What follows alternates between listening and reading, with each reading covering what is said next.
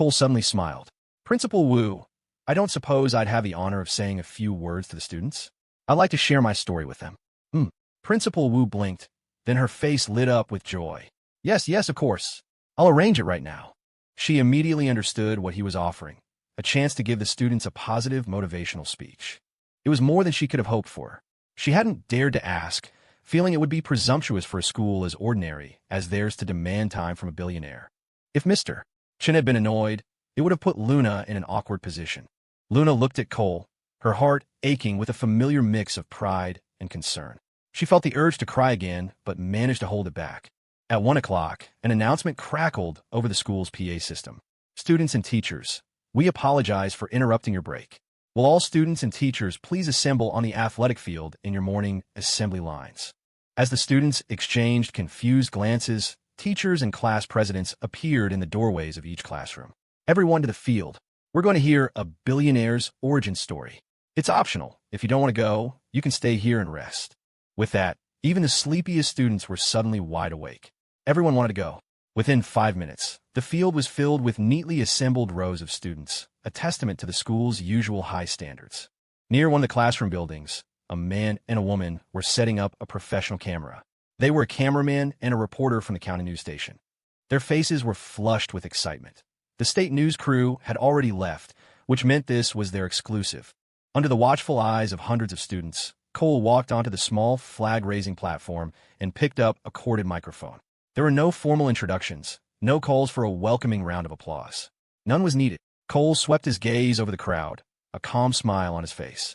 His voice, full and resonant, boomed from the speakers. My name is Cole Chun. I'm the founder and chairman of Headline Today. I'm sure some of you have heard a little about me. The students' reaction was muted. Founder and chairman sounded impressive, but it was an abstract concept. The billions were the main point. Of course, that's not what's important. Cole continued, a knowing glint in his eye. He looked left, then right, taking in their expressions. What's important is that you've probably heard I'm a billionaire. He paused, then dropped 3 simple words. And it's true. A jolt of energy shot through the crowd. This was it. A collective whoa rippled through the students. You must be curious how I made my billions, right? A few bold students shouted back. Yeah, tell us. Teach us your ways. Cole chuckled. First of all, through hard work, I was fortunate enough to get into a great university, Eastwood. And at Eastwood, I was lucky enough to meet a senior who was a tech genius. And that's how my entrepreneurial journey began. He intentionally left out the story of the tea shop. Today's speech was about inspiration and hardship. You're probably thinking that's it. No, of course not. I was constantly hitting brick walls.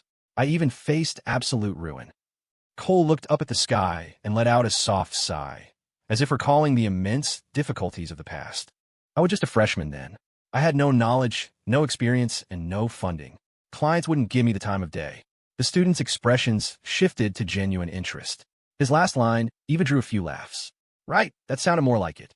But I was lucky, Cole said, raising a single finger to the sky, his voice growing more passionate. Because I got into Eastwood. So I went to Eastwood for help. I found like-minded partners. I found brilliant upperclassmen to guide me. We worked overtime, around the clock. We worked through scorching sun and pouring rain, hustling on every street and in every alley. We were laughed at. We were mocked. We were even thrown out of offices. Cole's voice grew louder, his eyes wide, a tear welling in the corner as if he was reliving the humiliation. He wasn't lying. Despite his experience, he had faced rejection. That was normal. Yvonne had been a witness. When she started making sales calls on her own, she'd been so demoralized she'd nearly burst into tears. Yes, the man standing before you was thrown out of offices, pushed around by security guards. He thrust his finger into the air and roared. Not just once. Many, many times. The field fell silent. A flicker of sympathy appeared in the students' eyes. Cole's voice dropped to a low murmur. We failed so many times. We thought about giving up more times than I can count. Then, just as suddenly, his voice soared again, and he pumped his fist in the air. But can we give up? No. Failure is the mother of success. Without failure, how can there be success? I'm standing here today as living proof. You hear me? Applause. The students were stunned for 2 seconds before the realization hit them, and a wave of thunderous applause erupted. Yes, that's it. Of course, there had to be failure. Even the teachers were captivated. Luna stared dumbfounded. She had never seen this side of her brother. It was so passionate. Listening to him made her want to go back to the trenches and fight all over again. When the applause died down, Cole's tone grew somber once more. We succeeded, and after the first success came the second. My partners and I never stopped moving. We worked and we studied relentlessly. He stepped off the small platform, walking along the front row. So why keep studying? We were already making money. Couldn't we just enjoy it? Why? Does anyone know? Silence. No one dared to answer. He walked back the other way, repeating why.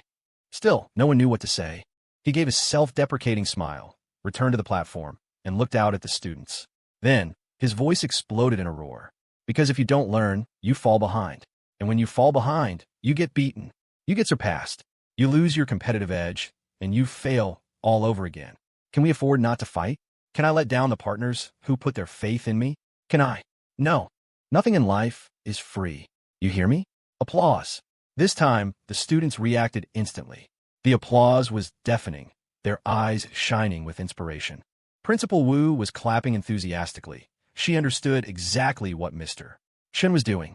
This woman, Luna, and Cole said, gesturing to Luna, your very own upperclassman, is the chief financial officer of Headline today. That immediately captured the students' interest. A CFO from their own high school. The example was powerful. As you know, she majored in finance at Eastwood. She once sat where you are, studying just as hard.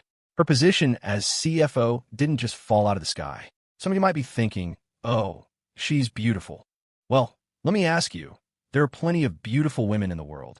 Can they all be CFOs? Cole's expression turned deadly serious as he bellowed, wrong. A company doesn't need you to be beautiful. It needs you to have professional value. Besides her work, CFO, and has a heavy burden of study every single day. She often stays up late into the night, combining theory with practice, constantly improving her skills. That is how she earned her position. She has that job because she is competent, not because she is beautiful. Most of the female executives at Headline today aren't stunningly beautiful. They're ordinary, but they earn high salaries and hold high positions. When it comes to corporate value and personal value, beauty is worthless. You hear me? Applause. Cole waved his arm, his voice ringing with passion. He thought to himself, her beauty, that belongs to me. The applause thundered again. A few of the more plain-looking girls clapped until their hands were red, their eyes shining with newfound hope. Luna, holding up her phone to record, understood her brother's point, but she still felt a tiny pang of injustice. Tonight, brother, you could just practice some self-discipline. Cole's speech had long since strayed from his entrepreneurial story, but he held the audience completely captivated. His tone softened again, and he smiled. I'm sure you're all curious. I'm a billionaire. How lavish must my life be? The students' eyes lit up again. Yes, tell us. Cole shrugged, hunching his shoulders in a mocking posture. How else? I buy 2 Lamborghinis, put 1 foot in each. I order 2 lobsters, eat 1, and throw the other away. I buy 2 mansions, sleep with my head in one and my feet in the other. At first, the student's eyes widened, thinking he was serious. So extravagant. I'm so jealous. Then they realized he was joking. Cole straightened up, a look of disdain on his face. That's all crap. How do I spend it? 3 meals a day, 1 bed to sleep in. He tugged at his t-shirt. $10, pure cotton, my sister bought it for me. These jeans? 20. The sneakers were a little more, maybe 60. You didn't really think I'd be decked out in gold and diamonds, wearing hundreds of thousands of dollars, did you? Some of the students laughed. Cole leaned forward, his expression becoming theatrical. What, am I stupid?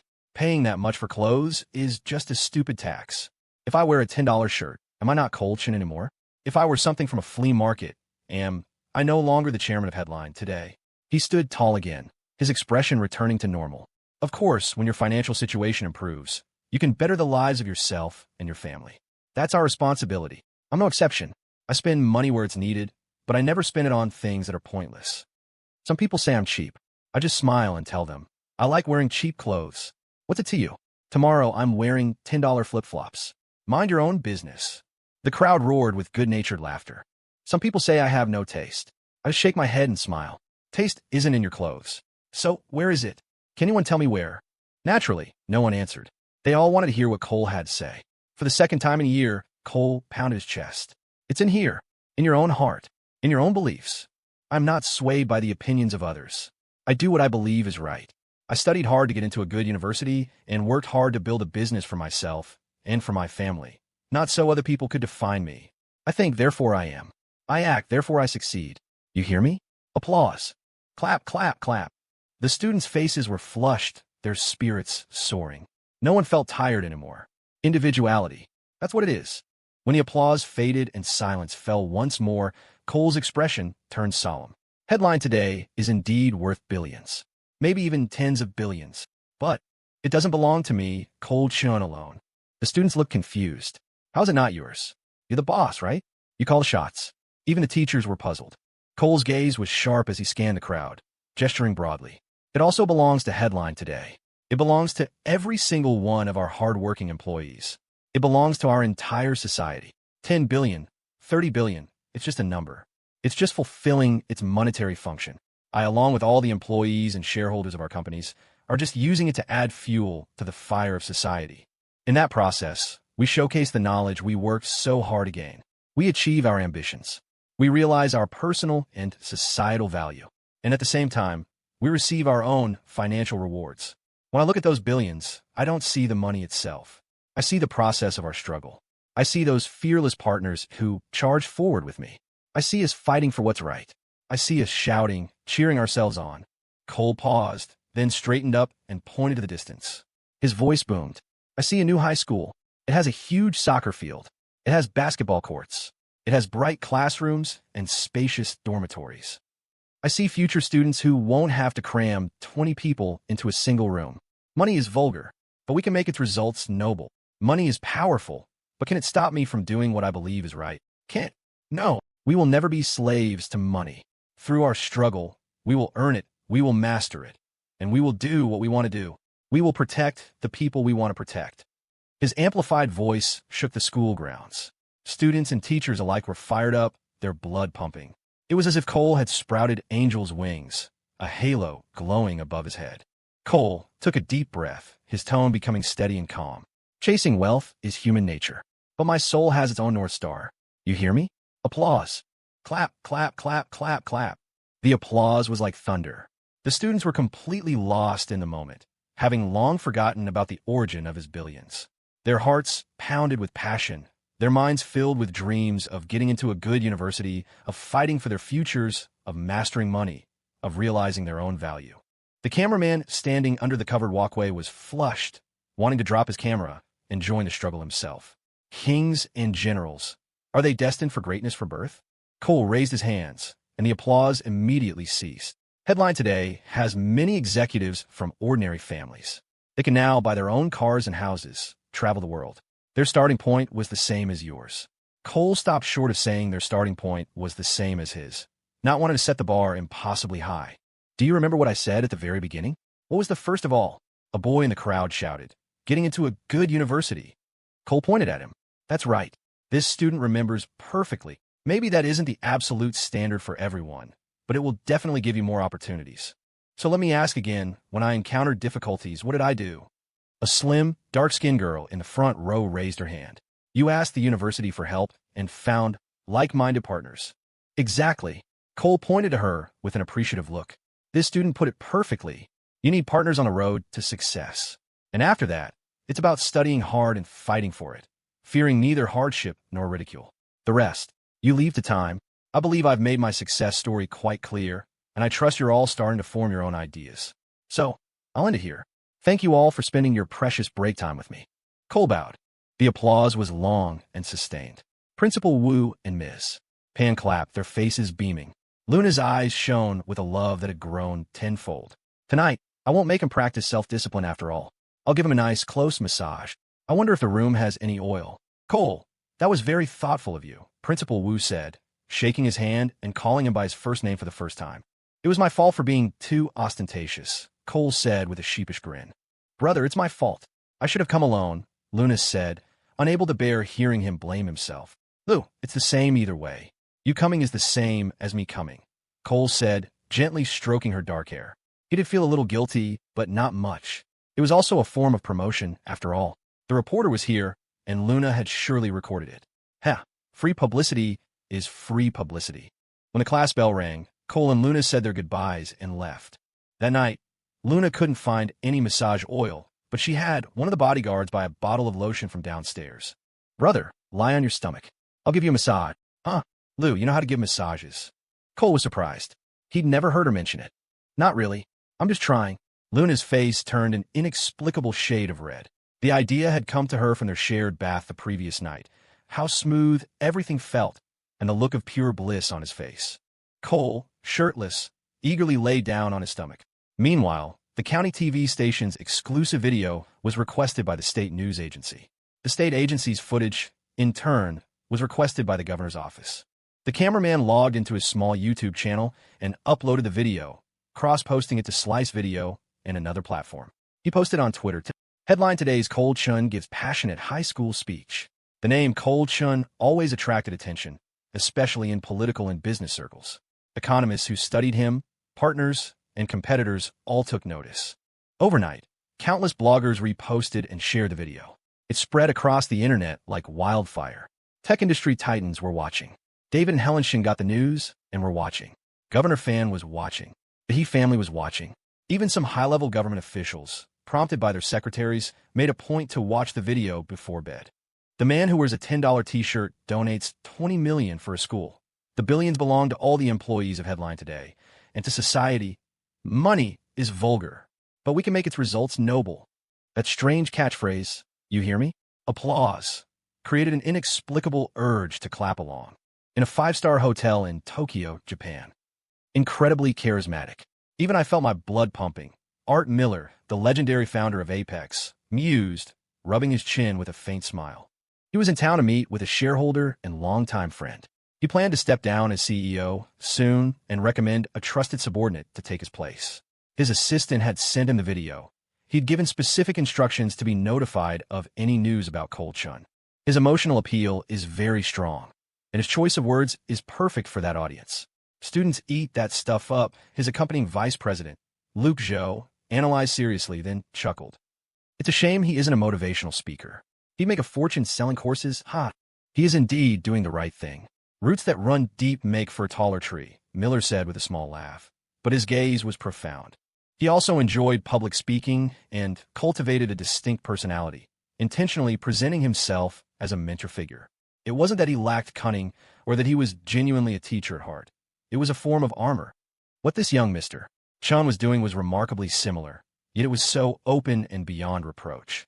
Vice President Zhou added, but by doing this, he's also positioning himself against so many other business owners. The salaries at Headline Today have already made a lot of people unhappy, and now he's throwing money around like this. What is he really after?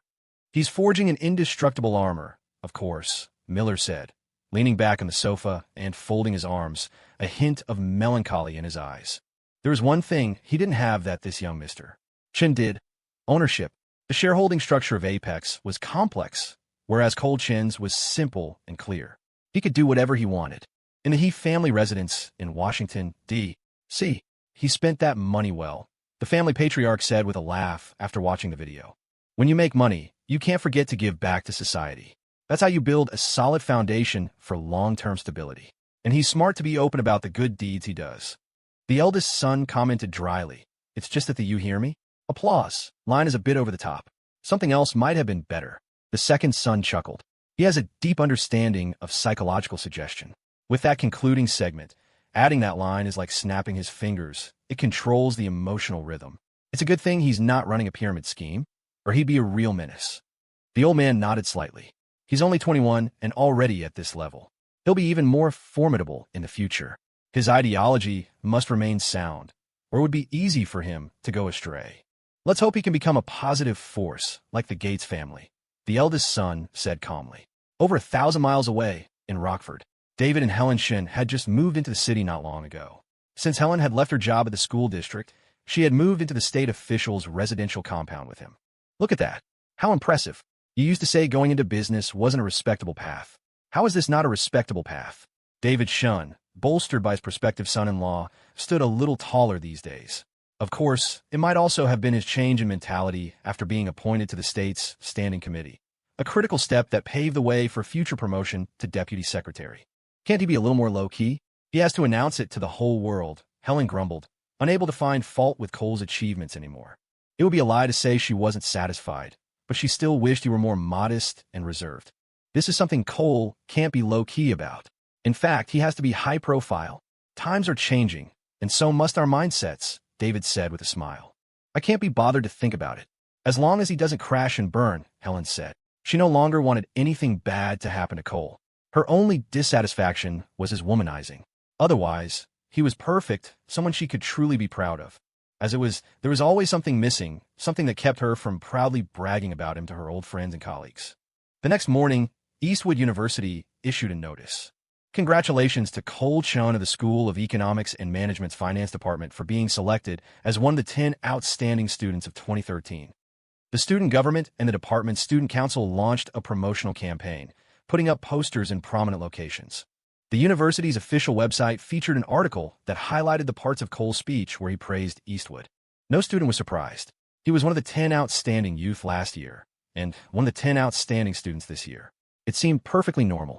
They might not remember the names of the other 9 students, but it was hard to forget Cole Chun, whose name was listed first. Ever since Cole had been released from custody, no student dared to feel jealous anymore. In the face of absolute power, jealousy had transformed into submission. They now aligned themselves with him more clearly than even his earliest supporters. For a few students, however, the feelings were more complicated. Cora, Julia, and a few other girls who had contact with Cole felt nothing but a wistful melancholy. The gap between them had become immeasurable. If only, back then, I hadn't been so difficult. It would have been nice. In the Appalachian Heritage Village in Raleigh County, West Virginia, Cole and Luna had come here to relax. Sasha and her team accompanied them, flanking them on either side. But this was no relaxing vacation. The scene was far too grand. The scenic area was managed by the state's tourism group, which had arranged a massive welcoming ceremony. Several high-level executives from the group were there to personally greet them, and leaders from the county had been waiting for them as well. Cole slipped back into his smiling, public-facing mode. He was surrounded by a large entourage, looking like a politician on an inspection tour. It seemed glamorous, but Cole knew they would eventually get down to business. A dedicated guide explained the local customs and folklore, after which they watched a traditional dance performance. They ate at a long table banquet and experienced the high mountain flowing water drinking ritual. The ritual involved a line of young women in traditional dress singing as they poured liquor into his mouth. The women, clearly handpicked, were all vibrant and graceful, their voices sweet and crisp as they approached with cups made from ox horns. Luna had warned him beforehand, "Don't take the cup with your hands, don't touch the girl's hands, and just take a small sip." The cups were filled with strong liquor. If your hand touched the cup, you had to drink the whole thing. To go through a whole line of them would knock a man out flat. Fortunately, Cole could hold his liquor. Otherwise, he would have made a fool of himself. The officials and the local women clapped enthusiastically. The spectacle attracted the attention of other tourists, who looked on curiously at the young man. Some found him familiar, while others had no idea who he was. The older tourists had no clue who Cole Chun of Headline Today was. They just sensed he was important. Not only was he handsome, but he was surrounded by a group of men in jackets. He had to be the son of some high-ranking official, right? After some inquiries by the tour guides, the tourists learned he was a corporate boss, a multi-billionaire. Phones came out, cameras flashed, and posts went up on social media. "So lucky to see Cole Chun of Headline Today. He's really handsome and so friendly."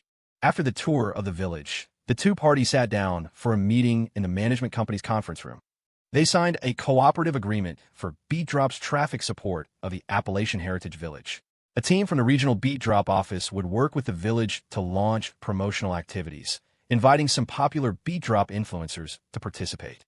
Beat Drop, in turn, would provide traffic support. Of course, the village had to pay for it. Once the new data center was built, Beat Drop would also establish branch offices in various cities, using the existing staff from the Headline Today regional offices as a core team, leaving a small contingent behind. The regional Headline Today offices would become comprehensive service hubs.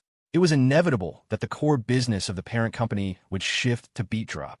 After concluding their business, the tourism officials and county leaders escorted Cole all the way to his car, waving goodbye as the vehicles departed. It was a win-win for everyone. Back in Charleston, Cole couldn't relax just yet. That evening, Mayor Gao's secretary called again, inviting him to a meeting the next day. Cole agreed. He had to. Respect was a two-way street. Luna's heart ached for him. She hugged him, her eyes welling with tears. "Brother, it's all my fault. Coming back here has made you work so hard." "It's not hard at all. I get to see the mountains and enjoy the scenery," Cole said, gently patting her back to comfort her. In truth, it was the same wherever he went. From a certain perspective, he had already lost his freedom, and in the future, this would only become more and more common. Luna cried for a little while, and after she calmed down, she whispered, "Brother, let me give you a massage." Cole's eyes lit up. "Oh yeah? The same kind as last night?" "No." Luna covered her face, the memory of the previous night making her blush so hard her tears evaporated. Using her natural assets to do something she wasn't skilled at had produced excellent results. "Lou, I thought last night's was great.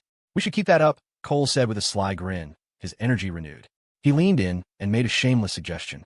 "Actually, Lou, besides what we did last night, we could add another method. You could press on my back." Luna kept her hands over her face, refusing to lower them. She knew exactly what kind of method he was suggesting. No way, that's too embarrassing. But she couldn't refuse him. Her brother insisted. Early the next morning, Luna had already taken on the role of his secretary, coordinating the day's schedule with the mayor's office. At 9 a.m., in front of the Museum of Cultural History, as a prime attraction showcasing the state's diverse ethnic heritage, the museum was always teeming with tourists. It was a must-see destination. By the roadside, Mayor Gao and his entourage were waiting. The name of the chairman of Headline Today and Beat Drop was already well known, a new media and internet giant with a massive cash flow. The city government had no choice but to receive him with the utmost solemnity to display the region's hospitality. West Virginia was a mountainous state with lagging industrial development. Every opportunity was precious. Soon, a convoy of 4 cars pulled up. This time, it wasn't just Cole and Luna. The senior executives from the regional office were also present. As Cole stepped out of the car, a man in his late 20s, dressed in a suit, approached him. "Mr. Chun, I spoke with you on the phone last night. This is our Mayor Gao." The secretary gestured toward a middle-aged man with glasses. Without the introduction, Cole wouldn't have been able to pick out the mayor, but such a situation was unlikely to occur.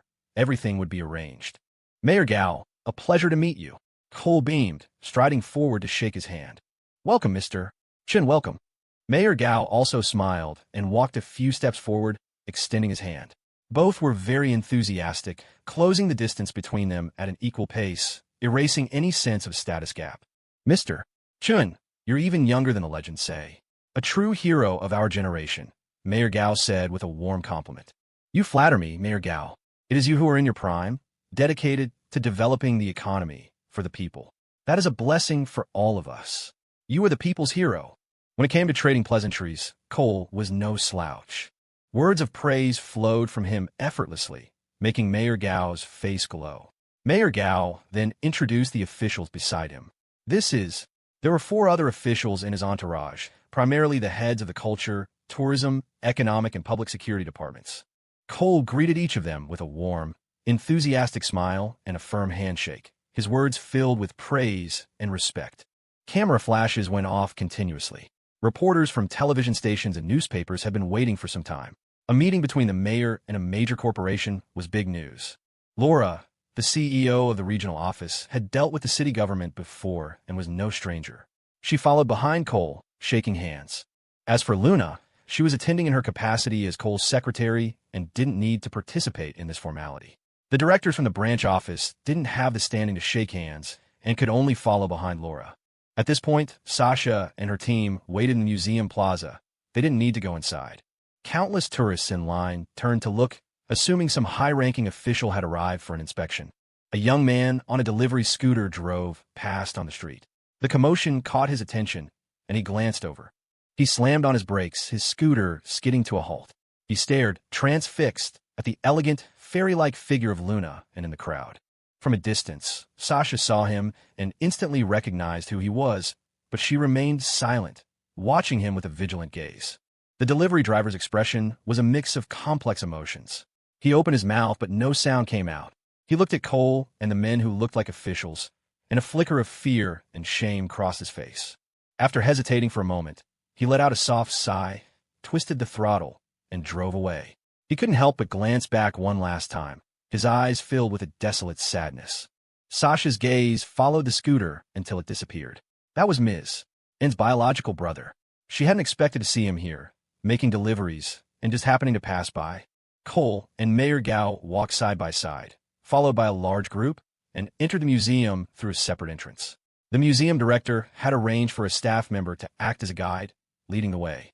She explained the origins of the exhibits and the cultural symbolism behind them.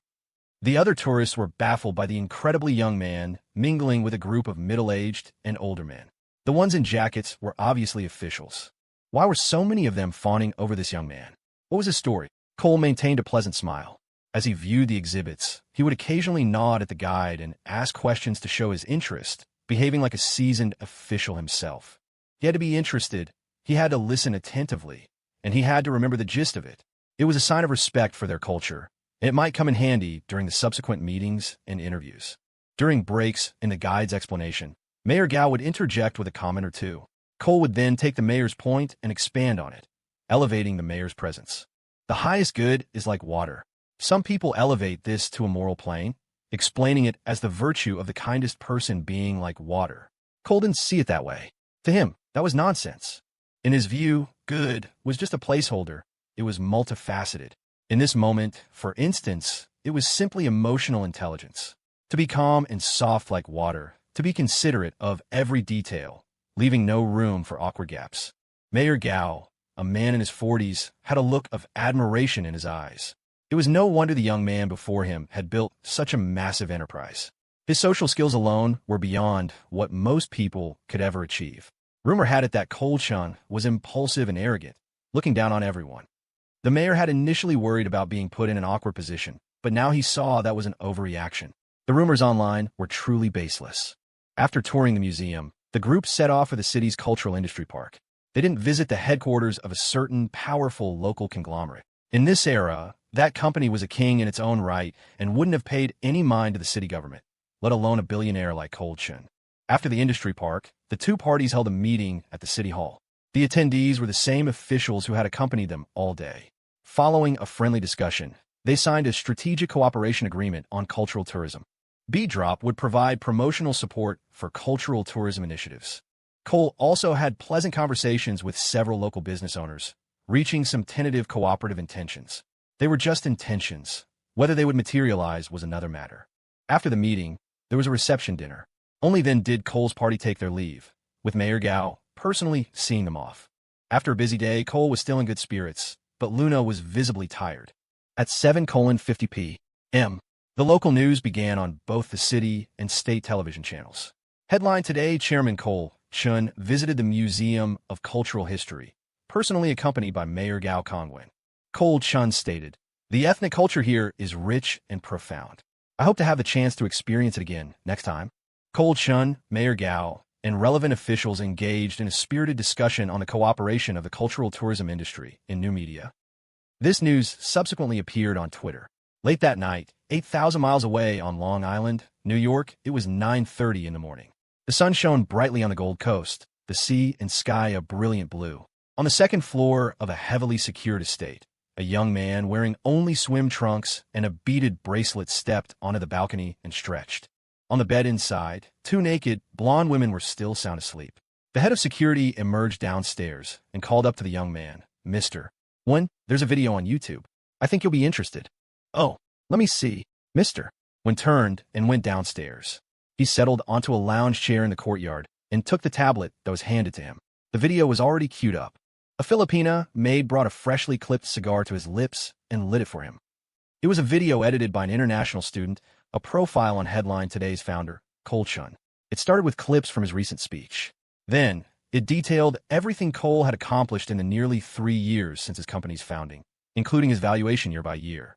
According to Brand Finance, a leading global valuation agency, if this Chinese internet company were to go public, it could be worth $50 billion. The vlogger boldly predicted that it wouldn't be long before Headline Today was valued at $100 billion. Mr. Wen's eyes narrowed. He had done a thorough analysis of Cole's company, more so than many other internet entrepreneurs. If he could successfully acquire a stake, he could spend the rest of his life sleeping on a bed of money.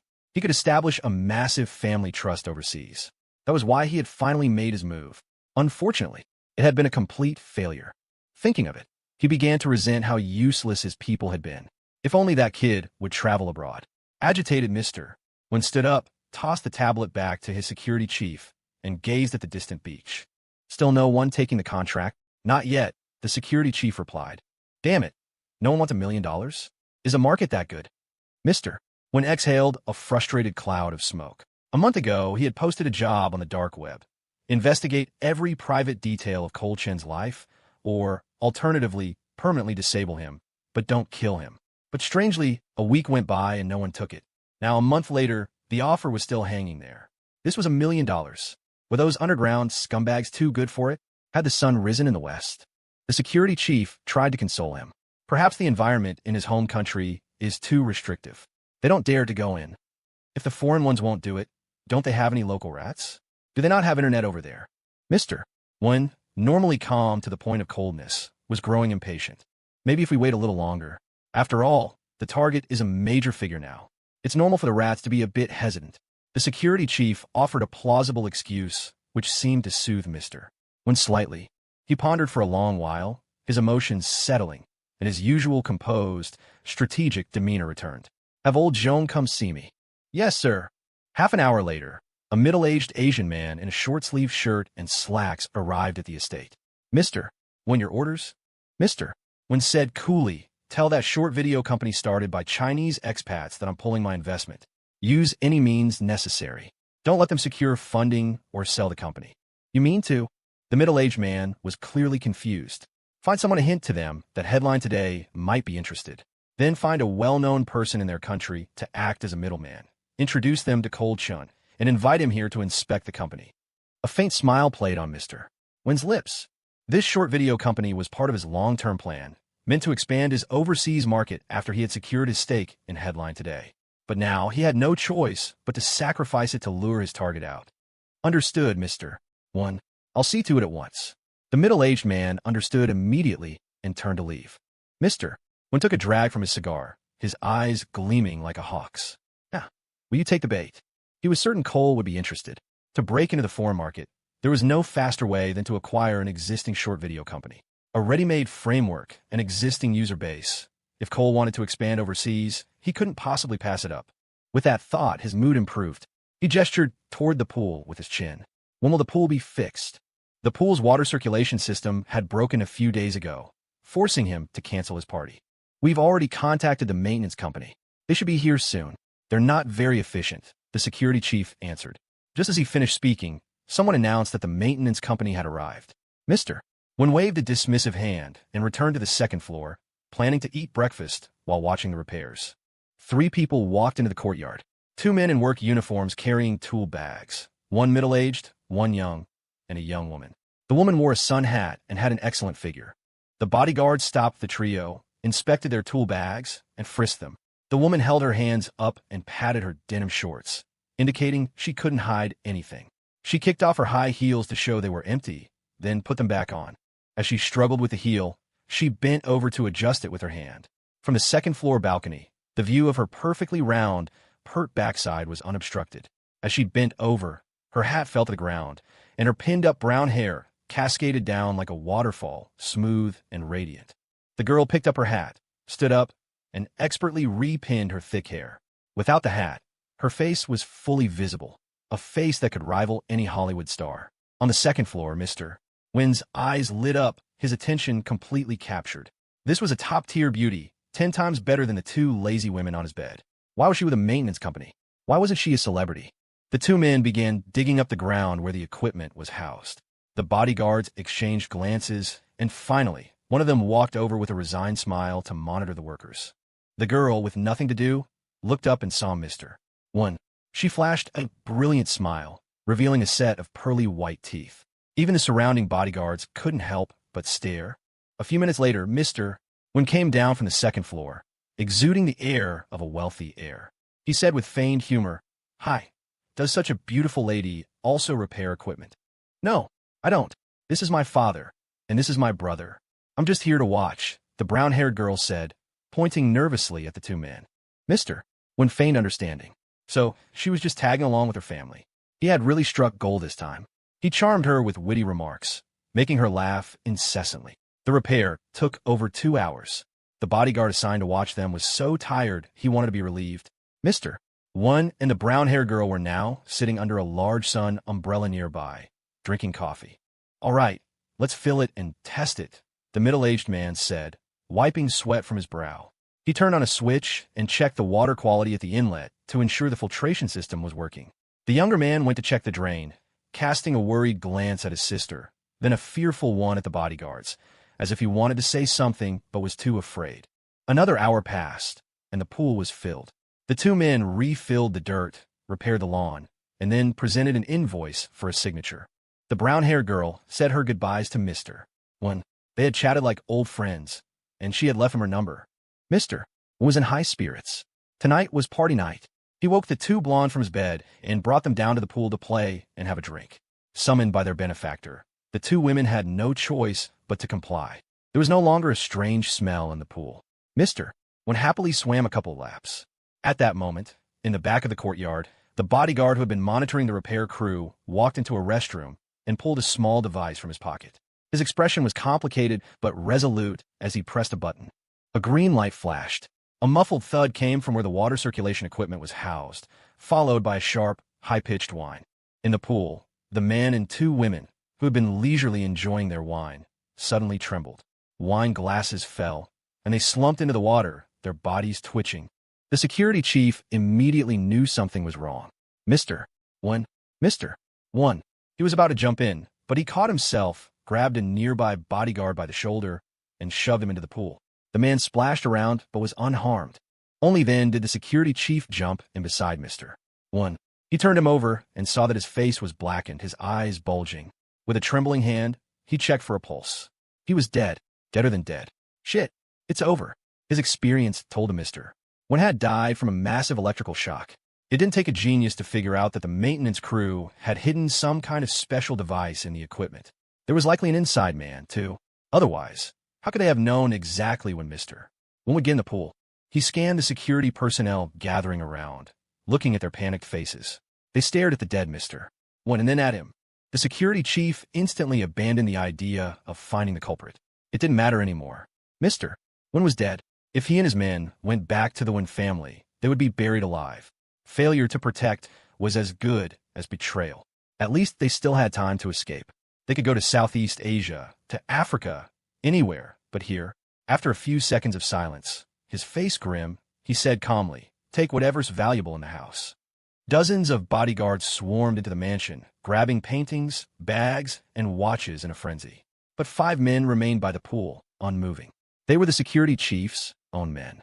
After everyone else had grabbed their loot and fled, the security chief led his 5 men into the basement. He opened a hidden door, took out $1 million in cash, then went to the surveillance room and deleted the last half-day's recordings. On their way out, one of the bodyguards found the 2 Filipina maids cowering in a corner. Without a word, he pulled out a silenced pistol and shot them both. It wasn't until that night that someone discovered the deserted estate and the 5 bodies, already starting to decompose. After an autopsy, the police identified the 3 maintenance workers from the surveillance footage as suspects. When they questioned the maintenance company, they were told that the company had no such employees and that the scheduled maintenance for that villa hadn't been due yet. In the hospital morgue, Mr. One's body, now stitched up post-autopsy, was being wheeled to the cold storage by 2 attendants. They were waiting for the family to identify him and pay the fees. Just as they arrived, a police officer walked in. "Excuse me, sir, this is the morgue," one of the attendants said. "I just need to take a few more photos. It won't take long." The officer unzipped the body bag, confirmed the identity, and took a series of pictures. He then zipped the bag back up and waved at the attendants. "Thank you. I'm sorry to disturb your work." Half an hour after the officer left, a large group of Chinese people arrived at the morgue. They moved with such an intimidating presence that even the accompanying police officers kept their distance. A woman in her 50s, exquisitely dressed, stepped forward. She stared at the blackened face of the deceased, her eyes holding a faint trace of sorrow, but her expression was calm.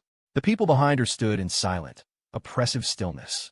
After a long moment, the woman spoke. "Old phone, consolidate Wynn's assets. Divest what needs to be divested and transfer everything to the family trust. Get rid of all his former staff, and make sure you eliminate the security chief who ran away. Give his mother some closure." "Yes, ma'am. Should we investigate the masterminds?" The security chief was motivated by greed. Understood. The large group, led by the woman, swept out of the morgue, completely ignoring the few police officers present. Soon, a news story appeared on YouTube. Tragedy at the pool. An accident during a lavish villa pool party has resulted in the death of a young Chinese-American man. The story was quickly reposted on major platforms back in his home country. So rich, he even dies in a luxury villa overseas. I'll never understand the lives of the wealthy. He died before he could spend all his money. So, is he going to the underworld or the netherworld? Cole saw the news story too, but he needed to confirm if it was the same person. He dialed Spencer Chen's number. Spencer picked up on the first ring. Spencer, I saw a news story. The man who died. He looks a lot like the guy who came to see me at the government compound. Do you know him? I know him. It's him. He went to see you. Yeah, at night. He tried to force me to sell my shares. Spencer was silent for a moment. This has nothing to do with you, right? How could it have anything to do with me? I just remembered him because he looked familiar. Good riddance. There was another long silence on the other end. His family has some influence over there. If you ever travel abroad, you should be careful. Got it. Thanks. After hanging up, Cole sat quietly. Luna's small hands gently massaged his temples. The back of his head rested against something soft and yielding, like a very resilient pillow. He closed his eyes, feeling a sense of relief. With his great enemy dead, he shouldn't have to face any threats for a while. Power. Power was the only thing that mattered. Lou, can you bring me my laptop? Of course, brother. Cole logged onto a certain website, entered his account information, and typed in a long password. He clicked confirm on the final contract and left a positive review. Excellent. Job done in 6 months. He knew the job was difficult and had been prepared for the contractor to abandon it, but they had pulled it through. To guarantee the contract's legitimacy, the funds had been locked in the website's escrow from the beginning. By clicking confirm, the money was automatically transferred to the contractor's account. 2 hours later, across the ocean in an apartment in Toronto, Canada. Whoa, whoa, whoa. Guys! A young man stared at his computer screen, his face ecstatic. A middle-aged man and a woman with brown hair immediately came over. Seeing the screen, their faces lit up. The three of them high-fived. After 6 months, the $10 million was finally theirs. After expenses, they would still have $8 million left. Hey, why don't we take a trip to their country and finish that other contract while we're at it? It's $1 million, the young man said, high on his success, pointing to a loan contract posting on the webpage. Thanks, but no thanks. You go ahead. I'm going home. I'm thinking of opening a bar, the middle-aged man said with a shrug. Why? We can totally keep working. I'm in top form right now, the young man said, confused. The middle-aged man ignored him. The brown-haired woman sneered. Pride will get you killed. That contract has been up for a long time, and it's in that country. Do you think it's like Chicago? Why hasn't anyone in that country seen this contract? Is it because they can't? Think, Mons. You need to think. But the contract is simple. We just need to beat him up so he can never stand again. We'd have plenty of time to get out of the country. It's easy, right? The young man persisted. The middle-aged man spoke up. Don't let stupidity blind you. Your computer and mechanical skills are excellent. Stick to your strengths. I suggest you give up on thinking. The brown-haired woman leaned closer, pointing at the young man's eyes, her gaze sharp. Mons, open your eyes and look at the target of the contract. A young man, even younger than you, worth at least $30 billion, with no family backing. How do you think he got where he is? The middle-aged man added, $1 million to take on a target worth $30 billion. Don't you find that a bit humorous? The brown-haired woman reminded him. You need to understand, there are very few people in the world willing to pay $10 million for a contract. The target of this contract is one of them. The other wealthy Chinese are notoriously stingy. They'd rather buy real estate than pay for a contract like this. Do you understand? The young man looked at the woman, then at the middle-aged man. After a long moment, his mouth fell open and his eyes widened. Whoa, whoa. You mean, this contract is to go after our previous boss? Mons, you're finally getting it. The young man's eyes darted back and forth. Isn't he afraid of being exposed? If the target finds out, he'll be in big trouble. Who's going to expose him? You, Mons? Are you going to turn yourself in and tell them you manufactured an accident? No, I wouldn't. But other people. Besides the three of us, no one can guess the full picture. Keep your mouth shut and do your job. Otherwise, I'm afraid I won't be able to stop myself from putting a bullet in you, the brown-haired woman said coldly. Okay, I'll keep my mouth shut. The young man held up his hands in surrender. He operated the computer, transferring the money from their account to a Swiss bank. Behind him, the middle-aged man and the brown-haired woman exchanged a look. The man nodded. The woman silently pulled a small, sharp spike from behind her back and plunged it into the base of the young man's skull. Her voice held a slight note of sadness. I'm sorry, Mons. We can't afford the risk you represent. The young man froze, the light in his pupils slowly fading. Cole and Luna went to visit Principal Wu and Ms. Pan again, then walked toward Luna's old neighborhood. They bought some paper money, incense, a steamed chicken, and some apples to pay respects to her father. The journey was long, winding through mountains and over ridges with many sharp turns. The road was made of dirt and gravel, and after a recent rain, each step left a layer of mud caked on their shoes. Luna kept glancing at the man beside her, her heart filled with overwhelming gratitude. She had wanted to go, but she was afraid he would be too tired and was planning to give up on the idea. But he had insisted they go. Sasha and the 5 bodyguards walked with ease, like they were on a leisurely stroll. The only one slowing them down was Cole. He had grown up in the county seat and rarely walked on roads like this. He wasn't tired, just unaccustomed to the uneven ground. The mountains on either side of the road were lush with green trees. The air was moist and fresh, rich with negative ions. It was perfect for a hike. Luna's home was in a small village, about 10 miles from the school. They were only halfway there. "Brother, this must be hard for you," Luna said, her heart aching for him. "Not at all. The air here is amazing. It's good to get some walking in," Cole replied, gently squeezing her hand to reassure her. Up ahead, a group of people in traditional dress, carrying baskets on their backs, were walking toward them. They were all middle-aged or older, and they looked at Cole and his group with curiosity. Luna seemed to recognize them and called out in her native dialect. An older man in the group paused, looked closely at Luna, and then broke into a wide, astonished smile. Luna chatted with them for a few moments in a language Cole couldn't understand. He saw her glance at him from time to time, her smile sweet. The villagers also looked at him, their expressions friendly. After they parted ways, Luna turned to Cole, her eyes crinkling with a smile. "They're from my village. One of them was my father's childhood friend. I introduced you as my man." "Then I'd better pay my respects to my father-in-law properly," Cole said, smiling as he caressed her cheek. Luna nodded earnestly. "Yes, Dad will definitely watch over us."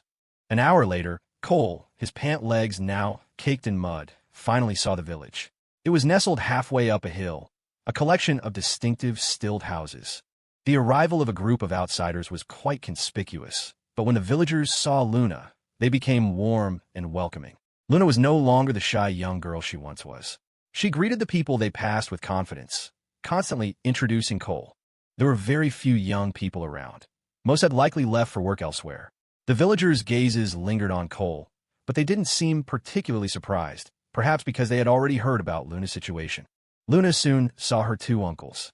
Despite some unpleasant memories from the past, she greeted them warmly. The past was the past. Her future was a future with her brother, and there was no need to dwell on old heartaches. They were still her father's brothers, after all, and blood was thicker than water. Perhaps because she had risen so far, she could look back on these things with a sense of detachment, though their relationship would never be close again. Her eldest uncle greeted Cole with a mix of awkwardness and restraint. He knew this was a very powerful man. Cole smiled and nodded. He wouldn't address him as uncle unless Luna prompted him to. He still remembered what had happened to the school gate back then. "Luna, we had the grave repaired. We cleared the weeds a while back, but they've probably grown back by now," her uncle told her. "Thank you, uncle." Luna was grateful. If they had repaired the grave, she would have to give them money. She couldn't owe them a favor. They walked through the village and up the mountain, soon arriving at a sparsely populated cemetery. In the past, due to the scarcity of land, the local people had practiced cliff and cave burials, placing coffins in caves. Now, ground burial was the norm. Luna's smile vanished, her eyes filled with sorrow. She followed her memory to her father's grave. It had once been a simple mound of earth with a tombstone, but now it was reinforced with concrete, the surrounding area leveled. Weeds grew along the edges. Sasha directed the bodyguards to start pulling the weeds, and Cole and Luna joined in. In less than 10 minutes, a wide circle around the grave was cleared, making it look more spacious. Cole lit red candles, arranged the offerings, and burned paper money. Luna took some paper money and placed it in a circle around the grave. This money wasn't meant to be burned. It symbolized tiling the roof of a house for the deceased. After she finished, she walked to the tombstone, froze for a moment, and then broke down, caressing the stone and weeping. "Dad," though her father had been gone for so long, his face and voice were still so clear in her mind. He had been a kind man who got along with everyone and never lost his temper. But such a good man had met with a tragic accident. The moment she received the news, it felt as if the sky had fallen. But at least her mother and brother were still there. Her home was still there. But when she returned home one day to find herself completely alone, her world had collapsed. It was a darkness blacker than anything she had ever known. She had gritted her teeth and persevered, until in her most desperate moment, she met her brother. She knelt and hugged the tombstone, sobbing uncontrollably. "Dad, Luna has come to see you." Sob. "Luna has so much to tell you." "Dad, Luna is doing really well now. Don't you worry." Cole watched her silently, letting her cry. Crying was the best way to release pent-up emotions. After she had been crying for several minutes, he stepped forward, placed a hand on her shoulder, and gently helped her up. "Dad," Luna said, linking her arm with Cole's and turning back to the grave. "This is your son-in-law. My man. He takes very good care of me. I'm very happy. When I have his children, I'll bring them to see you." Cole patted her hand and said warmly, "Let me pay my respects to my father-in-law." "Brother, the thought is enough." Luna couldn't bear to see her man kneel on the concrete ground. "It's fine. I have to," Cole insisted. Luna had no choice but to step aside. Cole knelt down, clasped his hands together, and bowed. He followed Luna's example and said, "Dad, Luna and I have come to see you." He straightened up and bowed again. "I will protect Luna and never let anyone bully her. I will love her well." He straightened up once more and bowed a third time. "Please watch over us and keep us safe. Luna and I will come back." The three bows were accustomed from his hometown. After rising, Cole remained kneeling, silently repeating his thoughts. "Father-in-law, please don't hold it against me. I know I've wronged her in some ways, but I'll be good to Luna. I will love her for the rest of my life." Beside him, Luna's eyes filled with tears again. Her lips trembled as she shivered. This man was a blessing from heaven. Perhaps it was a gift her father had traded his own life for. Luna helped Cole up, her voice choked with emotion. "Brother, Dad will be happy." "Yes, we'll come visit every year," Cole said with a firm nod. With Luna's father gone, it was right for them to come pay their respects every spring. After visiting the grave and returning to the village, Luna inquired about the cost of the repairs and insisted on transferring $10,000 to each of her uncles. On the way back to the hotel, Luna felt a lightness in her spirit. The void in her heart was gone. It was as if she had received her father's blessing, and that was enough. She glanced at Cole from time to time, her dark, bright eyes filled with warmth and love. A sense of profound fulfillment washed over her. Wherever her brother was, that was her home. She would master everything related to finance. She would help him manage the company's finances so he would have nothing to worry about. Luna's gaze became even more determined. When she got back, she would study harder than ever and accelerate her own growth. The company was getting bigger and bigger. She had to become stronger. That night, they didn't do anything intimate. Cole held her in his arms and listened as she talked for hours about her life before she was 9. It seemed that the day's events had brought back many of her early memories with a newfound clarity. The next few days in Rockford were a rare spell of sunny but humid weather. With the advent of 4G, the internet seemed to have entered a new fast lane. Kuaishou had started testing live streaming. So had Tencent's Weishi, and WeChat had added a video feature. Bilibili had also launched live streaming. Cole was unaware of it, but another young entrepreneur in Rockford, also with the surname Chun, had rapidly rebranded his own platform to Douyu TV. This computer science prodigy from Eastwood Tech was about to begin his own spectacular rise and fall. Cole didn't know him, and though they were in the same city, their paths had never crossed. Nor did he want them to. Keeping his distance was the best option. Thanks to the R&D Center's thorough preparations, BeatDrop's live streaming function was very stable, and they were gradually rolling out access. Influencers who met certain criteria could now go live. It wouldn't be long before the network was fully established, and they could open it up completely. When it came to 4G network coverage, the government was even more anxious than the public. At the end of May, there was good news from the data center. Construction was complete, with only a few finishing touches remaining. Wyatt immediately took a team on a business trip to formally purchase the data storage servers, accompanied by the 6 most capable male bodyguards. Wyatt was too valuable to risk, and Cole took his safety very seriously. The person in charge of the data center took a team to arrange the interior furnishings. Once the data center was operational, BeatDrop's video and live streaming data processing capabilities would reach a new level. The 3 major telecom operators also proactively approached them, forming strategic partnerships for mutual benefit. Until mid-June, Cole was exceptionally busy. Summer had arrived in Rockford. That afternoon, his secretary, Amy Huang, knocked and entered his office. "Mr. Chun, there's a Mr. Jiang here to see you. He says he's from overseas and that you'll definitely be interested in what he has to say." Overseas? Amy, please show him in. But first ask Ms. Go to come in. Cole was always cautious when it came to anything from overseas. Better to be a coward and live long. Of course, Mr. Chun. A moment later, Sasha entered and stood beside Cole's desk. Then, Amy led a man in his late 30s with glasses into the office. He looked haggard, with heavy dark circles under his eyes, as if he hadn't slept well in a long time. Hello, Mr. Chun. Hello, please have a seat. Cole stood up and gestured warmly toward the sofa. The man looked vaguely familiar, as if he had seen him somewhere before. Perhaps sensing Cole's confusion, the man explained after taking a seat. Mr. Chun, we've met before. On the Acela train, 2 years ago. I was in the same business class car. The Acela? Cole looked up, thinking. The memory suddenly became clear. He had indeed seen him. He smiled. Oh, I remember now. What a coincidence. He had been with Jasmine and Luna back then. This man had been sitting across the aisle, looking just as exhausted. Let me formally introduce myself. My surname is Jiang. My name is Jiang Jun. I founded a short video platform in the overseas market called Musical. LY. You may not have heard of it, Mr.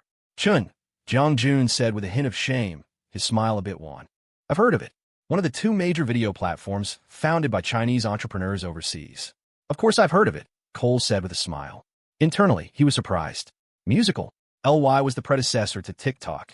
The big boss of Douyin had acquired it. Why was he showing up here now? Was he short on funds? To be known by you, Mr.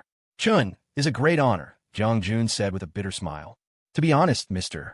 Chun, I've come to you today for help. Help? Yes. My main shareholder pulled his investment. Not only that, he's gone. I don't even know what happened. Go on. I applied for a loan from the local banks and was rejected. I've approached many venture capital firms. Jiang Jun gave a self-deprecating laugh. Yeah, none of them are interested in my little platform. I came back to the country, and I approached Tencent, Apex, and Sequoia. None of them were willing to invest. The acquisition prices they offered were insultingly low. They think my platform has no value. But you have a video license. That's worth a lot, Cole pointed out. Sequoia and the others don't care about that. They only invest. Apex and Tencent said getting a license wouldn't be difficult for them. It wasn't a valid reason to ask for a higher price. So you came to me because I was wondering if Mr. Chen has any interest in expanding into the overseas market. A glimmer of hope appeared in Jiang Jun's eyes, but it was a faint, fragile hope, as if he didn't have much confidence himself. Cole considered it for a moment. Of course, he wanted to expand. His original plan was to contact the 2 Chinese-founded short video platforms when the time was right. He never expected one of them to be delivered to his doorstep. The world was a strange place. He asked curiously, which investor pulled out? And why? It's a Chinese investment firm. The owner's surname is Wan. I have no idea why he suddenly decided to pull his funding, Jiang Jun said, his face a mask of bewildered grievance. What? Cole blinked. It couldn't be that much of a coincidence, could it? Did you see the news last month, Mr. Chun? The tragedy with the pool electrocution?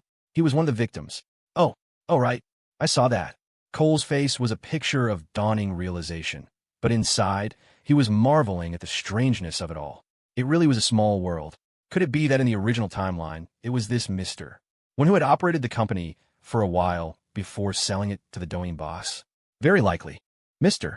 Chun, please forgive my forwardness, but I'm in a bit of a rush. Do you have any interest? Jiang Jun asked apologetically. I won't invest. Cole's answer made Jiang Jun's face fall with disappointment. But then Cole continued, I'll buy it. A brilliant light instantly bloomed in Jiang Jun's eyes. He automatically ignored the fact that Mr. Chen had a habit of pausing dramatically when he spoke. His voice trembled slightly. Mr. Chen, you're not joking, are you? No, I'm very serious, Cole said with a smile. As long as the price is reasonable. In 2017, the Douyin boss had acquired it for $1 billion, but that was after several years of operation, during which its value had grown exponentially. This was a different time, a different situation. Mr. Chun, I won't hide it from you. I urgently need money to settle my debts. Jiang Jun took a deep breath and held up 3 fingers. I only need $30 million. His gaze was fixed on Cole, his fingers trembling, terrified that Cole would flatly refuse. But he truly had no other options. I'll need to see a valuation report, Cole said, pressing the intercom button on his desk. Amy, could you ask Ms. Wan to come in? A moment later, Yvonne entered. Mr. Chun, you called for me. Yvonne, here's the situation. Cole explained everything and then instructed, sign a letter of intent for acquisition with Mr. Jiang here. Initiate the acquisition process. Send the director of the investment department on a long trip. They needed to see it in person and hire a firm for the valuation. He then turned to Jiang Jun. Mr. Jiang, how about this? If the valuation comes in under 30 million, I'll still give you 30 million, as long as the difference isn't more than 2 million. If it's over 30 million, we'll still acquire it for 30 million. We'll put it in the letter of intent. Do you have any objections? None at all. That's very fair of you, Mr. Chun. Jiang Jun's face was flushed with excitement. He had actually already had it valued. Two firms had put it at nearly $36 million. But he was willing to sell it to Cole for 30. At least Cole hadn't treated him with disrespect. He had had enough of that humiliation lately. All right then, I hope we can have a successful partnership. Cole stood up and walked out from behind his desk. Thank you, Mr. Chun. Jiang Jun stood up gratefully, and the two men shook hands. Jiang Jun followed Yvonne to a conference room. Sasha, seeing there was no threat, left. An hour later, Yvonne and Jiang Jun returned to the office. Jiang Jun had come to say goodbye. After he had left, Yvonne reminded Cole, if we expand overseas now, I'm not sure we have the right people for it. It's fine. We'll acquire the platform first and keep the original team running it for now. We can find people slowly, Cole said, full of confidence. Now, while relations between the two countries weren't so strained, was the time to launch TikTok. But before that, he had to make some preparations. He needed a powerful partner. That was crucial and absolutely necessary. An overseas video platform couldn't be controlled solely by one individual. As it grew, he would have to bring in bigger wolves to join the pack, using one American capital family to counter another. Yvonne was no longer listening to him. She was rubbing her black stocking-clad leg against his. Her pencil skirt was long, covering her knees, giving her a very capable, professional look. She wore the stockings mainly to protect against the office air conditioning and the sun when she went out. And, of course, to satisfy a certain person's habit of reaching out. Cole reached out, but his words were righteous. What are you doing? No funny business in the office. Yvonne lifted her skirt, sat on his lap, and leaned in close to his ear. Then let's see you not move a muscle. Cole pulled his hand back and smacked her on the rear. During the few days it takes for the valuation, I'll go home with you. Really? Yvonne's face lit up with surprise. She had sat on his lap wanting to ask just that, but hadn't had the nerve. Of course, Cole said with a smile. It was a good opportunity to visit the historical city of Philadelphia and connect with the local tourism bureau. This made Yvonne ecstatic. She threw her arms around his head and planted a series of fierce kisses on him. My man, when we get to my hometown, you can do whatever you want. Whatever I want. Cole whispered mischievously in her ear. I want to, Yvonne's eyes widened, and she bit her lower lip, conflicted. That would probably hurt a lot, wouldn't it? Cole was just teasing. He would never actually do it. He couldn't bear to put his women through something like that. All four of his little babies, plus Vanessa, had regular periods, healthy bodies, and fantastic skin. He wouldn't risk giving all 5 of them infections. The consequences would be far-reaching and not worth the temporary thrill. After satisfying Cole's hands, Yvonne returned to her office, beaming. She immediately called home. Her man was coming to visit. They had to prepare. When a phone was answered, she switched to a thick local accent. Ma, I'm coming home tomorrow, and the boss is coming with me. She didn't say son-in-law, afraid her family would brag about it, and cause a media headache for Cole. If it got online, it would be very detrimental to the unity of the family committee. Some things could only be tacitly understood, not spoken aloud. With every gain in life, there's also a loss. Her mother's voice was filled with excitement. Honey, is the boss really coming? Yes, Ma. It's confirmed. We'll be there by noon. Slaughter 2 lambs. Besides the 2 of us, there will be 6 bodyguards and a secretary. This time, Cole had insisted on bringing Amy Huang. A chairman and a CEO visiting would inevitably lead to meetings with local business and political figures. They needed someone to manage schedules and take minutes. All right. I'll have your father slaughter the lambs first thing in the morning. Her mother's voice was jubilant. Yvonne could picture her grinning from ear to ear. That night, at the Golda Bay residences, the music from the dancing grandmas in the plaza below had stopped, and the complex had returned to its usual tranquility. Serena, Luna, and Yvonne were sleeping in the master bedroom. Tonight, Jasmine was in the secondary bedroom. The 4 of them were spending more and more time here, barely going back to their dorms anymore. As a result, the apartment was starting to feel a bit small. The main issue was the sheer volume of their clothes. There weren't enough closets, and the living room felt cramped. They were all eagerly awaiting the handover of the North Lake residences so they could renovate and move in. Yvonne, is there anything fun to do in your hometown? Serena, sleeping in the middle, was thinking about Cole's trip to Yvonne's home. It was bound to be another round of social obligations, no different from a business trip. She wanted to go on a business trip with Cole, too. Of course, there are tons of ancient city ruins. I'll take you all next time, Yvonne said. She had only been once herself and thought it was just okay. If her position wasn't so critical, they could have all gone together. But they couldn't have the company's chairman and all its top executives leave at once. Make sure you bring sunscreen.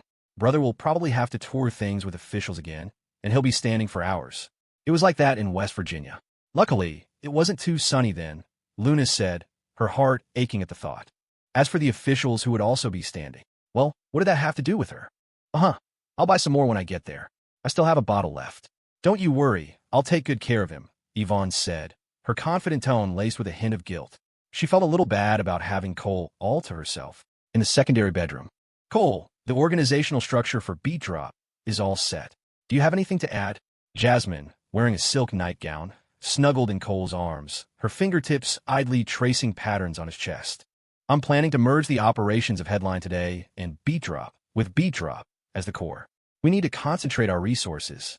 In the second half of the year, I want to expand into the education and gaming sectors, Cole said, his gaze fixed on the white wall, his mind racing with plans. The company was flush with cash now. He could finally make big moves. The R&D center had a backlog of technical solutions ready to be deployed at the right moment. Among them was an optimized intelligent engine, waiting to usher in Beat-Drop's era of cloud services. It had already replaced the old engines in both Headline Today and Beat-Drop, which was why Beat-Drop ran so smoothly and its big data recommendations were so precise and accurate. When a new office building was complete, the intelligent engine would have its own floor. Then we'll need to expand our recruitment efforts, Jasmine said, glancing at him. Yes, we need to target graduates from a few years back, people who have accumulated rich experience at other companies, Cole said with a smile. If it's for important positions, we should hire a consulting firm to do background checks to make sure their resumes aren't fake. You're always so thorough, sis. By the way, Cole, a couple in the operations center got into a public argument during work hours a while back. Whitney and I discussed it, and we ended up firing them. Good. You make the call. If they need to be fired, fire them. Don't be soft. Cole sighed. With thousands of employees, office romances were inevitable. You couldn't stop people from falling in love. But where there were couples, there would be arguments. Those with good emotional control would argue at home. Those who couldn't control their emotions would argue at the office. For those, Cole's policy was termination. Anything that affected the company was non-negotiable. If one couple got away with smashing things today, another would do it tomorrow. The company atmosphere would become toxic. Jasmine continued, I'm planning to issue a notice. If employees enter into a relationship, one of them must transfer to a different department or resign. At the very least, they can't be in the same department. Good. Transfer them to different subsidiary companies, not even on the same floor. And if there's any public quarreling, both are fired. There's one more thing. A supervisor in the business center already had a girlfriend, but was getting too close to another employee. The girlfriend showed up and made a huge scene. I fired both of them. Good. They deserved it.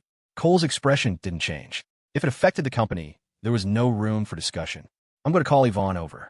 There are some departmental structures we need to discuss with her now, so they'll be in place by the time you get back. All right, call her over. Her job is going to change a bit, too. Jasmine called out, Yvonne, and a reply came from the next room. The walls were clearly not soundproof. A moment later, Yvonne, wearing her black silk nightgown, ran in excitedly. One on each side. After spending so much time together, they had grown accustomed to each other's presence. Even if they made noises at night, it wasn't as embarrassing anymore. Lying together was as natural as breathing. Jasmine explained the departmental adjustments and Cole's plans. Cole added, Yvonne, from now on, you'll be the CEO of Beat Drop. Jasmine and the others will have their positions adjusted to Rhythm Group, Inc., which is the domestic management company for the parent company. They will also serve as department heads at Beat Drop. Will we still be working in the same place? Yvonne asked, hugging Cole's arm, a look of reluctance on her face. Of course. I'm still the chairman of Beat Drop, aren't I? For now, we'll be together. When the new office building is finished, we'll be on separate floors.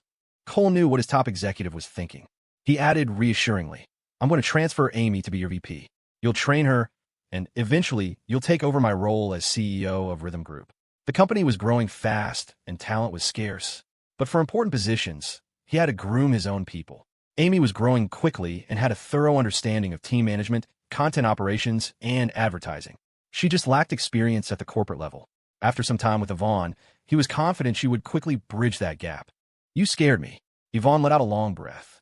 Being the CEO of Beat Drop was great, but it was definitely not as good as being by Cole's side.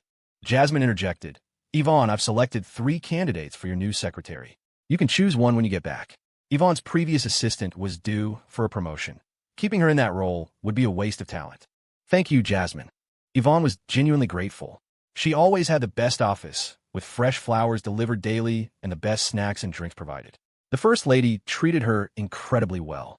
No other woman could have been so generous. But Jasmine was. Not only that, she was consistently generous. How could Yvonne not be moved, and how could she not submit to her authority? The 3 of them then discussed the issue of employee relationships. As they were talking, they suddenly realized Yvonne was no longer responding. They looked over and saw she had fallen asleep. Cole and Jasmine exchanged a look. "Now what? Carry her back. Forget it.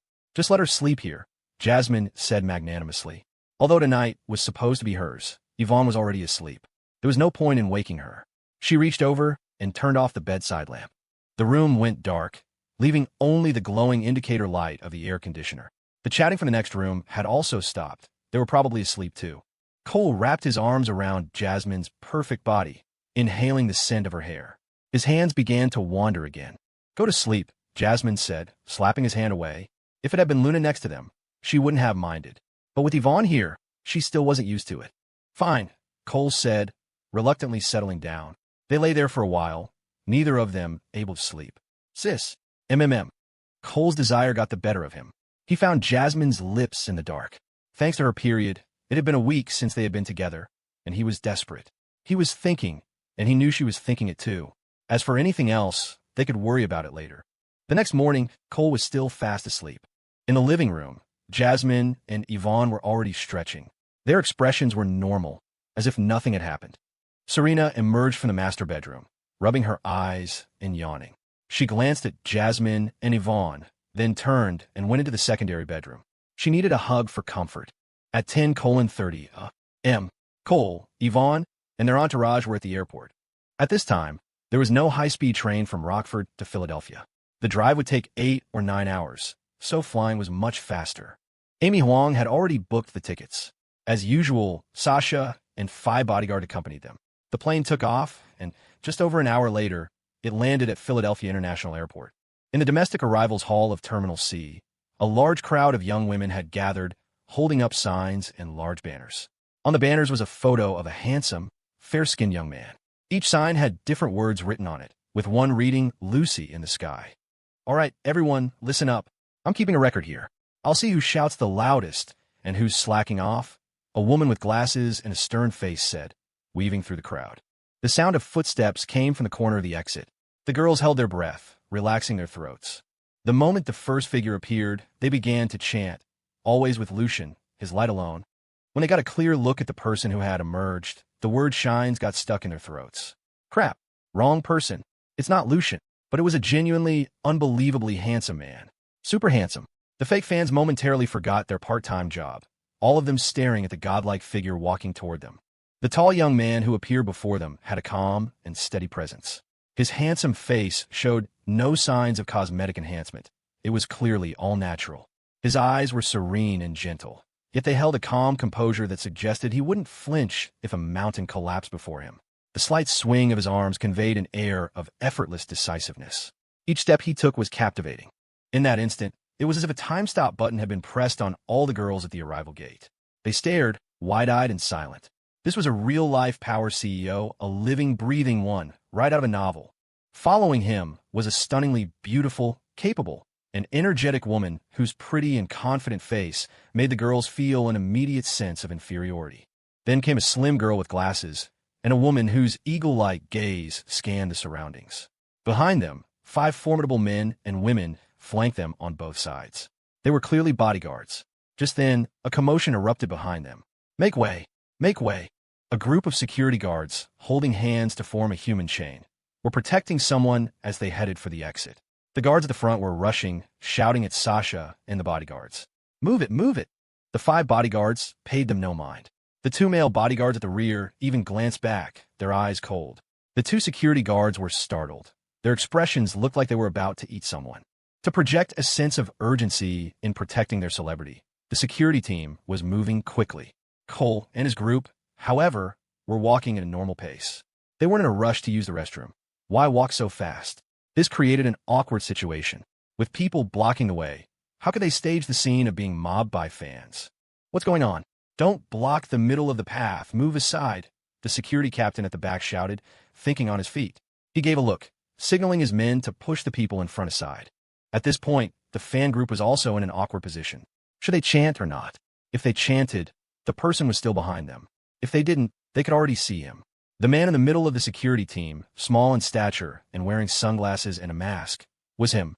The fan club organizer had no choice but to give the order to chant. Lucian, Lucian, a stranger in the night. Lucian, Lucian, a smile in the light. The girls waved their signs, but the people approaching them were Cole and his entourage. The actual celebrity was still behind them. It was incredibly awkward. The security team finally lost their patience. 2 of them came forward and reached out to shove Cole's bodyguards. The 2 male bodyguards were not in a good mood. They swatted the hands away and delivered a not-so-light hook that doubled the guards over. The atmosphere suddenly went quiet. The bodyguards' actions stunned the group of security guards, but they still looked like they wanted to make a move. After all, they had the numbers. But no matter how many of them there were, they weren't idiots. One look at the opposing side's formation, and they knew these were not ordinary people. What do you think you're doing? The security captain stepped forward, his face a mask of false bravado. He could tell this group was not to be trifled with, but what could he do? He had a job to do. Cole stopped and turned, his eyes cold. He was not in the mood to make way for some celebrity. Sensing Cole's displeasure, Yvonne's expression also turned icy. The 5 bodyguards flicked their wrists, and 26-inch collapsible batons snapped out. In their retracted state, they were only about 8 inches long, but when extended, they were nearly 3 feet. They couldn't be carried on the plane, but they could be checked in as luggage. Seeing this, the security team froze. These people were clearly professionals. The fan group also fell silent. A fight was about to break out. Who would be chanting now? The other passengers, who had been stuck behind the dueling entourages, seized the opportunity to scurry past on either side, eager to escape the escalating tension. A few onlookers were already taking pictures, and a photographer who had come with the celebrity's welcome party was snapping away, no doubt hoping to spin this into some kind of PR. A woman in her late 20s, slightly overweight, emerged from the celebrity's security detail. She walked up to Cole's bodyguards, her eyes scanning past them to Cole himself. Her expression wasn't overtly aggressive, but her smile dripped with a sense of superiority. "Excuse me, could you please make way? We're in a bit of a hurry." Being in a hurry doesn't give you the right to shove people. Amy Huang shot back, stepping forward. This was her role to play. It would be beneath Cole or Yvonne to engage. "We were here first, and we aren't deliberately blocking you. Your frantic rush has nothing to do with us." "Oh, of course. You see, Lucian just got back from Korea, and he's late for an event, so we were moving a little quickly. My sincerest apologies," the woman said, her tone softening as she sized Cole up. He looked familiar, but she couldn't quite place him. As she spoke, she shot a look at the fan organizer. A physical fight was out of the question, but they could certainly win with sheer volume. "Who are you with? And why are you threatening us in an airport?" Amy asked, her voice firm as she put on a more formal, almost accusatory tone. "You're the ones who hit." The security captain started to protest, but the woman shot him a silencing look. Just then, the welcome party erupted again, chanting, "Lucan, Lucan." The sound echoed through the arrivals hall. "I do apologize," the woman said with a helpless shrug. "The fans are just so passionate. We hired security precisely because we were worried about their safety. I'm sorry it caused a disturbance." She was practically smirking. "Let's see who's embarrassed now." On the surface, it did look a little awkward for Cole's group. The onlookers probably thought they were being difficult, obstructing a celebrity and his adoring fans. Yvonne just shook her head and whispered something in Amy's ear. Amy nodded and relayed the instructions to the bodyguards. Sasha Gua and the others raised their collapsible batons and shouted in unison, their voices booming. "Hiring temps. $100 cash. Paid on the spot. Irin Dong. $100 cash." Their voices were powerful, easily cutting through the chants for Lucian. $100? A few of the girls at the front, who had heard clearly, stopped chanting immediately. They were only getting paid $50 for this gig, and after the organizer took her cut, they'd be lucky to see 30. One of the girls turned to the nearest bodyguard. "Ma'am, are you for real?" "Absolutely. Paid in cash as soon as the job is done," the bodyguard confirmed. "Spread the word." Amy, right on cue, pulled a thick wad of cash from her handbag and held it up for everyone to see. Hiring temps. $100, cash. The chance for Lucian faded. Only a few die-hard fans were left, their voices now sounding painfully conspicuous. "Lucian forever, our shining star," they shouted with all their might, but their idol, who was still hiding somewhere in the back, probably couldn't even hear them. "What is the meaning of this?" The woman's face soured. Amy ignored her and addressed the girls on both sides. "Payment is issued as soon as we exit the terminal. Now, chant with me. Live your best life. Only on beat drop. Live your best life. Only on beat drop." Almost 80% of the girls joined in, their voices roaring. The remaining true believers fell silent, their loyalty clearly not worth a $100 bill. Cole chuckled. Not bad. A few $1,000s for a viral marketing moment was a bargain. These girls would go home and talk about this, and their curiosity about beat drop would be piqued. As for the conflict, he couldn't be bothered. When it came to a media war, who could possibly beat him? "Let's go," he said, ignoring the stunned celebrity crew and starting to walk at a leisurely pace. The bodyguards retracted their batons and fell in behind him. The two security guards who had been shoved didn't dare make sound. A huge crowd of girls now surrounded Cole's small group, enthusiastically chanting the beat drop slogan. $100 just for walking out of the terminal? Only an idiot wouldn't follow. Amy pulled another stack of cash from her bag and waved it around, proving it wasn't a bluff. The chanting grew even louder. Left behind, the security team and a handful of true fans just stared at each other. Now what? The star of the show was gone. How were they supposed to act like a crazed mob now? Chauvier? The fan organizer turned to the agent, furious. That was brutish and childish. So what if he's rich? I'm going to post this online and expose his new money behavior. I'll get justice for our Lucian. Forget it. The agent shook her head, her expression grim. She knew who he was now. She'd only heard the stories, never seen him in person, but the mention of beat drop combined with his age and appearance made it obvious. The legends about this guy were insane, unafraid of anyone, a man who could walk into trouble and come out unscathed. Some of the more absurd rumors claimed his connections were untouchable. Their Lucian was a pretty boy, a charmer. It was best not to pick a fight with a brick wall. The security guards all adopted an I-saw-nothing expression. For $2,000 a month, who was going to risk their life? The other side was clearly ready for a fight, and more importantly, they had the money to win it. A strange scene unfolded in the terminal.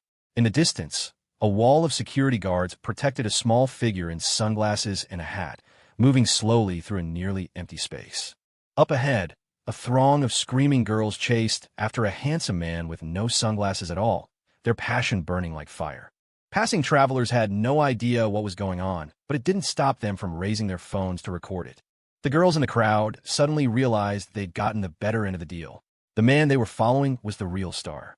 Only the girl who had first asked about the money felt a spark of recognition.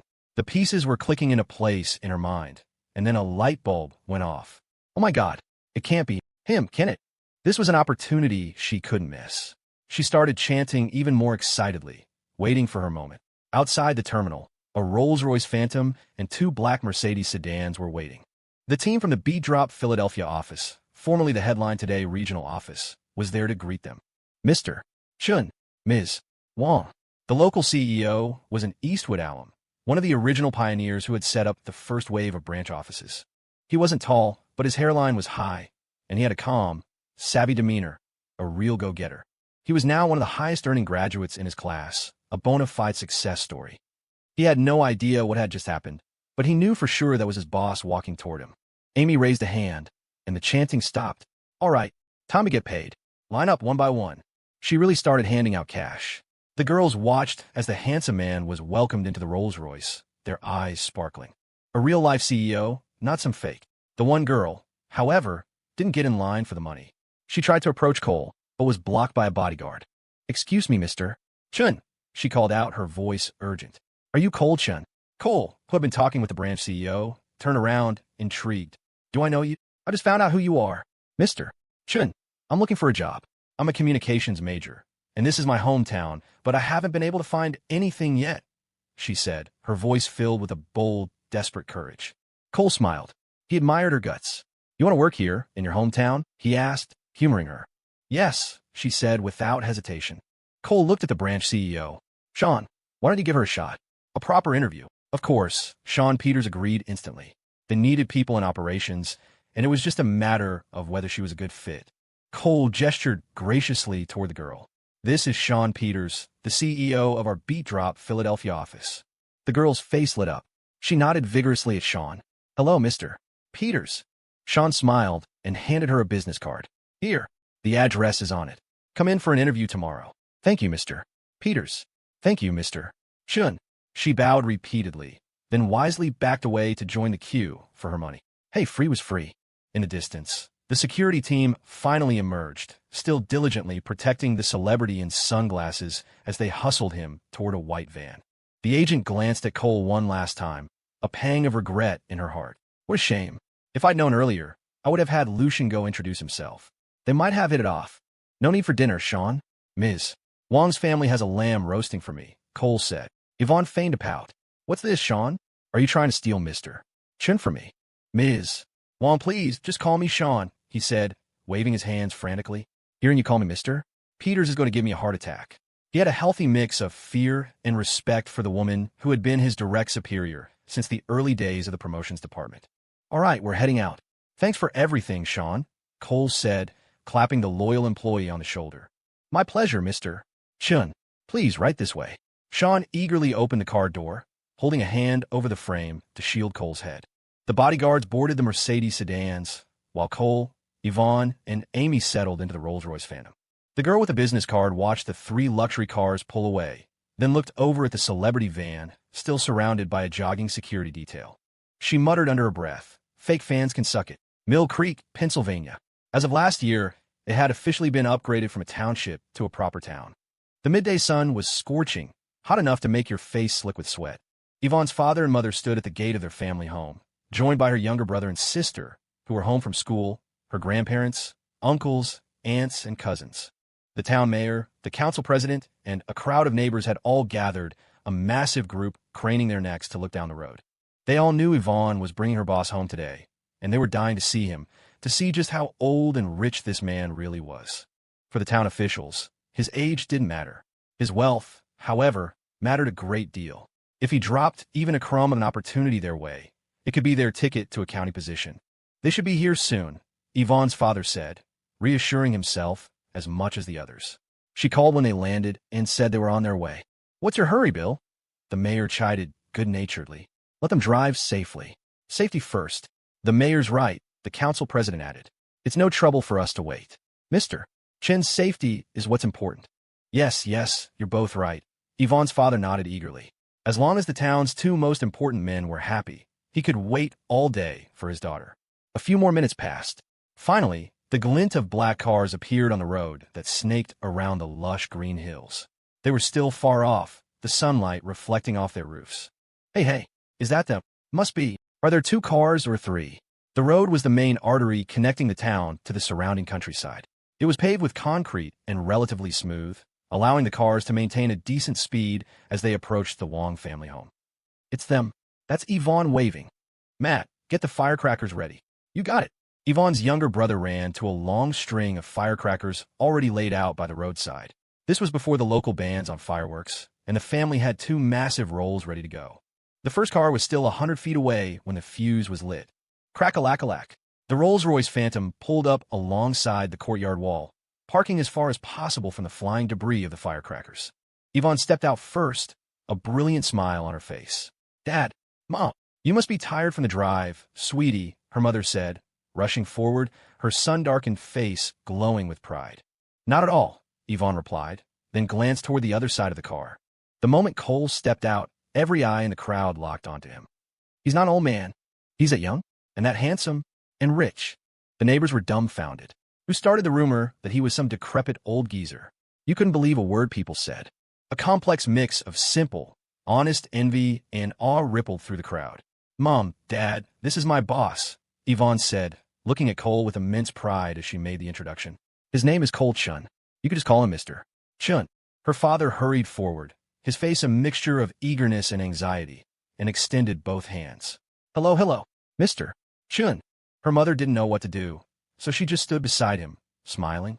They were simple, decent people, and faced with their daughter's boss, they were terrified they wouldn't be good enough hosts. Cole quickly grasped her father's hands, bowing slightly. Mr. Wong, please, don't be so formal. Don't call me Mr. Chun. Just think of me as one of your own. Call me Cole. Oh, I wouldn't dare. No. You're Yvonne's boss, which means you're my boss. I couldn't, her father stammered, terrified that if he took the offer seriously, he'd make a bad impression and cause trouble for his daughter.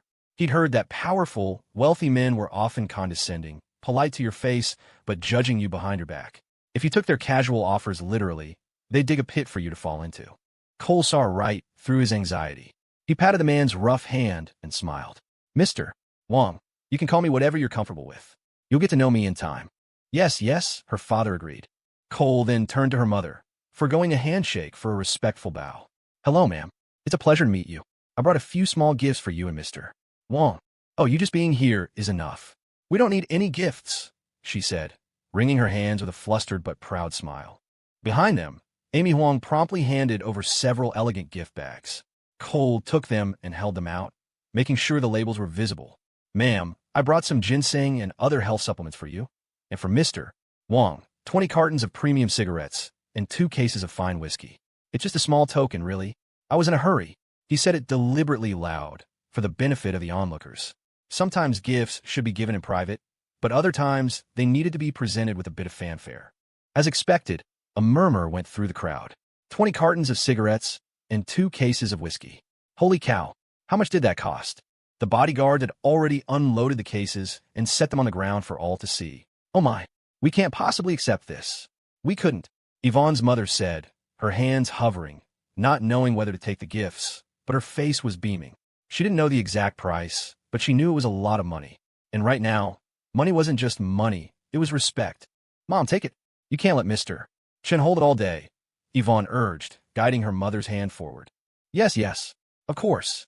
Her mother finally accepted the bags, looking embarrassed. Her eyes darted to her 2 younger children, and she found a way to deflect the attention. Matt, Penny, come over here and say hello to Mr.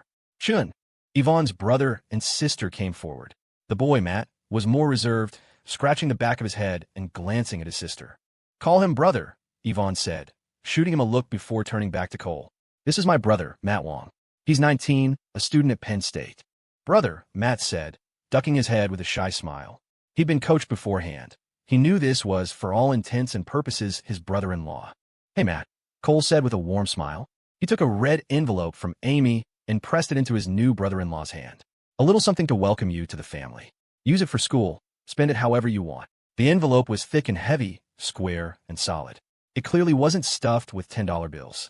Matt clutched the envelope, his face turning red, though it was hard to tell if it was from his son or the gift. The neighbors stared, wondering how much was inside. 800? 1,000? It looked thicker than that. What are you standing there for like a dummy? Did you say thank you? His mother scolded, smacking his arm lightly. Oh, thank you, brother. Thank you. Matt finally snapped out of it, thanking him profusely. His sister, Penny, was clearly more outgoing. She bounded forward, her long legs taut in her jeans, and gave a sharp bow. She looked up at Cole with bright, curious eyes and chirped, "Brother." Then, she held out both hands expectantly. "Look at you," Yvonne said, rolling her eyes at her sister before introducing her to Cole. "This is my sister, Penny Wong. She's about to turn 18 and just finished her college entrance exams." "Hey, Penny, nice to meet you." Cole smiled and handed her an equally thick red envelope. "A welcome gift from your brother." Penny was tall and slim like Yvonne, her features still holding a touch of adolescent softness. But she had dimples that made her look cheerful and lively. Her figure. Cole didn't look. "Thanks, brother. You're so handsome." Penny gushed, clutching the envelope. It was a genuine compliment. She'd never seen a guy this good-looking in person, way more impressive than the stars on TV. And he was real, and practically her brother-in-law. She skipped away to join a group of girls her age who were openly staring at Cole. Yvonne then led Cole through the rest of the family, introducing him to her grandparents, uncles, aunts, and cousins. Cole had gifts for everyone. Envelopes and supplements for the grandparents, envelopes for the cousins, and cigarettes and whiskey for the uncles. The cousins' envelopes were, of course, a little thinner than Matt and Penny's. All the relatives were thrilled, though Yvonne's parents watched with pained expressions, feeling he was spending far too much. After the family introductions were done, it was finally the turn of the town mayor and council president, who had been waiting patiently. At a signal from her father, Yvonne made the next introduction. Mr. Chun, this is our town's mayor, Mayor Wong. Mayor Wong, a pleasure, Cole said, smiling as he stepped forward to shake his hand. Mr. Chun, it's an honor. On behalf of all the good people of Mill Creek, welcome. And this is our council president, Councilwoman Liu. Councilwoman, a pleasure. Welcome, Mr. Chun. Mill Creek may be small, but we intend to show you the best of our hospitality. Throughout the pleasantries, Cole maintained a warm, gentle smile, giving everyone the respect they were due. Whether it was state officials, city leaders, or small-town mayors, he never slacked. It was just a few words, after all. He even shook hands with the town clerk and other minor officials who had tagged along. The local leaders felt immensely respected. Most of them were middle-aged and didn't know much about the internet, nor the specifics of who this Mr. Chun was. They just knew he was incredibly wealthy, and a wealthy man was a god of fortune. What if he decided to invest a little something in their town? Yvonne's parents stood by, smiling, their hearts swelling with pride. The town's leaders had to practically bow to shake his hand. This was a level of respect they had never imagined. The surrounding neighbors stared, their eyes darting from Cole to his formidable bodyguards, then to the luxury cars. The envy was palpable. The Wong family had truly made it. Yvonne's relatives felt a surge of pride as well.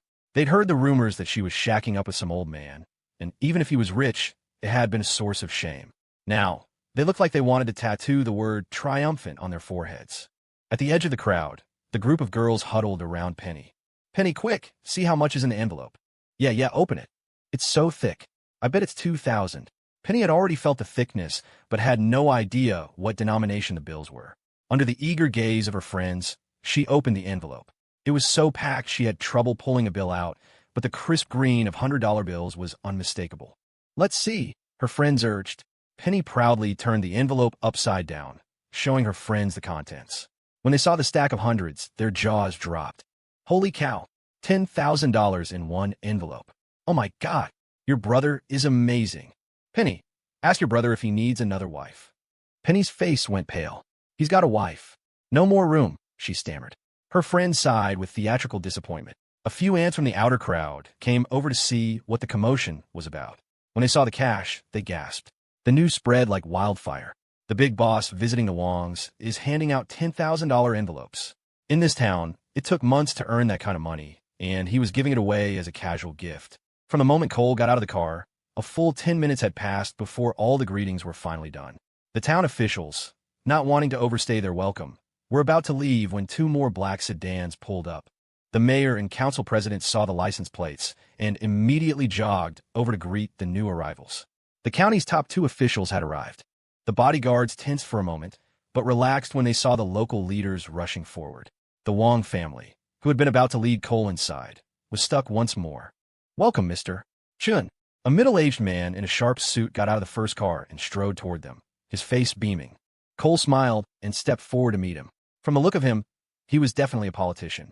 Time for another round of handshakes. Mr. Chun, allow me to introduce you, the local mayor said breathlessly. This is our county executive, Mr. Long, and this is our county manager, Mr. Wong. After another round of effusive greetings, Cole was chatting warmly with the two county leaders. The townspeople watched in awe. Money really did talk. Even the county leaders were this enthusiastic. And look how smoothly he handled himself, so polished for someone so young. The Wong family felt like their humble home was glowing. Their pride was immeasurable.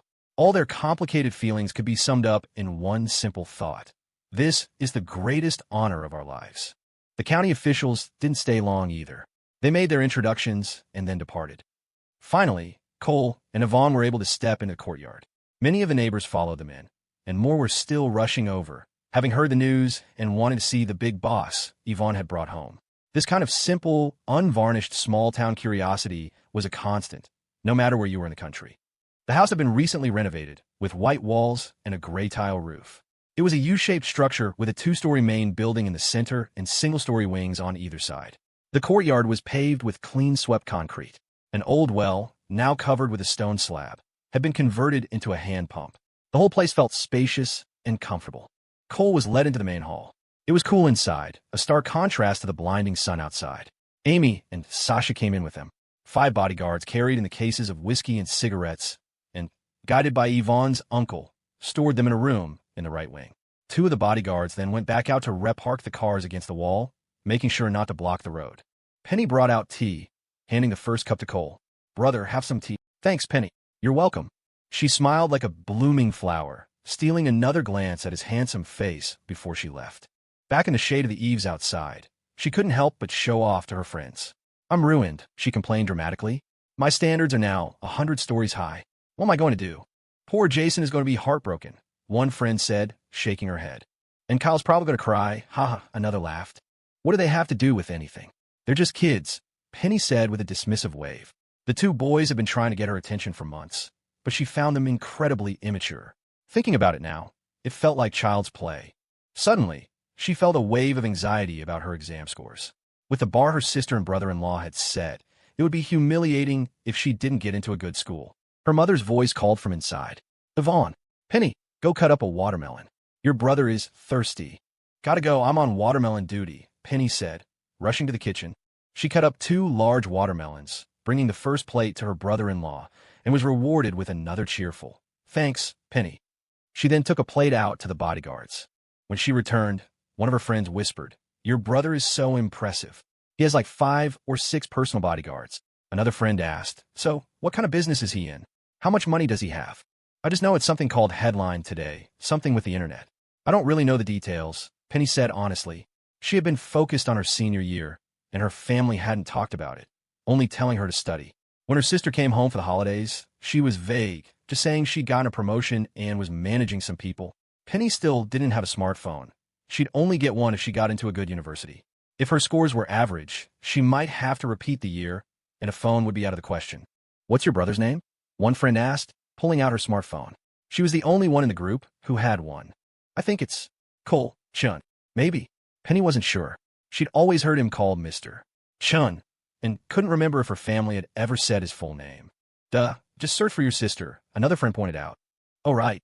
It was obvious now that she thought about it. Penny had never even considered looking her sister up. All she knew was that she was rich now. The girls huddled around the small screen. The friend typed Yvonne Wong into Google. Several results popped up, but the first one was undoubtedly her sister. There was even a recent photo of her in a sharp business suit. Yvonne Wong, born in Mill Creek, Pennsylvania, currently serves as the Chief Executive Officer of Headline Today, graduate student at Eastwood University. In 2010, during the initial recruitment phase of the startup Headline Today, she caught the eye of founder Cole Chun and began a meteoric rise. In 2011, she was appointed Director of Promotions. In 2012, she was promoted to Vice President of the Business Center. In just 3 years, she went from leading the promotions team in nationwide campaigns to becoming the CEO of Headline Today. She is hailed as a role model for female university students. Her salary is confidential, but is rumored to exceed $3 million annually. While known for her beauty and youth, Wong's business style is famously aggressive. Rumors persist that she is one of Cole Chun's 4 Valkyries, though this remains unconfirmed. The girls were stunned. "Oh my God!" Penny's mouth hung open. She knew her sister was wealthy, but she had no idea she was making $3 million a year. Was that even possible? A friend urged, "Quick, look up Cole Chun." The girls, buzzing with excitement, searched for his name. The first result was him, the photo identical to the man sitting inside. Cole Chun, born in June 1992, from an ordinary family in Linden Creek. In 2010, while a freshman in college, he founded the Tea Alchemist chain and, in the same year, launched Headline Today. In 2011, the company was valued at over $150 million. In 2012, its valuation approached $1.5 billion. As of 2013, according to leading consulting firms, the Rhythm Group is valued at over $3 billion and is projected to reach the tens of billions upon going public. Rhythm Group owns subsidiaries such as BeatDrop, Slice Video, Oracle QA, and Glow Up, with offices in every major city. Among them, the music-centric BeatDrop has become a must-have app, dominating the domestic short-form video market.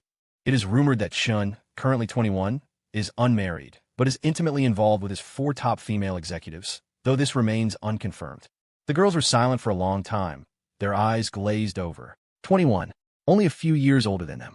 3 billion, tens of billions. How many 3 millions was that? 1,000 3 millions? Good Lord, one friend whispered, looking at Penny as if she were a stranger. An invisible chasm had just opened between them. "Your brother is worth $3 billion.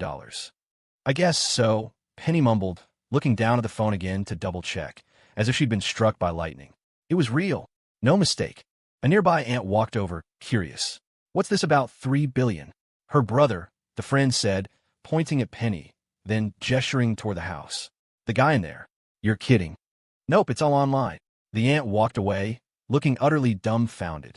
Within moments, the news of the $3 billion had spread through the entire courtyard. A collective gasp rippled through the crowd. The family members inside heard the whispers too. After the initial shock, they were simply overjoyed.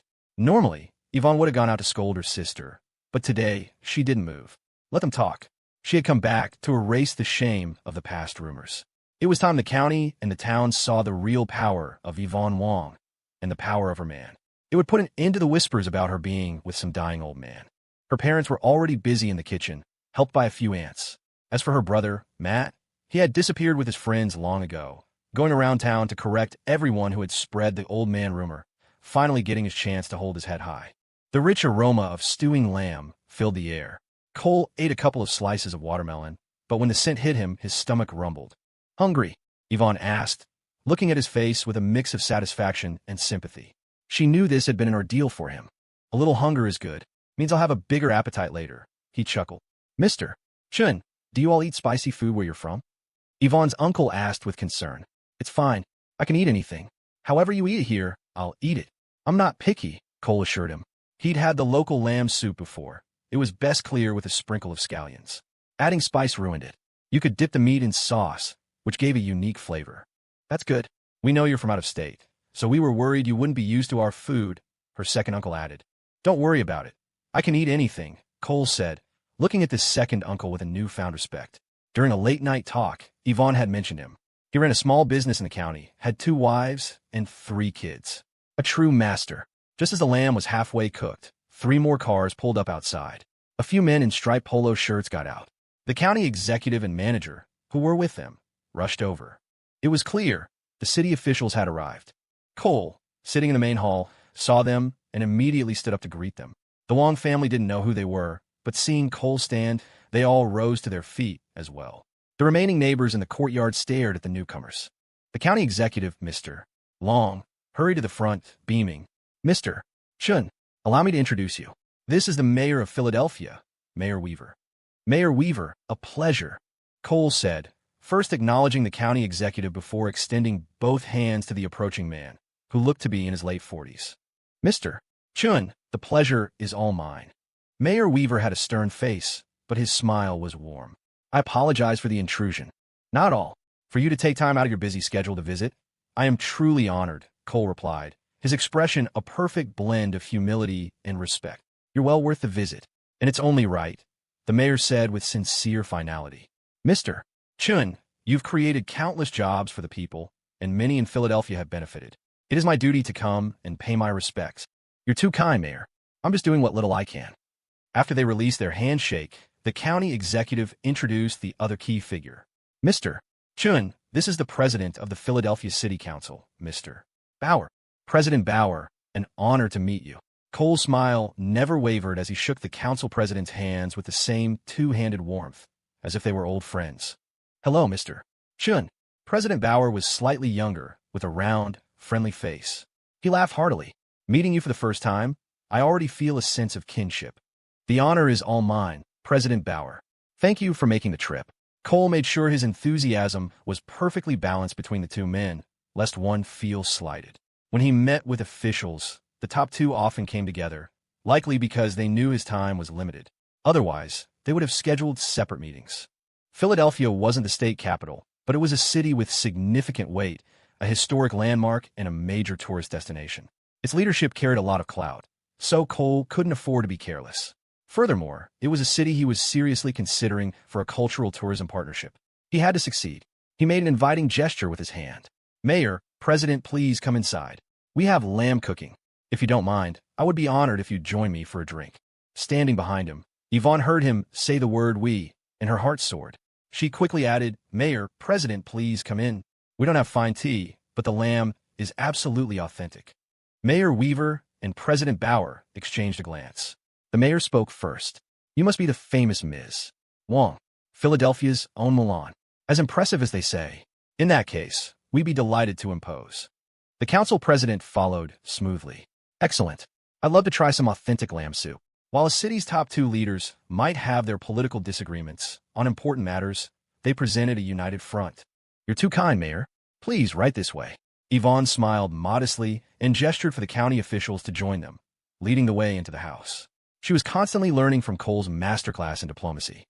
The neighbors in the courtyard were completely stunned, watching in silence, not daring to whisper. It was the first time in their lives they had seen the city's top two leaders in person. The mayor and council president's personal visit was a massive display of respect.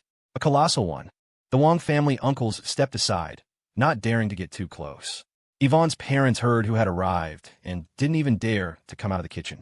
Cole played the role of host effortlessly, inviting the mayor to take the seat of honor and the council president to his left. He sat to the right, in the position of a secondary host. The county officials sat next to the council president, and Yvonne sat beside Cole. These formalities mattered. It was the way things were done. A moment later, Penny brought in tea, but hesitated, not knowing who to serve first. She didn't look at her sister. Instead, her eyes instinctively flicked to her brother-in-law. Cole smiled and gestured to the space between himself and the mayor. Come here and serve Mayor Weaver first. Oh, okay, brother. Penny, as if granted a pardon, hurried to Cole's side. Thank you, young lady, the mayor said, accepting the cup.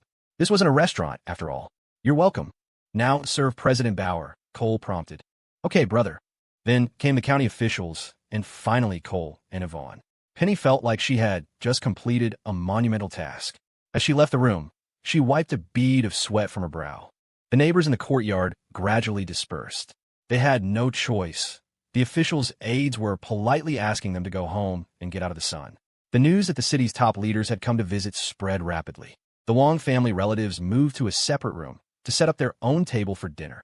In the main hall, after a few minutes of small talk, the conversation turned to the local economy. Philadelphia had a strong industrial and tech manufacturing base, but was weaker in other areas. The restaurant and agricultural sectors were underperforming, despite the city being in an agricultural region. It possessed countless cultural landmarks, but was like an eagle that couldn't spread its wings, relying solely on industry for its economic contributions.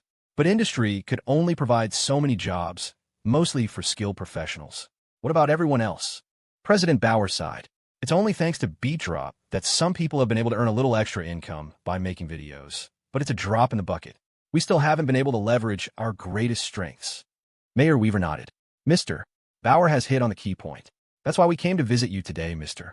Chun, to see if there's an opportunity for a broader collaboration.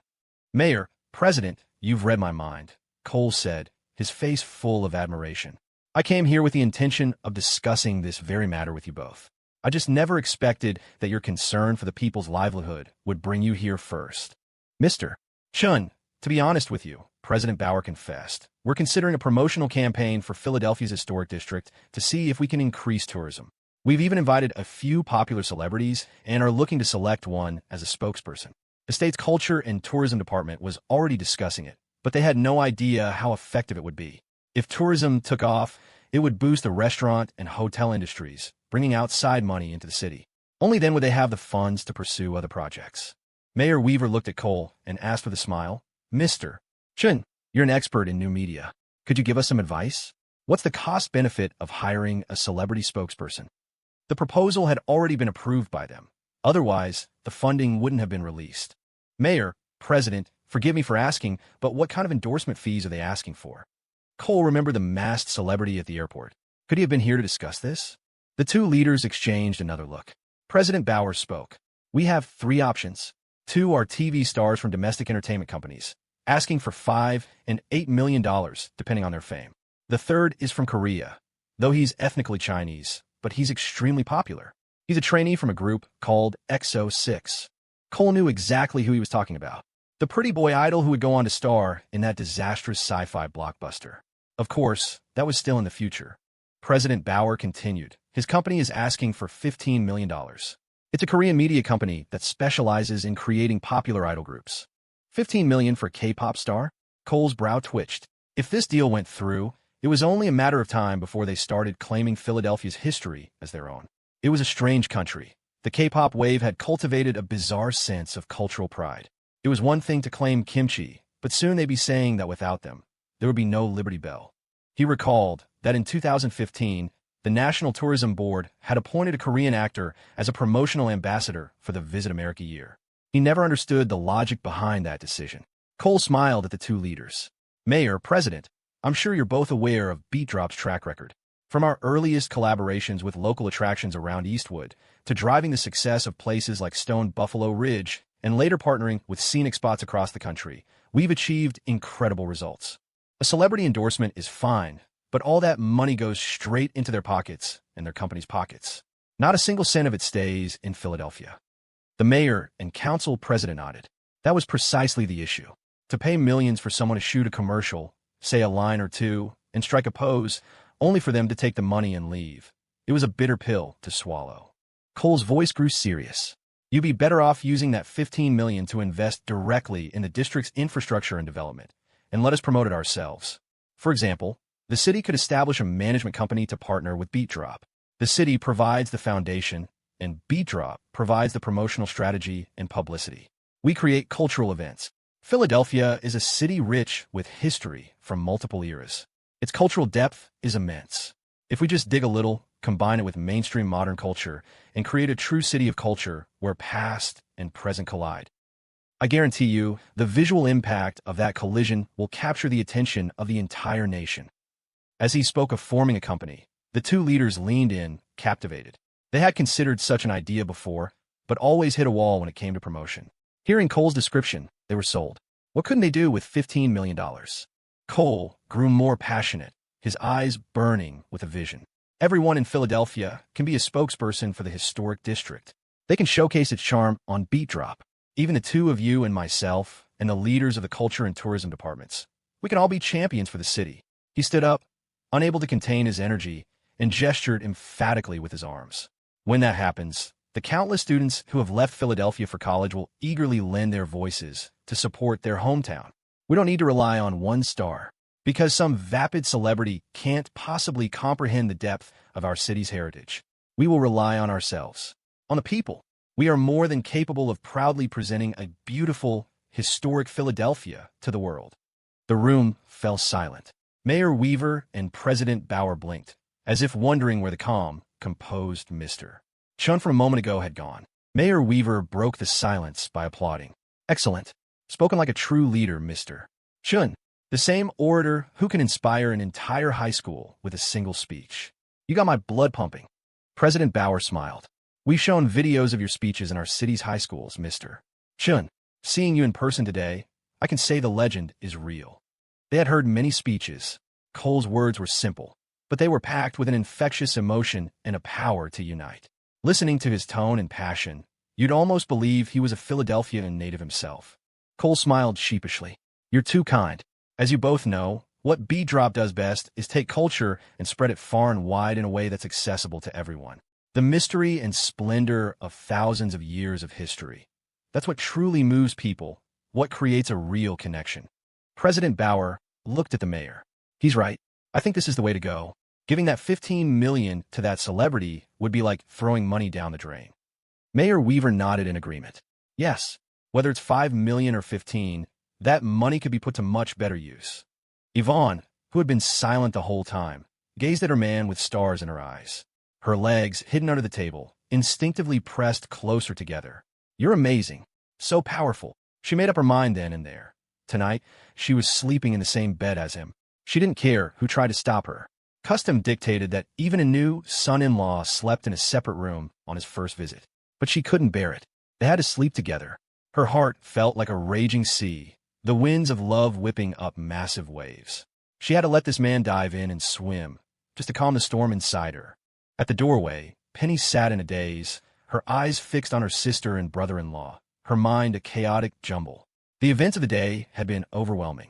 She had imagined her brother-in-law was rich, had tried to picture what he'd be like, but reality had shattered her expectations. The gap between her guesses and the truth was wider than the Grand Canyon. She'd never even met a county school superintendent, but today she had met the city's top leaders. Men in their 50s talking to her brother-in-law as equals, discussing things she barely understood. But his words just now, they were simple, clear, and they had resonated with her like a thunderclap. She wanted to be a part of it, to cheer for her hometown. She noticed the look in her sister's eyes. Having already had her first crush, she recognized it instantly. It was a look of near-intoxicated adoration.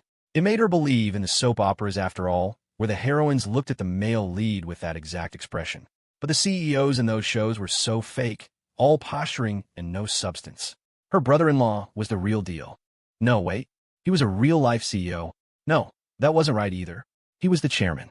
Her sister was the CEO, a real CEO in love with a real chairman.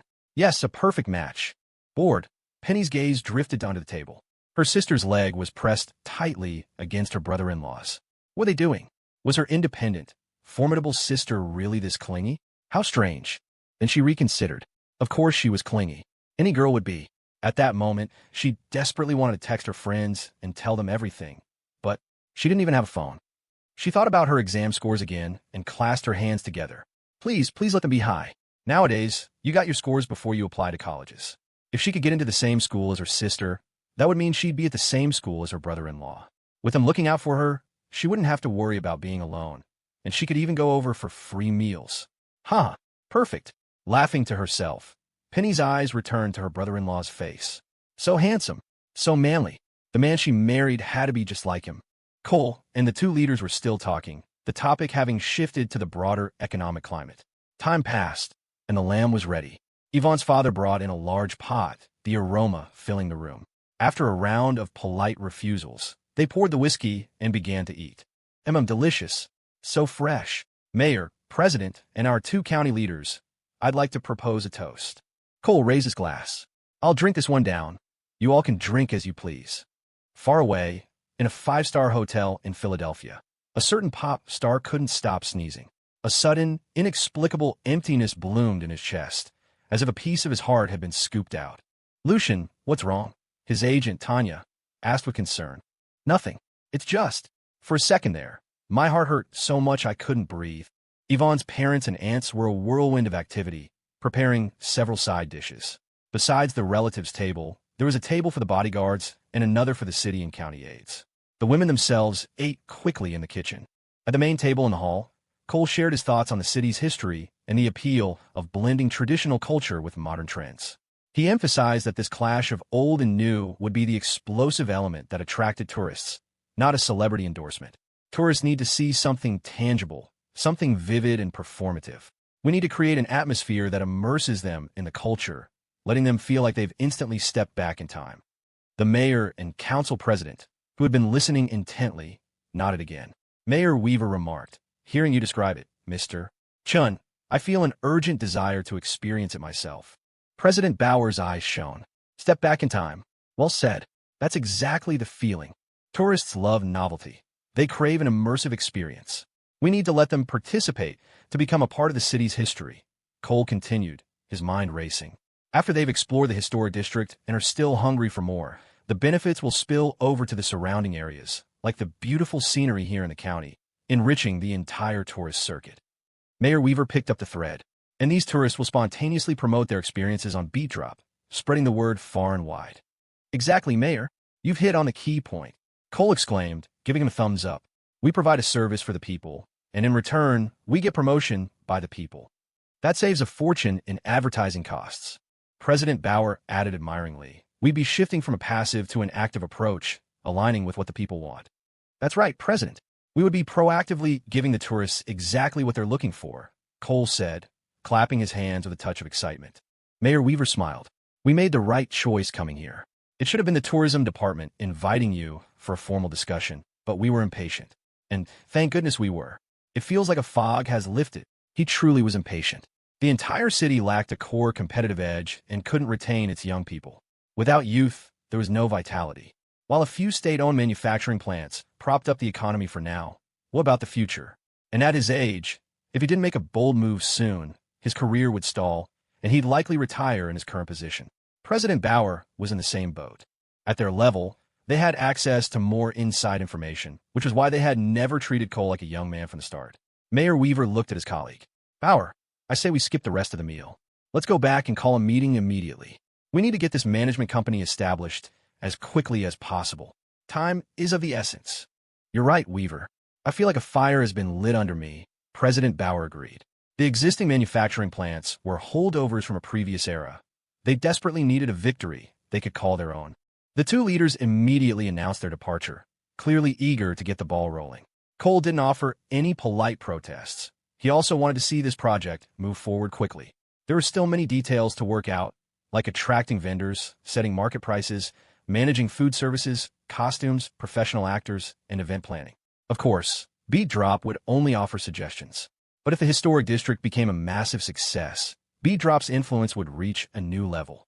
Not to mention the promotional fees they would earn, which over time would dwarf that $15 million celebrity contract. It was a win-win. With the city leaders leaving, everyone else naturally followed. Cole and Yvonne saw them to their cars.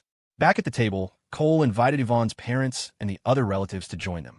The large pot of lamb was mostly untouched. They had been so focused on business, they'd only eaten a few symbolic bites. The uncles from the other table came over to have a drink with Cole. Penny sat down next to her sister. As for Matt, who knew where he had run off to, "You should rest this afternoon. We'll go out tomorrow, and I'll show you around," Yvonne said, placing a piece of lamb in Cole's bowl.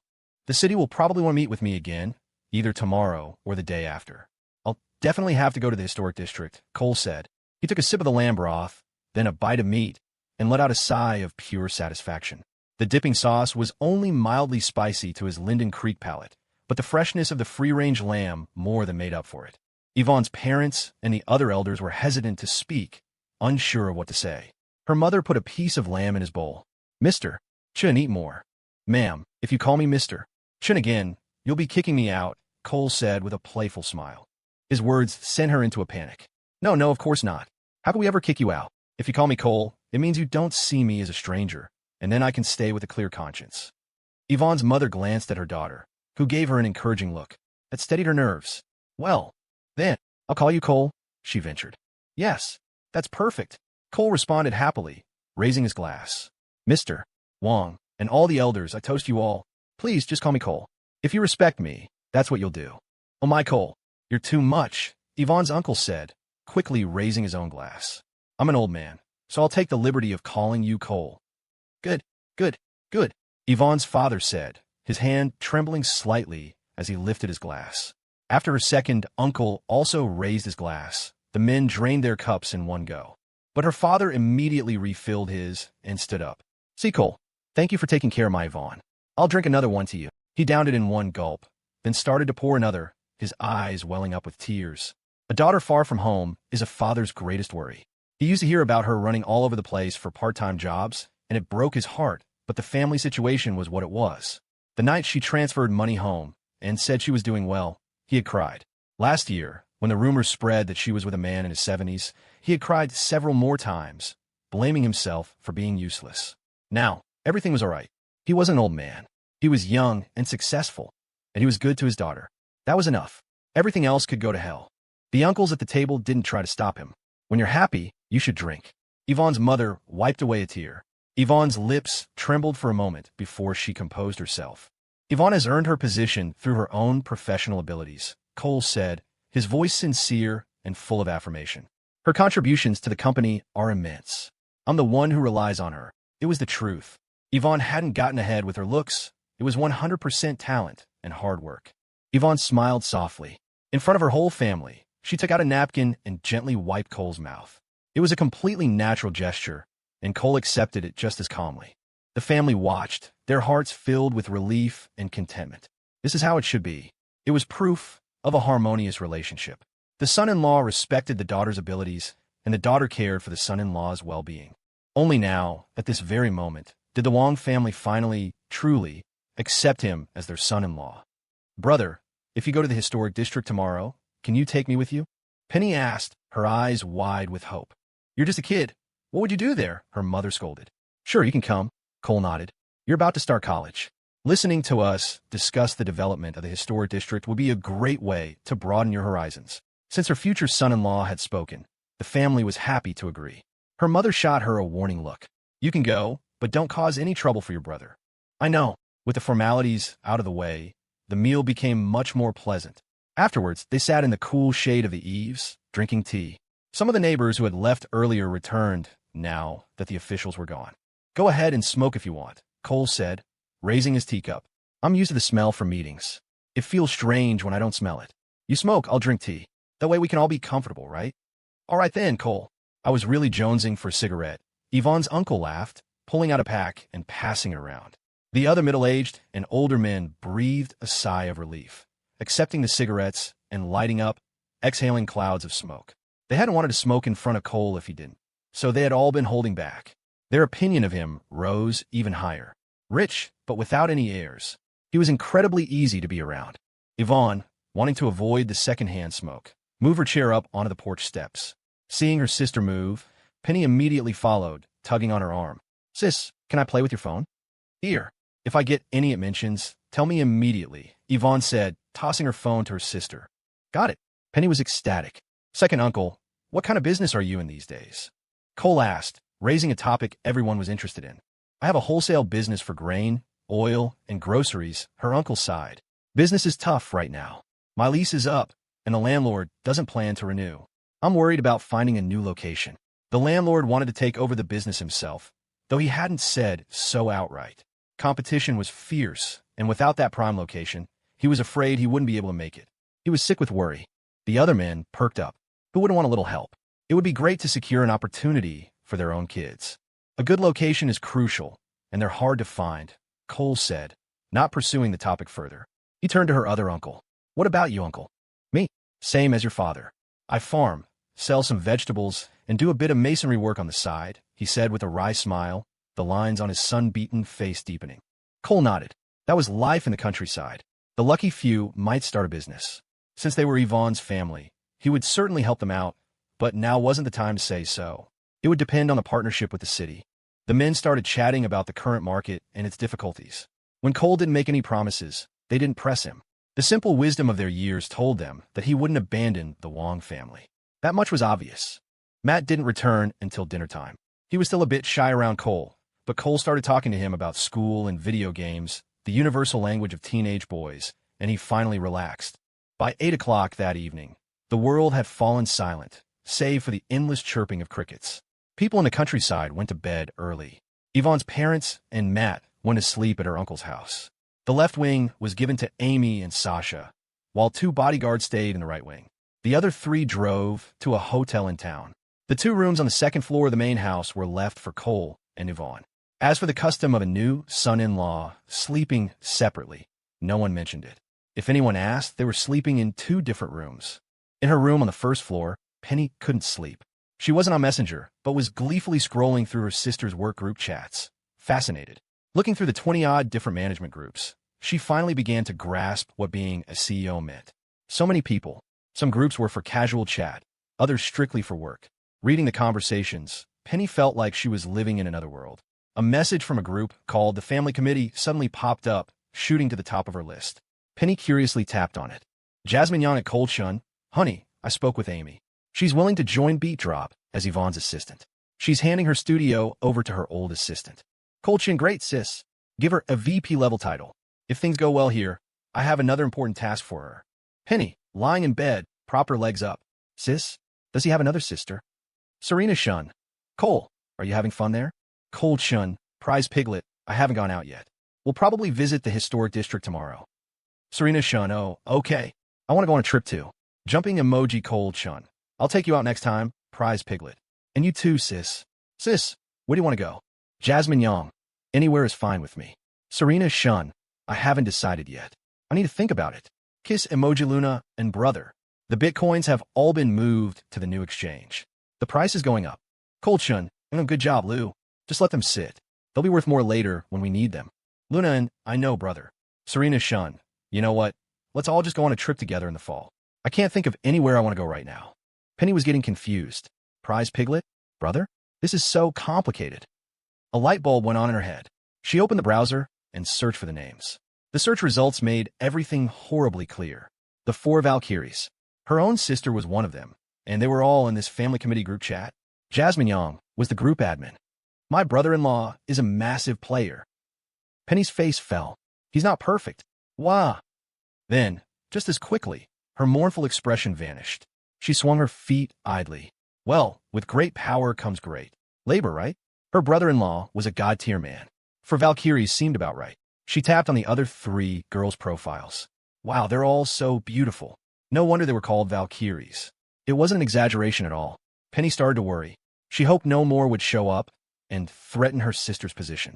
She had a mischievous urge to type something in the chat, but she managed to resist.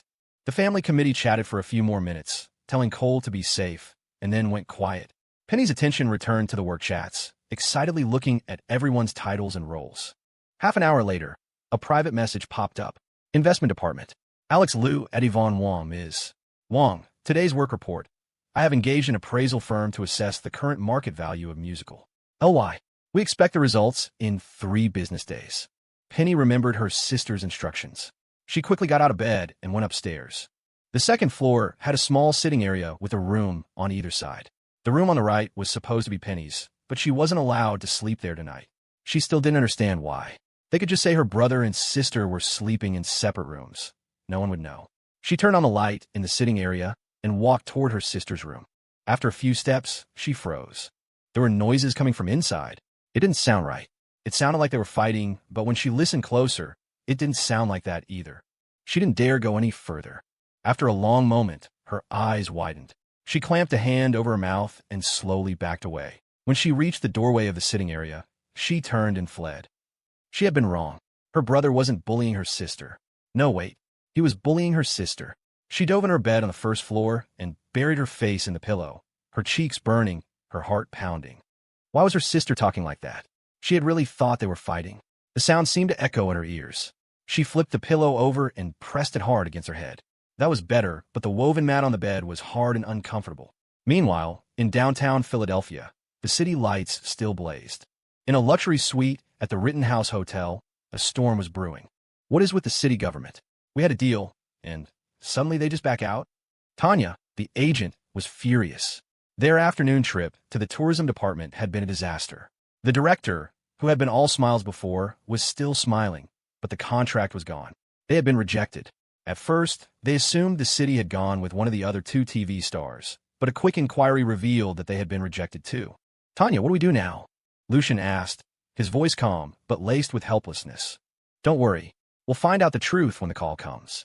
I'm not letting this go, Tanya said, her anger simmering. Her name was Tanya Jean, and she was a legendary agent from Top D.She firm, Starstruck Entertainment. She was used to getting her way and had never been so humiliated. She was the mastermind behind some of Hollywood's biggest power player personas. Starstruck had a long-standing partnership with SM Entertainment in Korea. Lucian was one of their top trainees, entrusted to her to launch in the American market, the vanguard of their plan to bring K-pop idols to the States to cash in. The other 2 American actors were just for show. If not for this sudden turn of events, the $15 million contract would have been theirs. But she wouldn't give up until it was truly over. No matter the obstacle, she would fight. If it came down to it, she would have SM Entertainment demand an explanation from the National Tourism Board. After a few more minutes, her phone finally rang. It was a local number. Tanya composed her face and answered. Hello, Director Wong. I'm sorry, Ms. Jean, I did everything I could, but it's a no-go. The order came directly from the mayor and the council president. No one can change it, a man's apologetic voice said on the other end. This is absurd. Are you playing games with Starstruck Entertainment?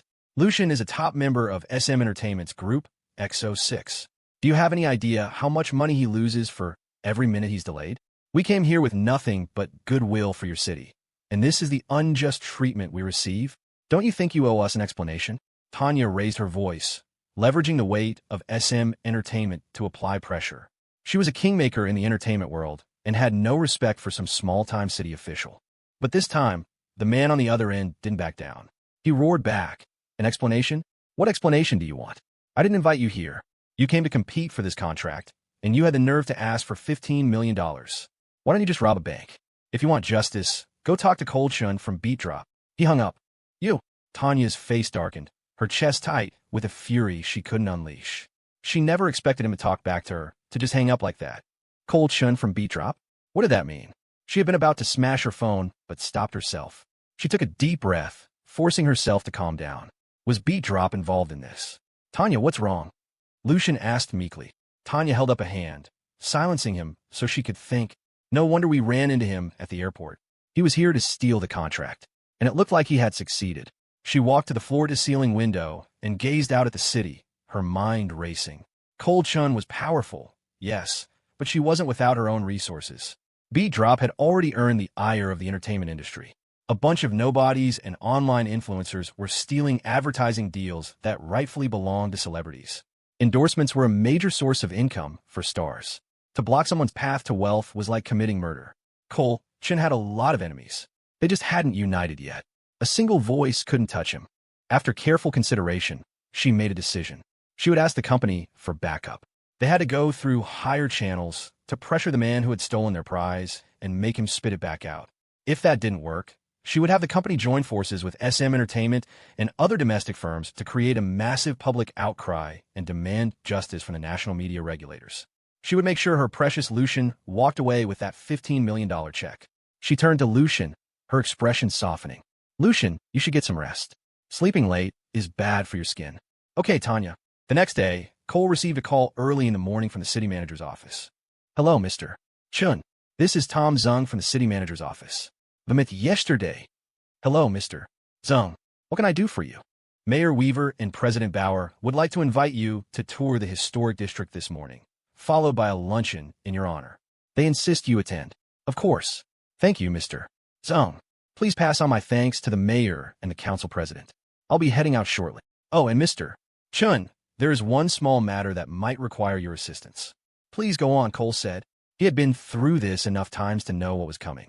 There had been a slight change of plans regarding the historic district, but it couldn't be a major change, or they wouldn't be inviting him to a tour and a luncheon. The State Tourism Board received a directive from above.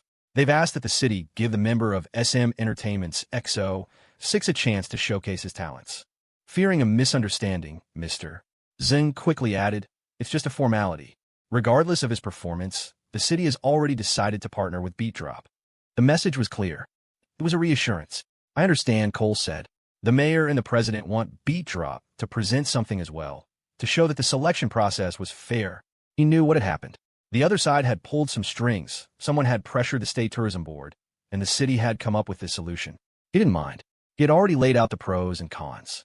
There was no way the city would throw away that $15 million now. This was just about saving face for someone. Exactly. Thank you for your understanding, Mr. Chun. Of course. So, what kind of showcase are we talking about? Just a short video. You can have one of your company's performers come over while you're on the tour. All right. Thank you, Mr. Zung. My pleasure, Mr. Chun. After hanging up, Cole considered who to call.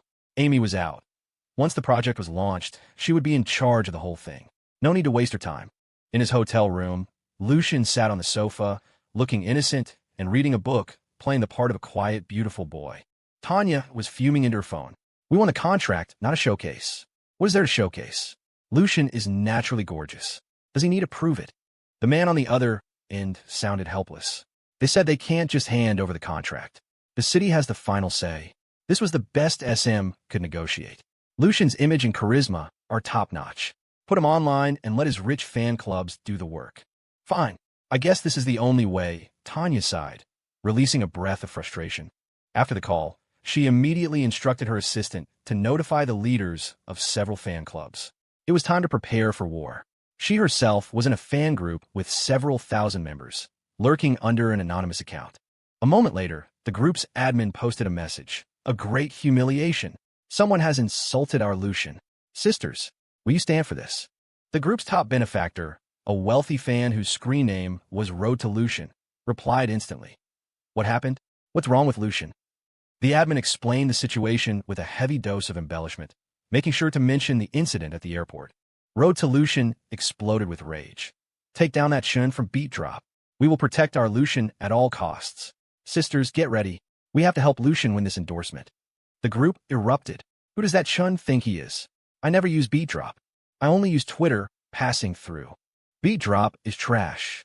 I wouldn't give it the time of day. A low-class platform. So tacky. All I have for him is contempt. Once the atmosphere was sufficiently heated, Road to Lucian posted again. I officially declare the start of the Lucian protection campaign. Take down that Chun guy. This group is now in lockdown mode. Anyone who leaks this will be permanently banned from the Lucian True Love group. Since his return to the country, Lucian's fan base had ballooned to over 270 official groups. These fans bought his albums and attended his concerts, providing a substantial income stream. Lucian was the kind of celebrity who could live comfortably off his fans alone. No one understood fan culture better than Tanya. After all, she had helped create it, along with a handful of other agents at her level. The pretty, androgynous pop stars were particularly appealing to a certain demographic of wealthy, bored women. With a little guidance, a movement would form all on its own, no effort required. Tanya anxiously monitored the fans' movements. Victory or defeat depended on these adorable fanatics. As for the video shoot, with Lucian's stunning looks, it would be a piece of cake. The most influential fan was the wealthy woman known online as Road to Lucian, who had poured hundreds of thousands of dollars in cash into supporting him. She bought his albums by the tens of thousands and always attended his concerts, buying the most expensive floor seats. Now that her Lucian had been insulted, she, as a true fan, had to step up and fight for her idol. She immediately began coordinating the battle plans across dozens of groups and on her own fan site, the Lucian's Road Station. She had hundreds of thousands of followers on Twitter, and her site was a major hub for his fans. It was a terrifyingly powerful force. Lucian's top-tier celebrity status was in no small part due to her efforts. Rationality aside, she truly loved him. Besides her, there were other wealthy female fans with their own platforms. A thunderous Lucian protection campaign was already brewing. The first front was Twitter. The Lucian's Road Station account published a post. Lucian is an incredibly patriotic artist. The first thing he wanted to do upon returning to the country was to help promote a certain historic city, to spread its culture to the world.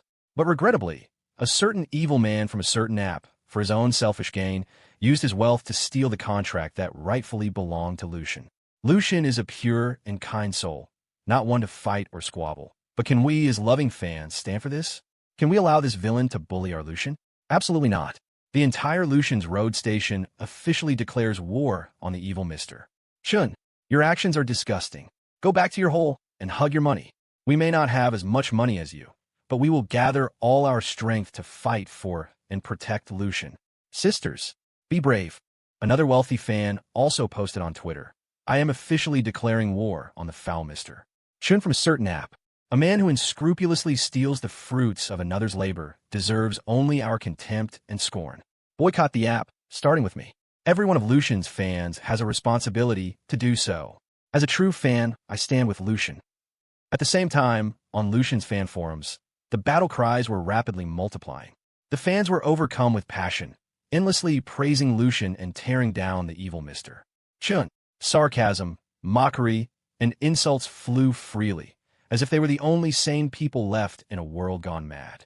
According to the forum rules, no photos of anyone other than Lucian were allowed, so they didn't bother digging up a picture of the evil Mr. Chun. All they knew was that he was the boss of some app, a vile and despicable man who had stolen Lucian's contract for money. The rabid fans didn't care if he was a boss or not. Their lives revolved around supporting their idol and eating. When they were in relationships, their partners were forbidden from saying a single bad word about their idol. If they did, dumped. The forums and Twitter had a massive reach. Of course, there were Lucian fans in Eastwood City as well. On the 32nd floor of the gallery office tower, in the 3rd division of the HR department, Mandy, who had been working there for a year and was now an HR specialist, was deeply conflicted. She was a true Lucian fan, but she was also an employee of the evil Mr. Chun. What was she supposed to do? Her true love on one side, her boss on the other. Her mind was splitting in two. Reading the forum post calling her boss disgusting, vile, and evil, she felt a knot in her stomach. Her boss was a great guy. She was torn, wanted to support her idol, but also wanted to support her boss. What mess. When her supervisor returned from a meeting, she quickly switched her screen to a spreadsheet. Everyone, listen up, the supervisor said, clapping her hands. The employees of the 3rd division, including Mandy, looked up from their work. There will be some negative online chatter about Mr. Chun in the coming days, the supervisor continued. The company's official position is as follows. We will not engage with clowns. The employees looked confused.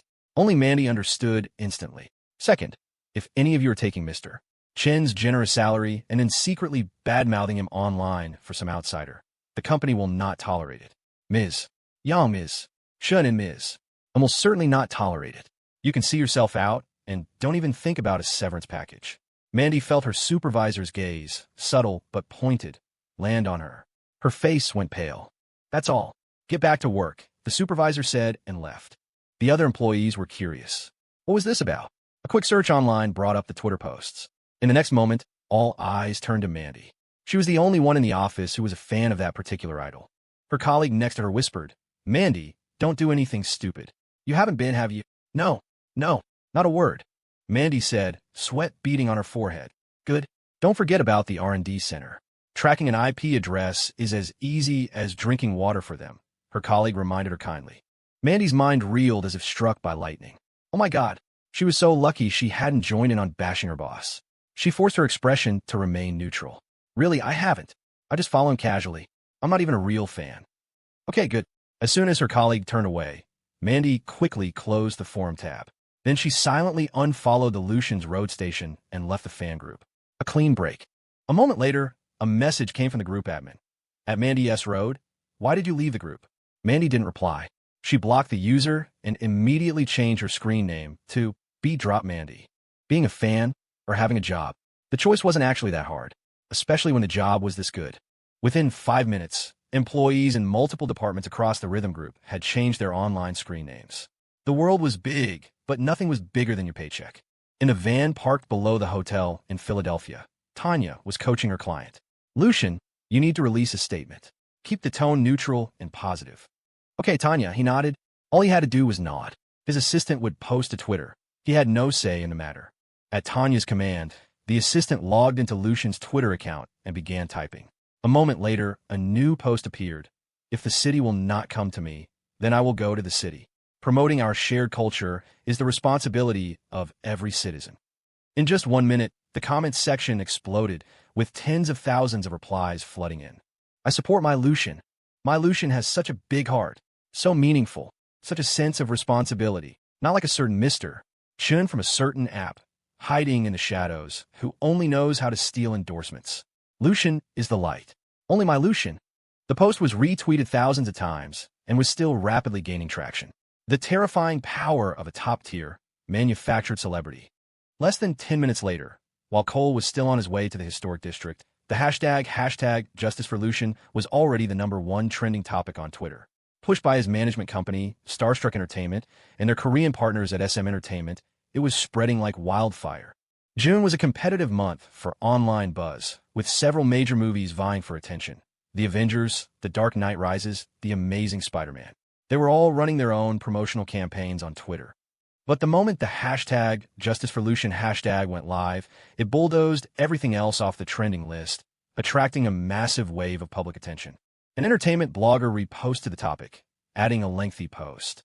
According to an inside source, Lucian, of the pop group EXO-6, was invited by a certain historic district to sign an endorsement deal.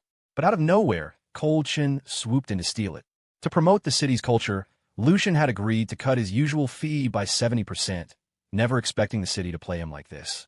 He also never expected the CEO of Beatdrop to stoop so low as to snatch a deal like this. Even people inside the city's administration couldn't stand by and watch. Another online commentator chimed in. "Rumor has it that the city changed its plans at the last minute because an official was looking for a kickback, though this hasn't been confirmed." Kickbacks aside, let's talk about the actions of this Mr. Chun from Beatdrop. You're a major CEO. $15 million is pocket change to you, the price of one of your luxury cars. Is it really appropriate to steal an endorsement from a celebrity? What's your angle? I'm mustering every ounce of my courage to post this, because I'm just a small blogger and can't afford to face the wrath of Beatdrop CEO, but I had to speak out. Post after post, all in the same vein, appeared within 20 minutes. Official accounts of other entertainment companies retweeted the hashtag, adding only a single emoji, a smiley face, a laughing face, a question mark. A few directors, actors, singers, and well-known agents also shared the hashtag with their own passive-aggressive commentary. When capital itself enters the ring to fight for scraps, it's a sign of the times devolving. The unchecked expansion of Beatdrop. Is there anyone left who can stop them? Young and arrogant, with eyes only for money. Does his character match his immense capital? The government needs to step in. Lucian's friends also came to his defense, including his fellow EXO-6 bandmate, Lay. However, another member, Tao, who had grown distant after Lucian returned to the States, remained silent. Their reconciliation was still a ways off. Other contemporary pop stars, figures like Joe Jonas, Justin Bieber, and the members of One Direction, all stayed quiet. They had their own fan bases, and, while not openly hostile to Lucian, they certainly weren't friends. Staying out of the fray and not gloating was the best anyone could hope for. The old guard of Hollywood, veteran directors, established actors, and legendary singers, also remained silent, content to watch the drama unfold. The worlds of politics and business were like ghosts, and even the FCC offered no statement. By the time Cole arrived at the edge of the historic district, the internet was already a lynch mob, or at least it was being made to look that way. As requested, Yvonne had relayed the situation, even reading a couple of the most liked and retweeted posts aloud. Cole just smiled. Quite the spectacle. Looks like I've kicked a hornet's nest. Should we release a statement? Or have the city issue one? Yvonne looked at him, her heart aching. The thought of those malicious, calculated comments made her blood boil. No need, Cole shook his head. The whole point was to promote the historic district. Someone else starting the conversation for us is perfect. Yvonne was still worried. The city is going to be under a lot of pressure. What if they can't handle it? When faced with public opinion versus their actual interests, they'll know which to choose. They're taking a gamble, and so am I, Cole said, a slight smile touching his lips. The online attacks were a double-edged sword. At that moment, the city administration was indeed feeling the heat. Before Cole could even get out of the car, the city manager's phone number flashed on his screen again. Hello, Mr. Chun. The officials are in a meeting right now. Mayor Weaver and Council President Bauer would like to know your thoughts on the online situation. Is this a good time for you to speak? It is, Cole said, knowing full well the phone was probably on speaker. There was no time for messages to be relayed. Please go ahead, Mr. Chun. What I want to say is this. Our historic district's target audience isn't these so-called experts, directors, celebrities, or opportunistic commentators. They're never going to visit. Our audience is the tourists from all over the country. It's the family of three, the three generations taking a trip together, the young couples, the groups of friends. These ordinary people are our honored guests. They are the users of Beat Drop, and they're the ones who will capture this place through their lenses. And finally, gentlemen, Cole's voice became firm. I'm the one who runs the media. The officials probably understood the first part, but that last sentence was the reassurance they desperately needed. The city manager asked, Mr. Chun, the actor you're bringing in, are you confident they can outperform Lucian? We'll have to see. I should have some fans of my own, right? Cole said, a moment of silence on the other end, punctuated by the clink of a teacup lid. After a few seconds, the city manager's voice returned, hesitant. Mr. Chun, are you saying you're going to be in the ad yourself? That's right. Since I'm already here, I imagine the users of Beat Drop will support me, don't you think? Cole's expression was completely serious. Instead of searching for an actor, he might as well do it himself. It was promotion for the city, for him, and for Beat Drop. With so much online attention focused on this, it would be a waste not to capitalize on it.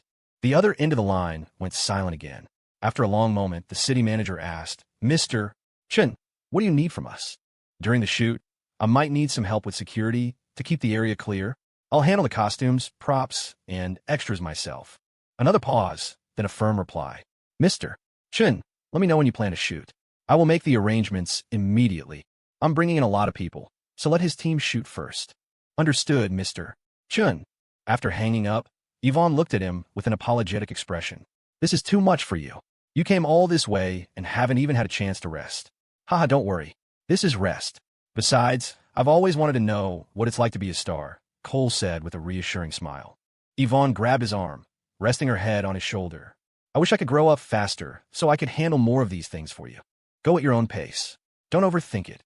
You're already doing an amazing job, Cole said, gently stroking her face. In the front passenger seat, Penny watched the scene in the rearview mirror. Suddenly, she began to understand why her sister loved this man so deeply. She was so moved she couldn't help but ask, So, are you guys getting out of the car or what? We're getting out. Yvonne shot her sister a glare. The girl really knew how to kill a mood. At this point, Philadelphia's historic district was still largely undeveloped. During the day, it looked ordinary, and with the modern city skyline visible all around, the immersive experience was lacking. There were very few tourists.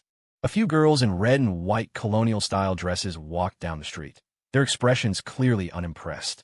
The shops on either side were desolate, most of them shuttered.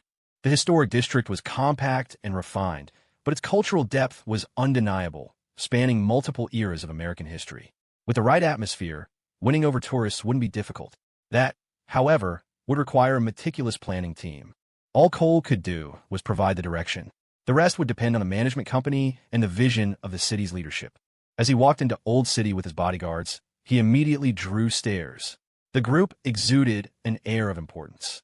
The handsome man and beautiful woman leading the way had an extraordinary presence, and the 6 bodyguards flanking them were as watchful as hawks. It looked like a foreign prince and his consort on an outing, complete with guards and 2 lovely handmaidens in their retinue. None of the local Philly Trust Fund kids had this kind of presence. The best they could manage was cruising by in a flashy car.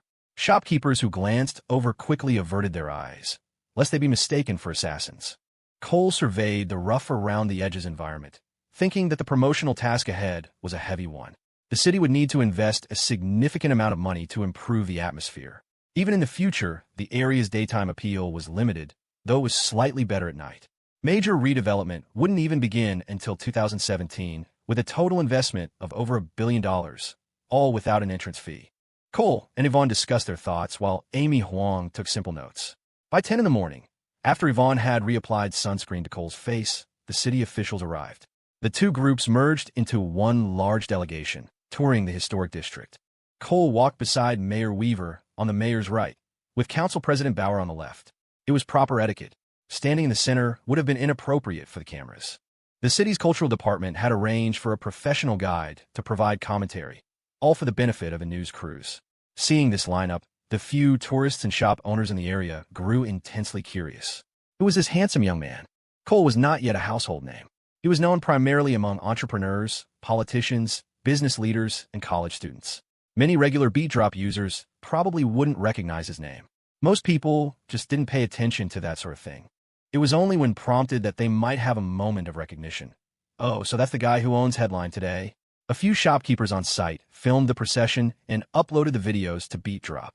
While Cole and the officials were conducting their tour, a flood of Lucian's fans, or lunatics as they were called, were already pouring into Philadelphia by train and plane. The fan-in-chief, whose handle was Road to Lucian, had just landed at PHL and was meeting up with several other wealthy young women from her inner circle. Back at the Ritz-Carlton, Lucian was resting while his assistant managed his fan groups, posting a few generic words on his behalf. Each short message sent the chat rooms into a frenzy of cheers. "We love you, Lucian. We'll always support you." The praise flowed in an endless stream. Seeing the passionate response, his agent, Tanya Jun, felt her confidence swell. So what if he's cold Chen? Isn't he just hiding like a turtle under the pressure of public opinion? As a communications graduate from a top university and a Gold Star agent known as a marketing prodigy, she understood the power of weaponizing public opinion better than anyone. She dismissed the reports of a few fans leaving the groups as insignificant. The silence from Headline today only reinforced her belief that they were nothing special. So what if Beat Drop is big? Is it bigger than the entire entertainment industry? She wasn't arrogant enough to think she could crush Beat Drop, but if she could force them to relinquish the contract, it would be a massive victory. Lucian's fame would skyrocket, making him the #1 star in the country. She had already contracted an advertising agency through her connections, and a creative team was flying in. They only needed to shoot a few scenes and photos. The production costs were already covered by a fan crowd-funded pool of $50,000, meaning zero expense for the company. Truly devoted fans. Tanya looked at her assistant. "Confirm the time with the officials. We'll shoot at dusk. The sun is too strong right now. It'll damage Lucian's skin. And we need the area cleared." "Got it, Tanya." Meanwhile, at Rockford International Airport, a chartered Airbus A320 was touching down. Jasmine, Serena, Luna, Whitney, and Amy were already waiting inside the terminal, along with Wyatt. Accompanying them was a film crew, a director, and Officer Riley with a team of bodyguards. Lynn Fan had insisted on coming, so they brought her along. "Jasmine, I booked a prop house in Philadelphia," Whitney said, hanging up her phone. "Good. Thanks for your hard work, Whitney." Jasmine nodded, then addressed the group. "All right, everyone. Think of this as a fun trip where we just happen to be shooting an ad. My first time in a historical costume drama. This is going to be epic," Wyatt said, buzzing with excitement. It was a perfect excuse to wear a wig and hide his receding hairline. Serena finished her call and walked over. "Jasmine, they've approved a budget of $100,000, but they can only provide 2 platoons of reenactors, and for no more than 3 days. That's more than enough." "Thank you, Serena," Jasmine said, breathing a sigh of relief. Only real soldiers could convincingly play soldiers, and Serena had used her connections to contact a local National Guard leader. This promotional ad wasn't just for Philadelphia. It was for Beat Drop. The commotion in the entertainment industry was a non-issue. To even acknowledge it with a single word would be playing into their hands. Since the entertainment world was so excited, they would give them a show, one that would burn the name Beat Drop into everyone's mind. They would fly in, shoot, and fly out. The executive team couldn't be away from the company for long.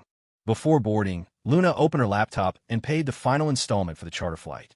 The contract for the prop house and the reenactors would be signed on-site. No deposit necessary. Normally, she no longer handled such payments personally, but this was an emergency, so she took care of it herself. Once on the plane, the team immediately started brainstorming and planning the shoot. Time was tight. They needed to get this done quickly. Upon landing, the Philadelphia branch office was waiting to pick them up. No small cars this time. A single large bus took care of everyone. They rented a large conference room on the second floor of the Ritz-Carlton. Jasmine didn't rush to see Cole. The entire team stayed behind to finalize the shooting plan. That afternoon, Cole had lunch with the city officials, during which he revealed a few details of his own shooting plan. Mayor Weaver, Council President Bauer, and the heads of the promotions department exchanged stunned glances. The scale of his production was immense. Was he shooting a feature film? But it also gave them another dose of confidence. After lunch, Cole and Yvonne returned to the conference room at the Ritz. 2 days apart felt like an eternity. Jasmine, Serena, and Luna were overjoyed to see him. Despite their longing, they maintained their composure in front of the others, even addressing him formally as Mr. Chun. Yvonne introduced her sister. It was Penny's first time seeing the other 3 women in person, and her understanding of female beauty was completely redefined. She suddenly felt that her sister was incredible for having carved out a path for herself in such a competitive environment. At 5 o'clock that afternoon, Lucian's team, staying in the same hotel, arrived at the historic district. They chose the iconic Carpenter's Hall Bridge as their filming location. Security guards cordoned off both ends, stopping tourists from entering. Not that there were many to begin with. The ad crew was in position, and makeup artists and stylists were already prepping Lucian. A female actress, hired by the ad agency, was cast as a handmaiden. Having a female lead was something the Lunatics would never allow. About 200 female fans crowded the sides of the bridge, periodically chanting slogans in unison and helping the security team block off the area. When Lucian emerged in full costume and makeup, the crowd erupted in screams. Lucian is so gorgeous. I'm dying. He's so hot. I'm literally dead." The shouts were a chaotic mix of adoration. A few of the wealthy young women at the front were all members of the Road to Lucian fan site, with Road to Lucian herself among them, all wielding professional-grade digital cameras. Lucian's historical costume was well done, flowing white robes and a silver coronet. His lips were rouged, his face powdered and delicate, as beautiful as a flower. He smiled and waved to his fans, inciting another wave of frenzied shrieks. The theme of the shoot was simple. A young nobleman, out for a stroll, is moved by the view from a scenic bridge. He recites a poem from a cue card just off camera, then offers a wisp of a smile. The handmaiden then delivers her line, "My lord, you're finally smiling." It was a single shot, but he flubbed the poem 5 times, forcing 5 takes. The fans, however, didn't mind at all. In fact, they felt sorry for him. Lucian is trying so hard. Why did they pick such a difficult poem? Like a morning road, my Lucian, you're working too hard. The owner of a nearby shop gagged, but a glare from several lunatics made him swallow it back down. After Lucian had his makeup removed, dust began to fall. The plan was to return to the hotel for a fan meet and greet. These were his most dedicated supporters, the ones who contributed both time and money. Ignoring them wasn't an option. The security guards formed a human chain, linking arms to create a protective wall as they escorted Lucian out. The lunatics followed closely on either side, waving at him incessantly. In contrast, Road to Lucian and her small group of wealthy friends were calmer, projecting an image of quiet, devoted guardians. Just as they neared Independence Hall, they saw a large group walking toward them. It was impossible not to notice this new group. Flanked by about 20 formidable bodyguards with cold expressions and watchful eyes, they looked like a team of field agents on a mission. The few scattered tourists glanced from the approaching procession to the linked-arm security detail and couldn't help but find the latter embarrassingly shabby. The young man leading the group was the most captivating. He wore a navy Armani polo shirt, beige trousers, and white sneakers, a mechanical watch on his left wrist. He was tall and stood straight, his stride measured and unhurried. His exceptionally handsome face was calm and composed, his eyes focused and sharp. Another reason he was so eye-catching was the retinue of stunningly beautiful and poised women by his side. They were tall and slender, their attire elegant and clearly expensive. Each one had a calm, focused gaze, exuding an air of cool self-possession. They looked as if they were all from powerful families or held significant authority themselves. The four women closest to him were particularly dazzling. The tourists nearby felt like their eyes had been opened. It was the first time in their lives they had seen true, breathtaking beauty. Behind his core group was a larger entourage, all looking equally distinguished and well-off. The two groups were on a collision course, both heading for the same side of the historic landmark. The air suddenly went still. Cole had no intention of yielding. He walked forward, ignoring the human wall of security guards. They were already at war. The fact that he wasn't slapping them across the face was a testament to his restraint. The thought of stepping aside for them was laughable. Sasha Gua lifted her chin. Two male bodyguards moved forward, one on each side. With blank expressions, they gestured for the other group to move aside. The rest of Cole's security detail pressed forward as well. The head of Lucian's security felt a chill run down his spine. He knew exactly who was approaching, and he knew they were not to be trifled with. On his subtle signal, the human wall shifted a few yards to the right, clearing a path. Inside the protective circle, Tanya and Lucian saw what was happening but pretended not to. With sunglasses on, you could pretend not to recognize anyone. Backstabbing was one thing, but a face-to-face confrontation with Colchin of Beat Drop? Who would dare? Her name might be Tanya Jean, but she wasn't truly naive. The lunatics behind them sensed something was wrong. They wanted to show support for their idol. But as they looked at the approaching man's cool, handsome face, the words caught in their throats. The steady, confident gait, the deep, unreadable eyes, the slightly pursed lips, the flawless, foundation-free skin. The lunatics, who valued beauty above all else, felt a jolt run down their spines. Oh my God, what is happening? Why is my heart racing? This was a real-life domineering CEO, a true, invincible, handsome, and wealthy man. Road to Lucian fought the urge to lift her camera and take a picture. After all, she was a die-hard Lucian fan. She couldn't cheat. Just as the man passed in front of her, he stopped, his calm gaze falling upon her and her friends. His tone was gentle, yet it carried a natural, unquestionable authority. Who's the founder of the Road to Lucian site? The wealthy girls looked at each other. Then all eyes fell on Road to Lucian. Her face paled, and a wave of nervousness washed over her. She had a good idea who this was, but she couldn't be 100% sure. Her own family was well off, but in his presence, she felt not a shred of superiority. Moreover, the stunning women with him were incredibly intimidating, like a pack of lionesses perched on high ground. She forced herself to remain calm. That would be me. What is it? Even if it was him, what could he possibly do to her? The man's indifferent expression didn't change. I'm the so-called vile mister. Chen from Beat Drop, the one you declared war on? The one you called a disgusting man. A hush fell over the area. The lunatics held their breath, the only sounds coming from the distant tourists and shops. Under his gaze, Road to Lucian's heart clenched. It really was him. She wanted to say something to sound brave, but the words were stuck in her throat. The scathing tirades she had crafted in her mind vanished. She couldn't utter a single syllable, let alone scream insults at him. The other wealthy girls didn't dare to speak. The surrounding lunatics were all silent, just staring at the vile mister. Chun from Beat Drop, they were supposed to be fighting. Road to Lucian mustered her courage, about to boldly admit everything, when the devastatingly handsome man continued. Your fan site is very well run. You've generated a lot of buzz. Keep up the good work. With that, he walked away. His entire entourage followed, not giving her a second glance. Road to Lucian stared after his departing figure, completely bewildered. Was that a compliment or a threat? The man she had mobilized so many fans to attack was telling her to keep it up? Keep up the attacks? At that moment, two little figures seemed to appear in her mind. One was named Top, the other was named Bottom.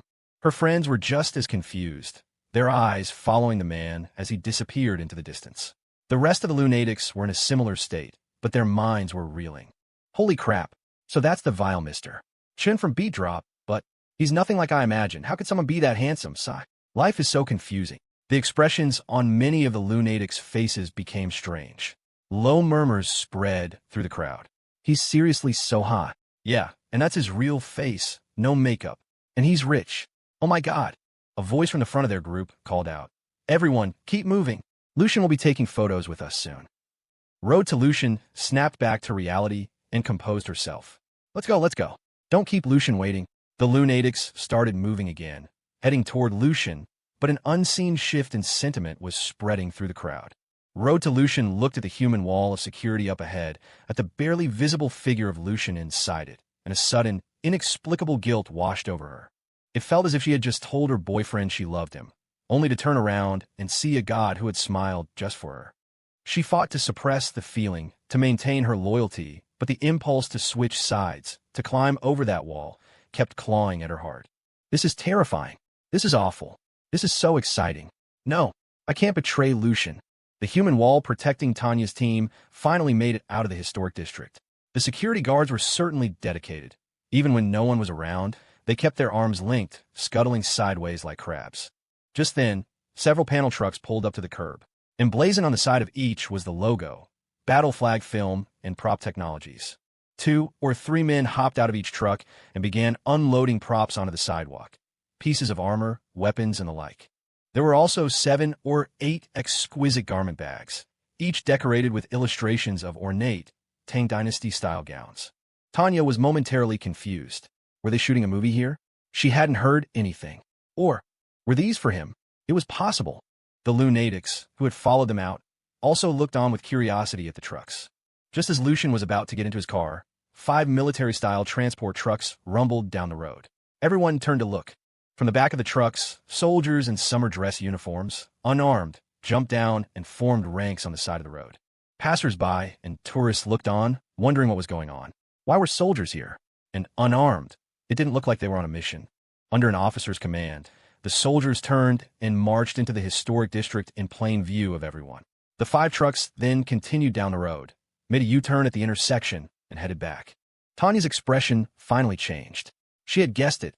The costumes and props were for him. The man had money. If it weren't for the dedicated fans funding her production, she would never have been able to afford a promotional video. The company certainly wasn't going to pay for it. No agency would finance a shoot before a contract was signed.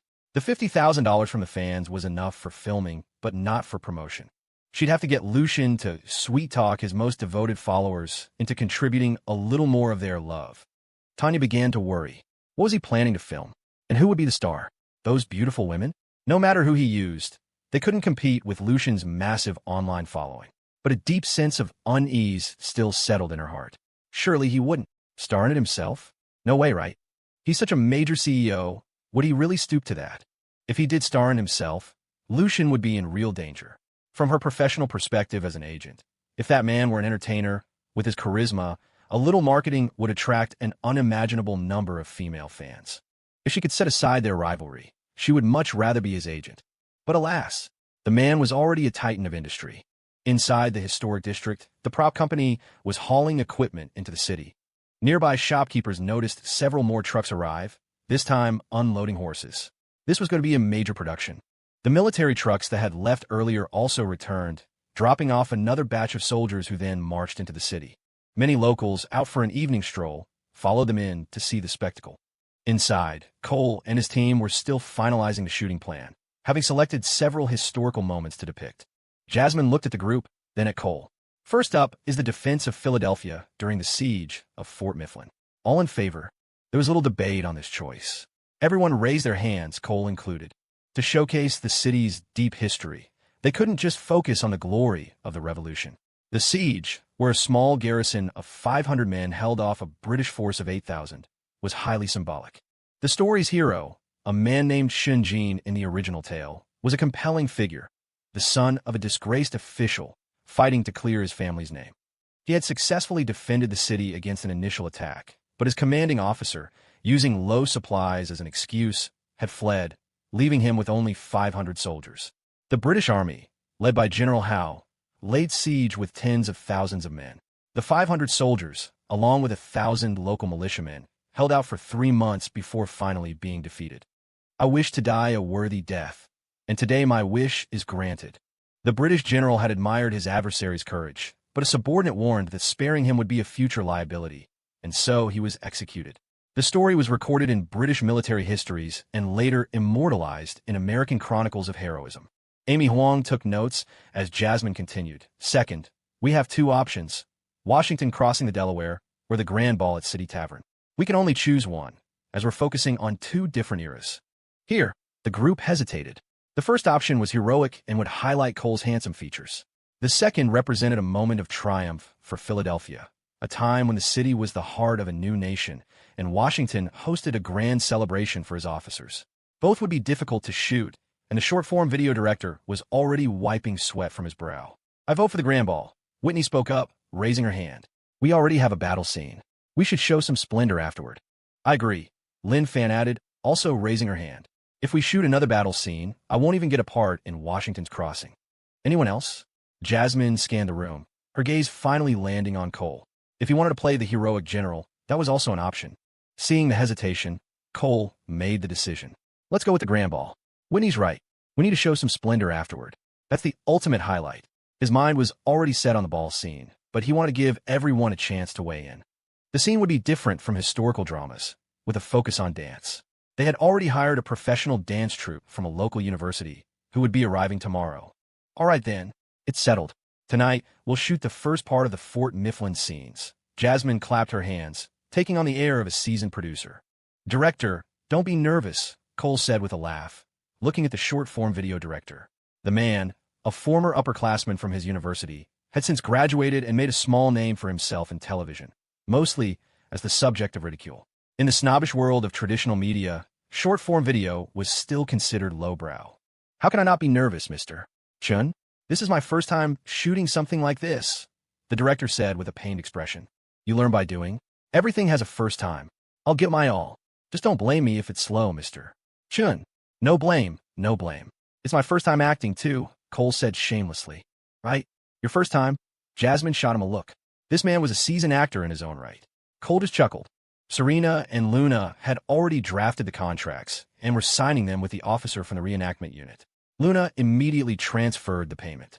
Next, they signed the contract with the prop company. By 9 o'clock that night, the historic district was lit by red lanterns. The Philadelphia Police Department had sent officers to assist, preventing onlookers from getting too close to the path of the cavalry. Tonight's scene was the city being surrounded by the British, with the hero learning he would receive no reinforcements and telling his family he would die with the city. They chose a house within the district to serve as his home. In the morning, they would move to a section of the old city wall to film him rallying the troops. A full-scale battle was impossible to film. The preparations would be too extensive. A taxi pulled up outside the historic district, and Road to Lucian got out. She cast a complicated glance toward the city, then looked nervously back the way she came, as if afraid of being followed. "Road to Lucian," a voice called from behind, making her jump.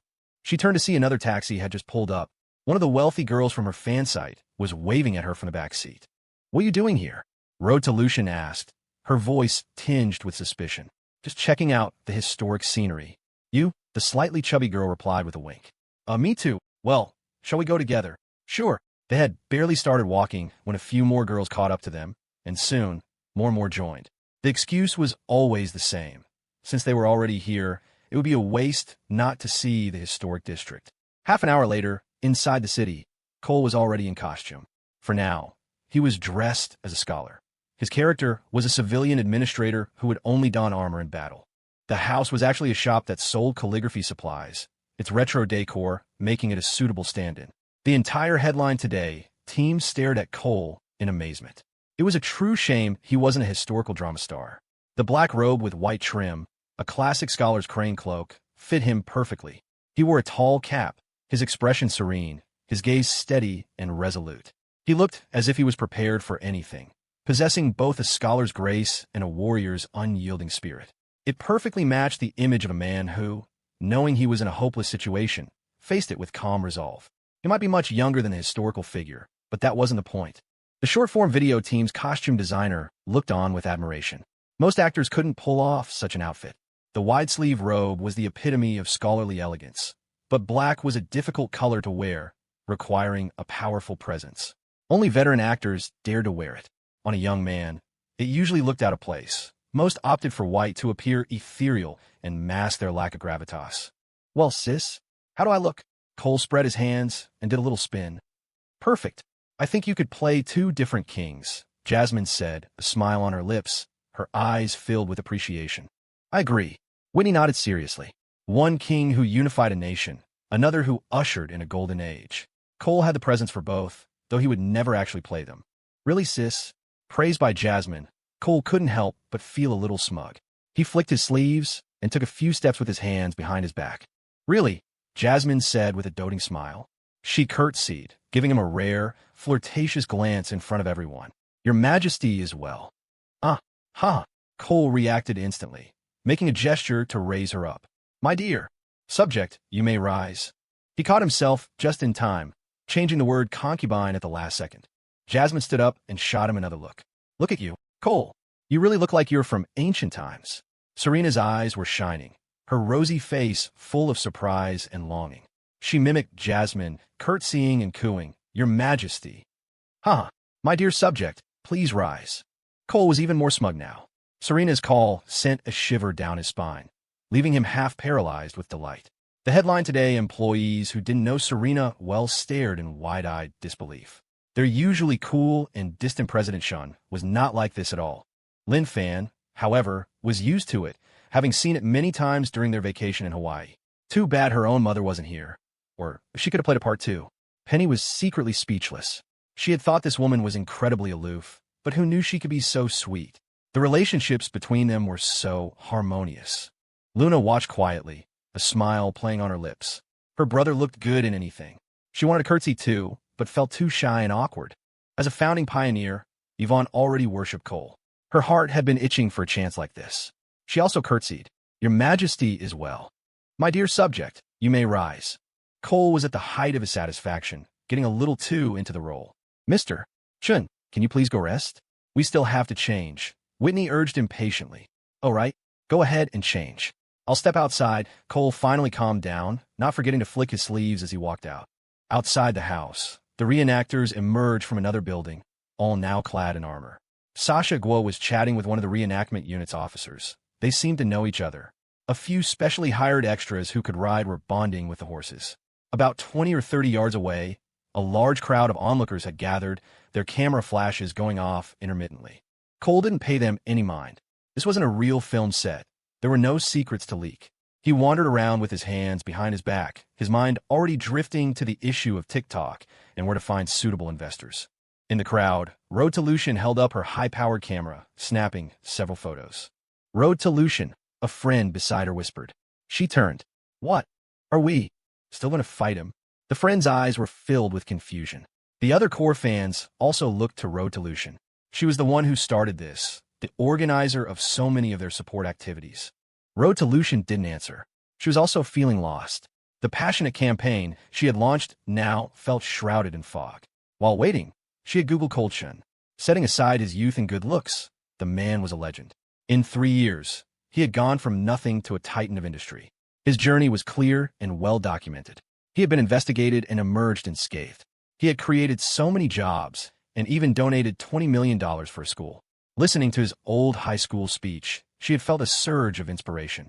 But why would someone like that come and snatch Lucian's contract? By the way, Road to Lucian, I'm running out of money, one of the fan site members said. My dad's allowance is gone. I don't think I can chip in for the crowdfunding this time. Me neither, another added. After I buy my ticket home, I'll have to wait for next month's allowance. Road to Lucian remained silent. She had some money, but not an endless supply. Normally, if the crowdfunding fell short, she would cover the rest herself. But now she hesitated. Suddenly, she couldn't find the meaning in it. She raised her camera and focused the lens. If you don't have the money, then don't worry about it. We'll figure something else out. She was still conflicted. After all, she had loved Lucian for so long. Not supporting him felt wrong. But she wasn't that wealthy either, not like the man across the way, who probably made millions with every breath he took. In her viewfinder, the so-called vile mister, Chun was lost in thought. Paired with his black, wide-sleeved robe, he looked like a statesman contemplating the fate of the nation, as if he had truly stepped out of ancient times. Those features, so handsome, and the more you looked, the more captivating he became, especially after learning about his past, which added an intense layer of mysterious charm. Road to Lucian took a few more pictures. Her phone buzzed with a QQ message. She opened it. It was from Lucian's assistant in the fan group, with a short video clip attached. Lucian's brilliant moments. Would it be a waste to give them all to the historic district? In the past, Road to Lucian would have been the first to jump in and say, yes, a waste, and would have immediately suggested posting it online for promotion. Now, she felt completely uninspired. With her fanaticism cooled, she instantly understood the assistant's real meaning. It was a veiled request for them to raise more money for his support. A strange feeling of resentment began to stir within her. The women's hair and makeup were more complicated, and it was a full hour before Jasmine and the others were ready. When Cole returned to the house, he felt a sense of temporal dislocation.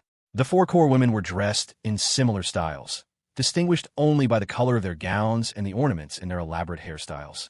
They wore high-waisted, wide-sleeve robes, with silk ribbons draped from their waists or arms.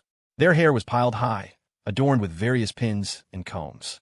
Dressed in the principal colors of orange, white, blue, and red, each had her own unique charm, all styled as noble ladies. Lynn, Penny, Amy, and Whitney were in maiden's attire, their colors bright and not strictly from the colonial period. The scene they were shooting depicted the hero informing his family of the dire situation. His wife, tearfully, helps him into his armor, then resolutely declares she will join him on the city walls. He doesn't refuse, because if the city falls, their fate will be far worse. The entire household, the women, the maids, the guards, will all have to fight. This part wasn't historically accurate. The crew had added it to make the story more compelling. In reality, it was just an excuse for everyone to get some screen time. Even Wyatt was cast as a local magistrate, a civil official who, having stayed behind, would now fight for his life. Leo and Marcus were also given roles, their parts consisting of pretending to hurl rocks from the walls. Everyone got a scene. Sasha, Officer Riley, and the other female bodyguards played the roles of the noble women's personal guards. The atmosphere was lighthearted and full of laughter. "Cole, how do I look?" Lynn Fan ran over excitedly and did a twirl. "Not bad. A proper young lady." Cole gave her a thumbs up, theatrically pursing his lips and nodding with emphasis. The girl was becoming more and more vivacious, which was a good thing. "I think I look great, too. I need to take lots of pictures for my social media." Lynn looked down at herself, overjoyed. "Here, give me your phone. I'll take them for you," Cole said, confidently holding out his hand. Lynn spun around and ran off, calling back, "I think I'll pass." "Hey, what's that supposed to mean?" Cole's face darkened. His photography skills were decent enough. You could at least tell what the picture was of. The women all burst into laughter. Penny had been quiet since she arrived. She didn't know anyone well, and they were all so charismatic and wealthy that she felt a little intimidated. Having her brother-in-law and sister here was a comfort. She absolutely loved the historical costume she was wearing. It felt amazing. Cole walked over and looked her over, nodding. "Yep, this suits you perfectly, Penny. You look great." "Thanks, Cole." Penny's face lit up, and she instantly felt more relaxed. "Penny, right? Come on, let's run our lines together," Jasmine called out with a wave. She certainly wasn't going to let Yvonne's sister feel left out. The actual filming process was tedious. Repetitive walks, repetitive lines. The slightest thing that fell off would warrant a cut. It was difficult for them to capture the solemn, tragic atmosphere of a final farewell. Cole thought for a moment, then said with a sudden smile, "It's not that hard to get into character. Just think about those few days when I was taken away." The room fell silent. For the four women closest to him, the memory of that agonizing wait, the desperate wish to take his place, was seared into their minds. Lynn, meanwhile, remembered her mother's coma. Aside from Penny, who couldn't summon the emotion, everyone else nailed the scene in one take. In the end, they just had her squat on the ground and pretend to cry. It was a lot of women for one administrator's household, but who cared? It was just an ad. Besides, the historic district was always full of young women in historical costumes. It fit right in. Next came the scene of a scout delivering bad news, followed by the wives tearfully helping their husband into his armor before he leads his men to the walls. After he departs, the women, with grim determination, don ill-fitting armor themselves, resolved to die by his side. The hero mounts his horse at the gate of his home and trots toward the city gate. Horseback riding was a skill Cole didn't possess. After a quick lesson from a wrangler, the most he could manage was a slow trot. The shots of riders galloping through the narrow streets were handled by the professional extras. Following them, elite soldiers carrying spears or bows, with swords at their sides, ran in neat formations. The best thing about using reenactors to play soldiers was that they required no training. Their presence was formidable, their movements precise, adding a powerful sense of authenticity and raising the overall quality of the video. They filmed until well after 11 o'clock. The next scenes would be shot in the morning.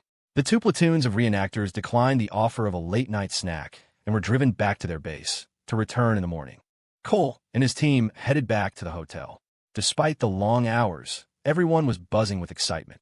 As they reached the edge of the historic district, they saw a few familiar faces, the die-hard fans from the Road to Lucian site, seemingly waiting for a taxi. Cole shook his head. Were they here to spy? Their dedication was almost frightening.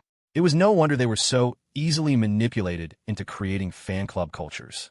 The girls from the Road to Lucian site looked uncomfortable, avoiding eye contact with Cole's group. Back at the hotel, Amy Huang had already checked everyone in. Cole, naturally, had the best luxury suite. It only had one very large bed, but that was enough. Penny was sharing a room with her sister, but as soon as they got inside, Yvonne left her phone with Penny and disappeared. Alone in the unfamiliar hotel room, Penny couldn't sleep.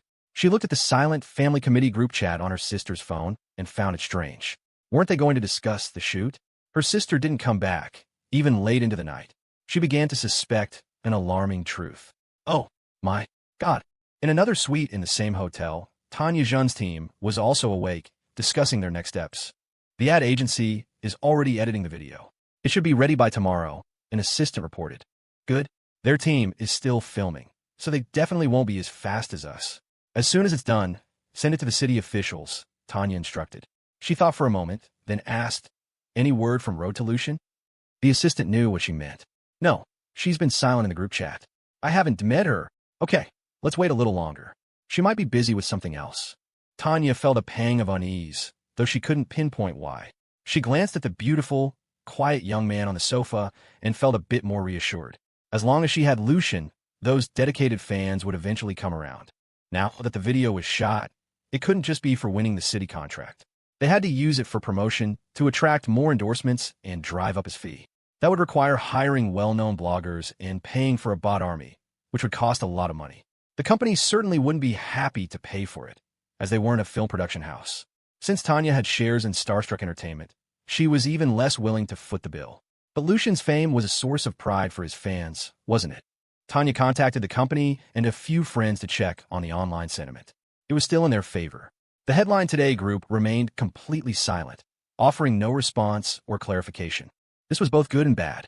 Good, because it allowed her to control the narrative, garner sympathy from the uninformed public, boost Lucian's popularity, and pressure the city administration into giving them the contract. Bad, because it wouldn't achieve the maximum effect.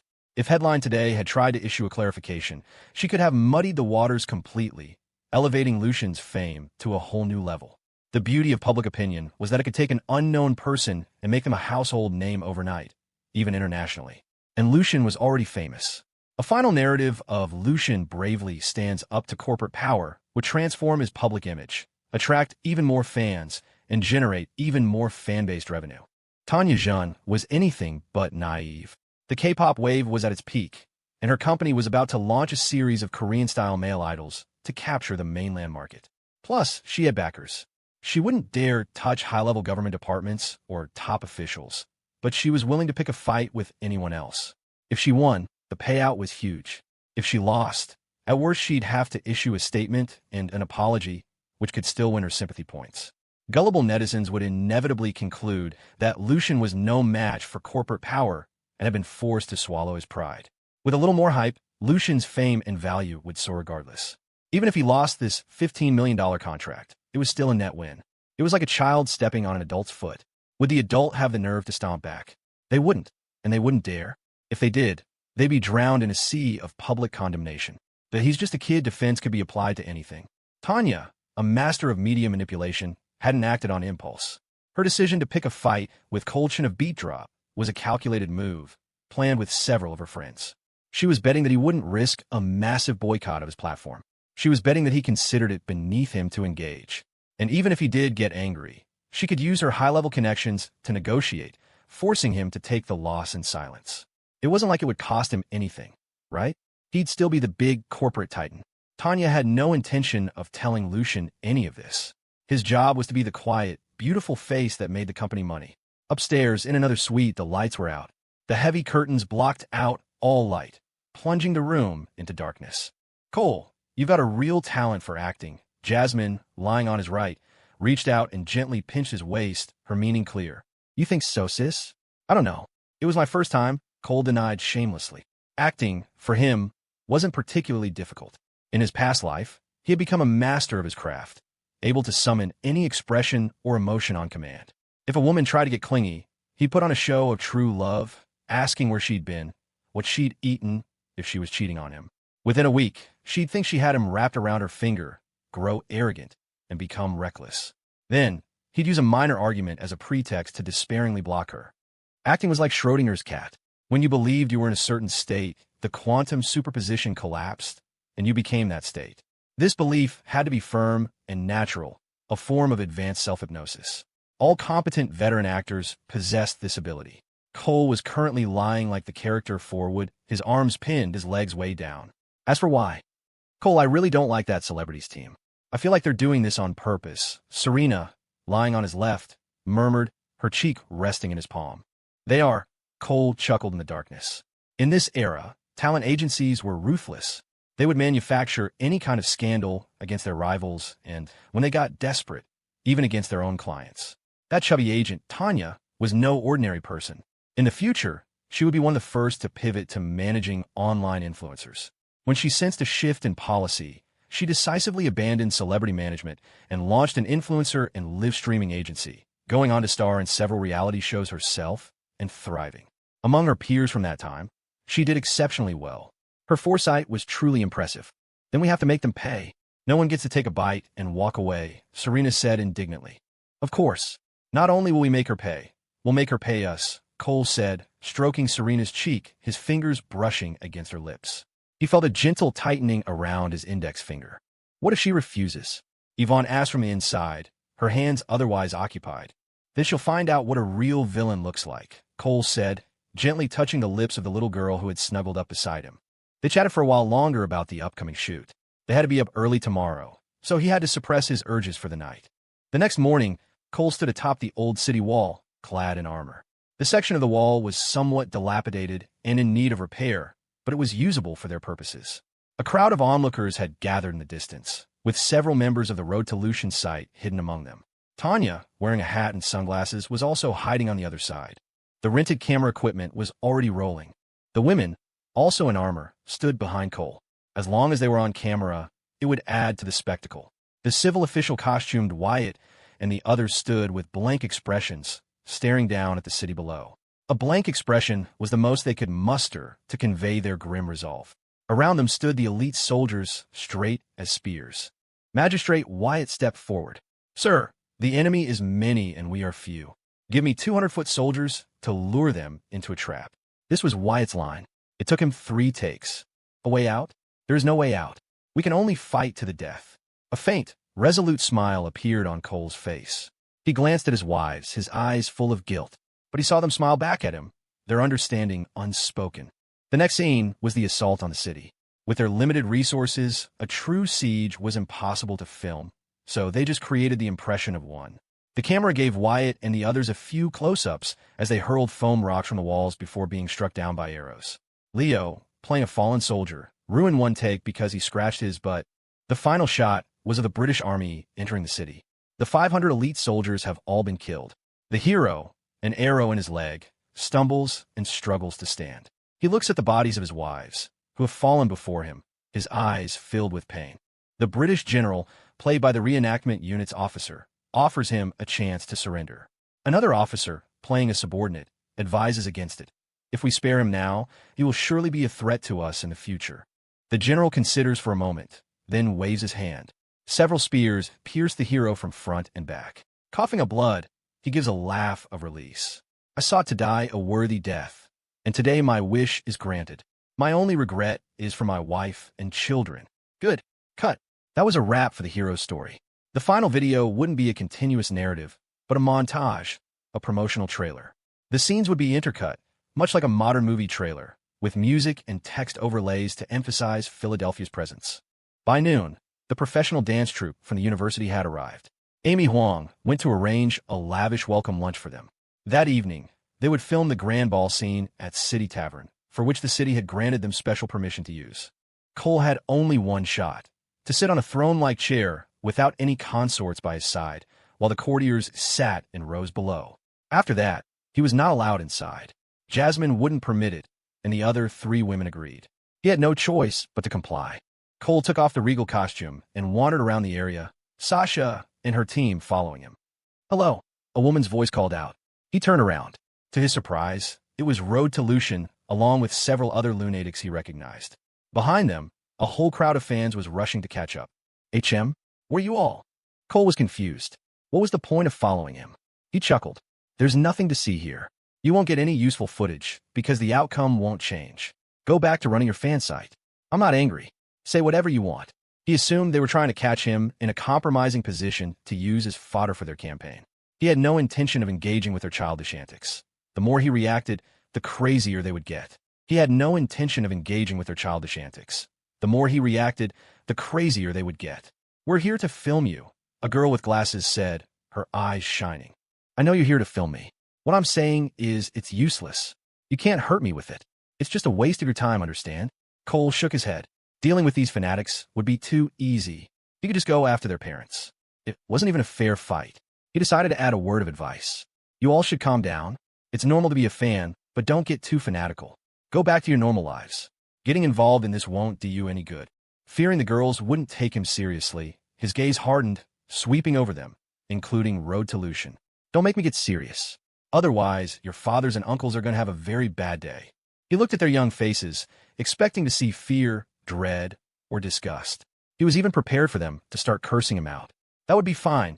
He could use it as an excuse to contact their families and make an example of them. But he saw something was wrong. Why are they covering their mouths with their fists? Why are their eyes crinkling like that? And Mr. Chun, can I get a picture with you? Road to Lucian asked weakly. Yeah, Mr. Chun, can we get a picture with you, please? Another lunatic cooed. Mr. Chun, you're so gentle, but also so domineering. I love it. I'm your fan now. The girl with glasses pouted, her expression full of mock grievance, as if he had wronged her personally. A shiver went down Cole's spine. He realized the situation was not what it seemed. And he wasn't the only one. Hiding in the distance, observing the members of the Road to Lucian site, Tanya Jin also realized something was terribly wrong. Tanya Jin's face had gone dark. If something happened to the Road to Lucian fan site, the loss would be immeasurable.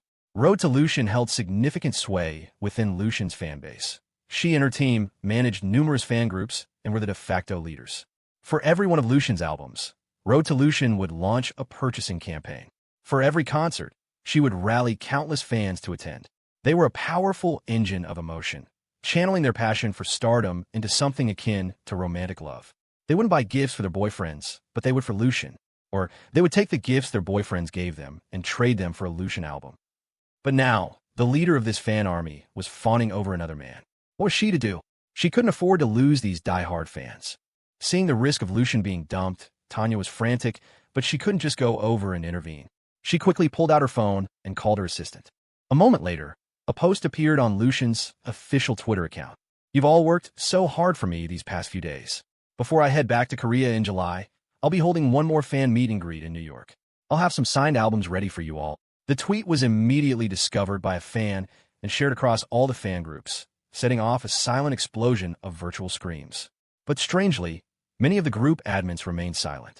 Road to Lucian, Lucian's biggest fan, didn't post immediately. A fan tagged her, at Road to Lucian, we'll be waiting for your announcement. A long time passed with no reply. Normally, she would have been active in the chat 24/7. At Road to Lucian, she's probably busy. Tanya was monitoring the group chats. Of course, she knew Road to Lucian was busy hitting on another man. She told her assistant to send a private message. The assistant, using Lucian's personal QQ account, sent a message. Road to Lucian, you've worked so hard these past 2 days. After the meet and greet, I'd like to invite you and your team to have dinner with me. Tanya watched Road to Lucian intently. She saw her pull out her phone and look at it. Tanya's heart leaped. She saw it. We're good. But in the next moment, Road to Lucian tossed her phone back into her bag. What the? Tanya's face was a mask of grim horror. This was bad. Her top fan was about to defect. At the same time, Cole was also feeling a bit troubled. He had prepared for many scenarios, but being the object of their fandom was not one of them. It was a good thing, of course. Who didn't like having fans? He was actually quite pleased. But it was also a bad thing. His status didn't really suit having obsessive followers. What if one day a disgruntled fan went to extremes and claimed he had slept with them? That would be a disaster. Just one picture, please. Don't worry, we won't do anything inappropriate with your photo. Yeah, we'll protect you. Just one picture, please. The crowd of lunatics had swelled from the original few to several dozen. They all gazed at Cole with undisguised fervor. Cole looked at Road to Lucian with a calm expression, but his mind was racing. This girl could be incredibly useful for his promotional efforts. Road to Lucian, the veteran fan, had a delicate, scholarly beauty, a stark contrast to the obsessive fan persona. Road to Lucian's gaze never left him. Please rest assured, sir. We mean no harm this time. We purely want a photo. Up close, she found that this man was truly captivating, his handsomeness completely natural. She used to think Lucian was beautiful, each of his features like something out of a manga.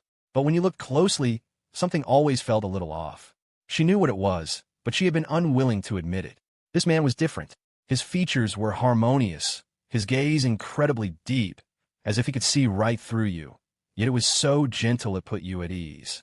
Thinking about his life story only added to his mysterious charm. A man who embodied wealth, looks, and a kind heart, all with a commanding presence. It was hard not to fall for him. Lucian was 3 years older than him, but Lucian had been manufactured by the industry. Compared to this man's journey, it was the difference between heaven and earth. Before, Road to Lucian had thought Lucian had the perfect anime face. But now, she realized her taste had changed. The other lunatics chimed in. Yeah, we're not fighting anymore. We're waving the white flag. We didn't know you were this handsome. I'm downloading Beat Drop to support you. A picture. We're begging you. If it weren't for the intimidating bodyguards, the girls would have swarmed him. They rarely got close to Lucian. The closest they ever came was being chosen to go on stage for a photo op. And even then, they were too giddy and shy to get a good look before being ushered off, living off the memory for a whole year. Their distance from Lucian was always at least 20 yards. But this domineering man was standing just a few feet away, his flawless 360-degree good looks on full display. Cole, who had initially been against the idea, had a change of heart when he heard downloading Beat Drop. Nothing was more important than promotion.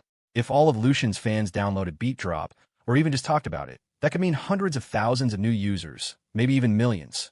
Lucian had a massive following. From this year until 2017, he would be at the peak of his career. In 2015, he would be paid $40 million for a reality show appearance, the only cast member who barely spoke and had minimal screen time, but commanded the highest fee. It was all because of his fans, who drove viewership. The show's resident comedian, by comparison, was paid only a tenth of that. This was the fan economy, the same model as the influencer economy that would come later. Cole's eyes scanned the faces of the lunatics, taking in their expressions. He raised a hand to quiet them down. The crowd instantly fell silent. Like a switch being flipped, the crowd went silent once more. His expression softened, as if he were looking at a group of misguided children. You see, I'm just a regular person, a businessman, not a celebrity. I can't sing or dance or rap, and I can't act. I'm not in the entertainment industry. You could say there's nothing special about me. Beat Drop is a good thing. It's for everyone, to give everyone a chance to express themselves. Perhaps right now, it doesn't have the most prestige, or, as you've said, it's not very high class. But prestige and class are not what Beat Drop is about. Beat Drop is just a platform. It doesn't have its own agenda. The authority belongs to the users.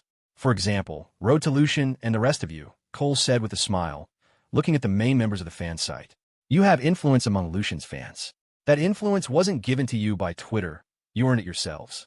If you were on Beat Drop, that influence would still exist. It wouldn't be diminished by the platform. In fact, it might even grow because of Beat Drop's massive user base. I have no opinion on being a fan. That's everyone's personal freedom. But I hope you can all look at Beat Drop objectively. If you have a problem with me personally, please don't take it out on the platform. It's genuinely something that benefits society. I, Cole Shun, can't promise much, but I can absolutely promise that I will never interfere with the development of Beat Drop's users. Everyone can have their voice heard on Beat Drop and attract like-minded followers.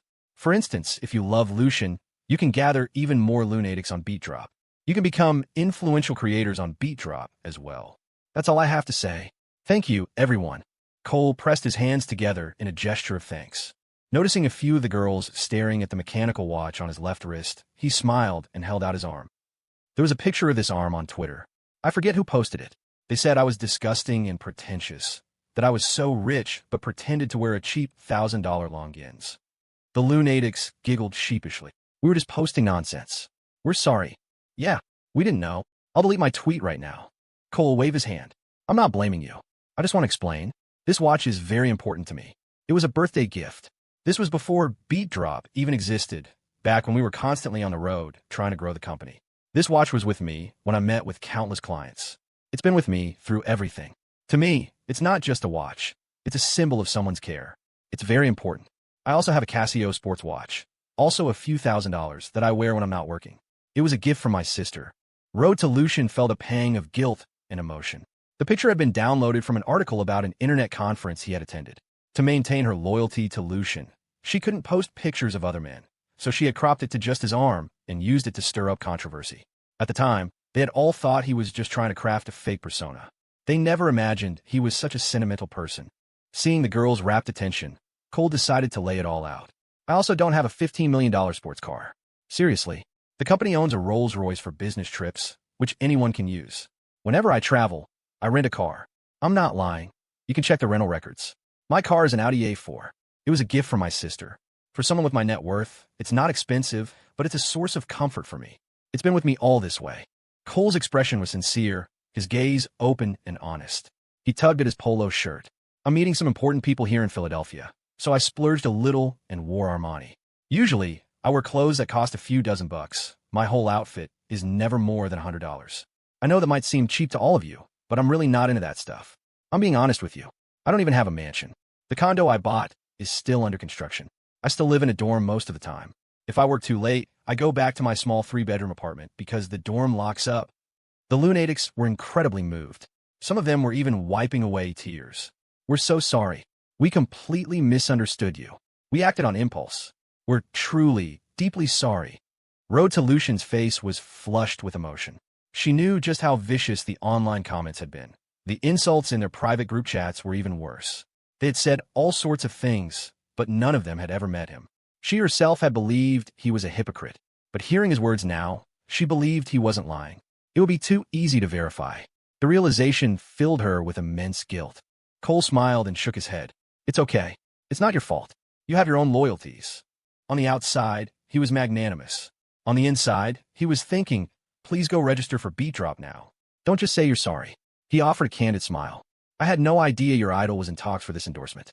To be honest with you, it wouldn't have mattered which celebrity was involved. I was going to fight for this contract, no matter what. Seeing the confused and expectant looks on their faces, he gestured around at the Grand Plaza of Independence Hall. Because what I see is the entire social and economic value of this historic district. This place has been here since the founding of the country, spanning multiple eras. Its cultural significance is second to none. By all rights, it should already be a major tourist destination. But why is it still so deserted? Can anyone tell me why? Whoever can answer, I'll take a solo picture with them. The girls looked at each other. They all wanted a solo picture, but their eyes were blank. Road to Lucian thought for a moment, then her eyes lit up. She raised her hand. Because it has no visibility. It hasn't been promoted or developed. A lot of people outside of here don't know about it, so they don't pay attention to it.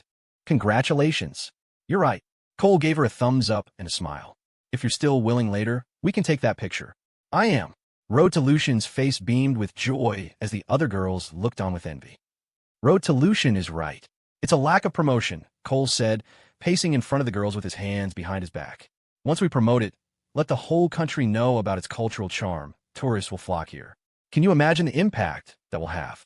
Without waiting for them to think or answer, Cole spread his arms, his voice ringing with conviction. It's vitality. It's a thriving tourism industry. It's the economy of the entire region. He swept his right hand through the air, his eyes shining.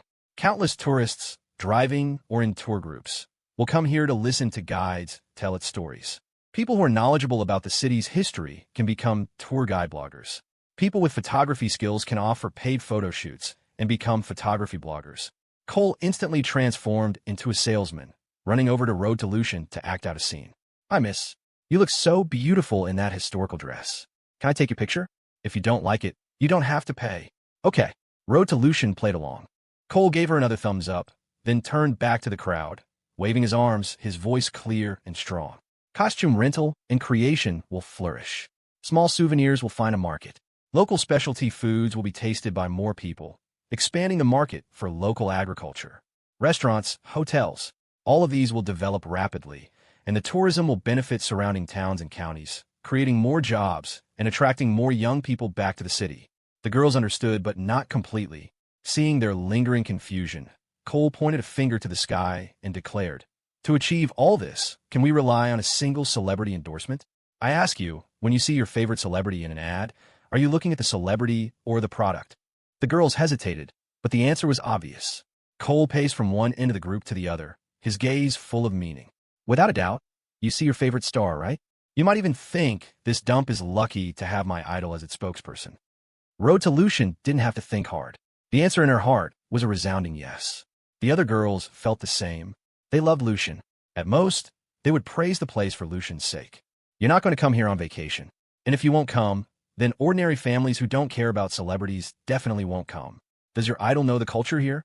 Does your idol care about the economy here? Does he care that the average monthly income is less than $2,000? Cole clenched his fist and swung it down. No, your idol and his company don't care. They only care about when that $15 million will hit their bank account. His expression grew somber, as if in great pain. What's the point of an endorsement like that? To promote all of this, he said, patting his chest, I can confidently say that only a platform like BeatDrop, one that is rooted in ordinary people, has a massive promotional reach, and empowers creators from all walks of life, is up to the task. The next second, his expression shifted again, a faint smile on his lips. I'm not getting an endorsement fee. I'm not taking that $15 million. BeatDrop is simply partnering with the city to build up this historic brand, to give more people a chance to increase their income. That is why I stole this contract, and that is why the entertainment industry doesn't like me, and of course, why you don't like me either. A smile that seemed to understand and endure everything hung on his face. Inwardly, he was thinking, even if I can't shake your devotion to your idol, at least check out BeatDrop. The lunatics just stared at him silently, the scene frozen in time. The sunlight cast a sharp contrast of light and shadow on the side of his face. It was as if it mirrored his actions. On the surface, he was stealing a celebrity's endorsement, but in reality, he was doing everything he could to help the local economy and increase the income of the local people. In the eyes of the lunatics, it was as if a halo had appeared above his head and wings had sprouted from his back. Cole let out a soft sigh, spread his hands, and looked down with a self-deprecating smile. Of course, the better the historic district is developed, the more BeatDrop will benefit. So you see, I'm just a common man, hopelessly mundane. I don't have the makings of an idol. He then looked up at them, his gentle gaze sweeping over their faces. Are you still willing to take a picture with someone who stinks of money like me? The girls didn't answer immediately. They just stared at him dumbfounded. Some wore sunglasses and sun hats. Others held umbrellas. After a moment, Road to Lucian cried out, her voice trembling with emotion. Yes, I am. She even took off her sunglasses, revealing tears streaming down her face. We are too. Yes, we all are. I like you. You're not mundane at all. Your elegance is a kind of great love. I understand now. I'm sorry. I insulted you online. I'll change. Tears streamed down the faces of the lunatics. Their words were full of emotion, some of them choking back sobs. They usually kept their distance from their idol. Distance created a sense of beauty, so the beauty was always sustained. But now they were so close to this man, looking at his impossibly handsome face, listening to his calm, then passionate, then somber words. Their emotions rose and fell with his. They couldn't remain calm. This man's thoughts were so broad and profound, so far beyond anything they were qualified to comment on. Usually, they saw their idol as a god who brought them warmth. So kind, so loving, so unparalleled. But now, compared to this man, their idol seemed insignificant. He wasn't exactly kind, but he was definitely full of love. He was incredibly wealthy, yet so down-to-earth. He was so handsome, yet he called himself hopelessly mundane. A man worth over $3 billion was speaking with such passion, just to explain his true intentions to them. It was so moving. They wanted to cry. Thank you, everyone, Cole said, clasping his hands together. BeatDrop really is a good thing. I sincerely hope it can earn everyone's affection. We love it. Yes. I'm downloading it right now. Me too. Cole pursed his lips, his expression one of deep emotion. All right, since you all think so highly of me, let's take those pictures. I'm truly honored to have this opportunity to give you all a new perspective on BeatDrop. The girls grew excited again, pulling out their phones and cameras. Everyone, don't rush. 2 at a time, Cole said, raising a hand to quiet them. After we've all taken pictures, we'll take a group photo to commemorate today. How does that sound? Great, the girls shouted in unison. Road to Lucian, you first. I promised you a solo picture, Cole said with a smile, looking at her. The founder of the fan site had a lot of influence. She would be a great asset in promoting BeatDrop. Okay. Road to Lucian wiped away her tears, her face beaming. She handed her camera to a friend and trotted over to Cole's side, glancing up at him with eyes full of admiration and affection. Cole stood primly, a smile on his face, his hands clasped in front of him like a seasoned politician. He joined her in flashing a peace sign. A flurry of clicks followed. After Road to Lucian was done, the girls came up 2 by 2, flanking Cole for their pictures, each one smiling brightly and making peace signs. There were dozens of them, and the photo session took nearly 10 minutes. Finally, Cole and a few of the fan site leaders knelt in the front, while the others bent over or stood behind them for a group family photo. All right, the sun is getting strong. Everyone should head back. I have to get back to work too, Cole said, clapping his hands. The girls were reluctant to leave, but they couldn't disturb him while he was busy with such important matters. A girl shouted, "Next time you have an event, please announce it on Beat Drop, okay? We'll support you." "Yes, we'll watch the video when it comes out." "Okay, thank you, everyone." After you register for Beat Drop, you can follow the official Beat Drop account or my personal one. Cole nodded repeatedly. "We definitely will," the girls replied in unison. "All right then, goodbye everyone." Cole waved. He had to say his farewells. The sun was getting intense, and his back was soaked with sweat. "Goodbye, Mr. Chut. Bye, Boss Munt. Bye, Big Boss," a small girl suddenly shouted. The other girls looked at her in surprise. She blushed and explained, as in a really big, powerful boss. Oh, that fit perfectly. Domineering yet gentle. The girls, who loved giving their idols nicknames, thought it was great. This man didn't need a title to prove his status. Big Boss was adorable. "Bye, Big Boss. See you, Big Boss." Road to Lucian was too shy to shout at first, but when she finally mustered the courage, a wave of pleasure washed over her, like a kitten being petted. "Goodbye." Cole waved back, his expression unchanged, though his mind was in turmoil. Jasmine and Serena could never hear this. They would not be happy. The newly converted fans walked away, looking back every few steps. Cole stood still, watching them go, showing them how much he valued them. Only when they were out of sight did he turn to leave. In the distance, Tanya Jun, in her sun hat and sunglasses, felt her face darken. The sun was scorching, but her mood was arctic. "It's over. My #1 fan has defected. The sky is falling." She stood there in a daze for a moment, her head spinning. "If I had known, I never should have started this media war. And I definitely shouldn't have let the Road to Lucian members come here for support. Now I've lost everything, down to my last pair of underwear." Her hands trembled as she pulled out her phone to contact her assistant, who confirmed that Road to Lucian had not replied. She no longer cared what Cole was doing. She trudged to the side of the road to hail a taxi, forcing herself to calm down. As a top agent, emotional control was a required skill. It was too late for regrets. Her only hope was that the city officials would see the value of a celebrity with a massive following and give her the contract. Then she could work on winning back the Road to Lucian site and returning things to the way they were. For now, she couldn't confront Road to Lucian. She had to pretend nothing had happened to avoid escalating the conflict and letting a third party benefit. She immediately informed her 2 partners at the company of the situation, and they began brainstorming damage control. When she got back to the hotel, she didn't hide anything. She told Lucian what had happened.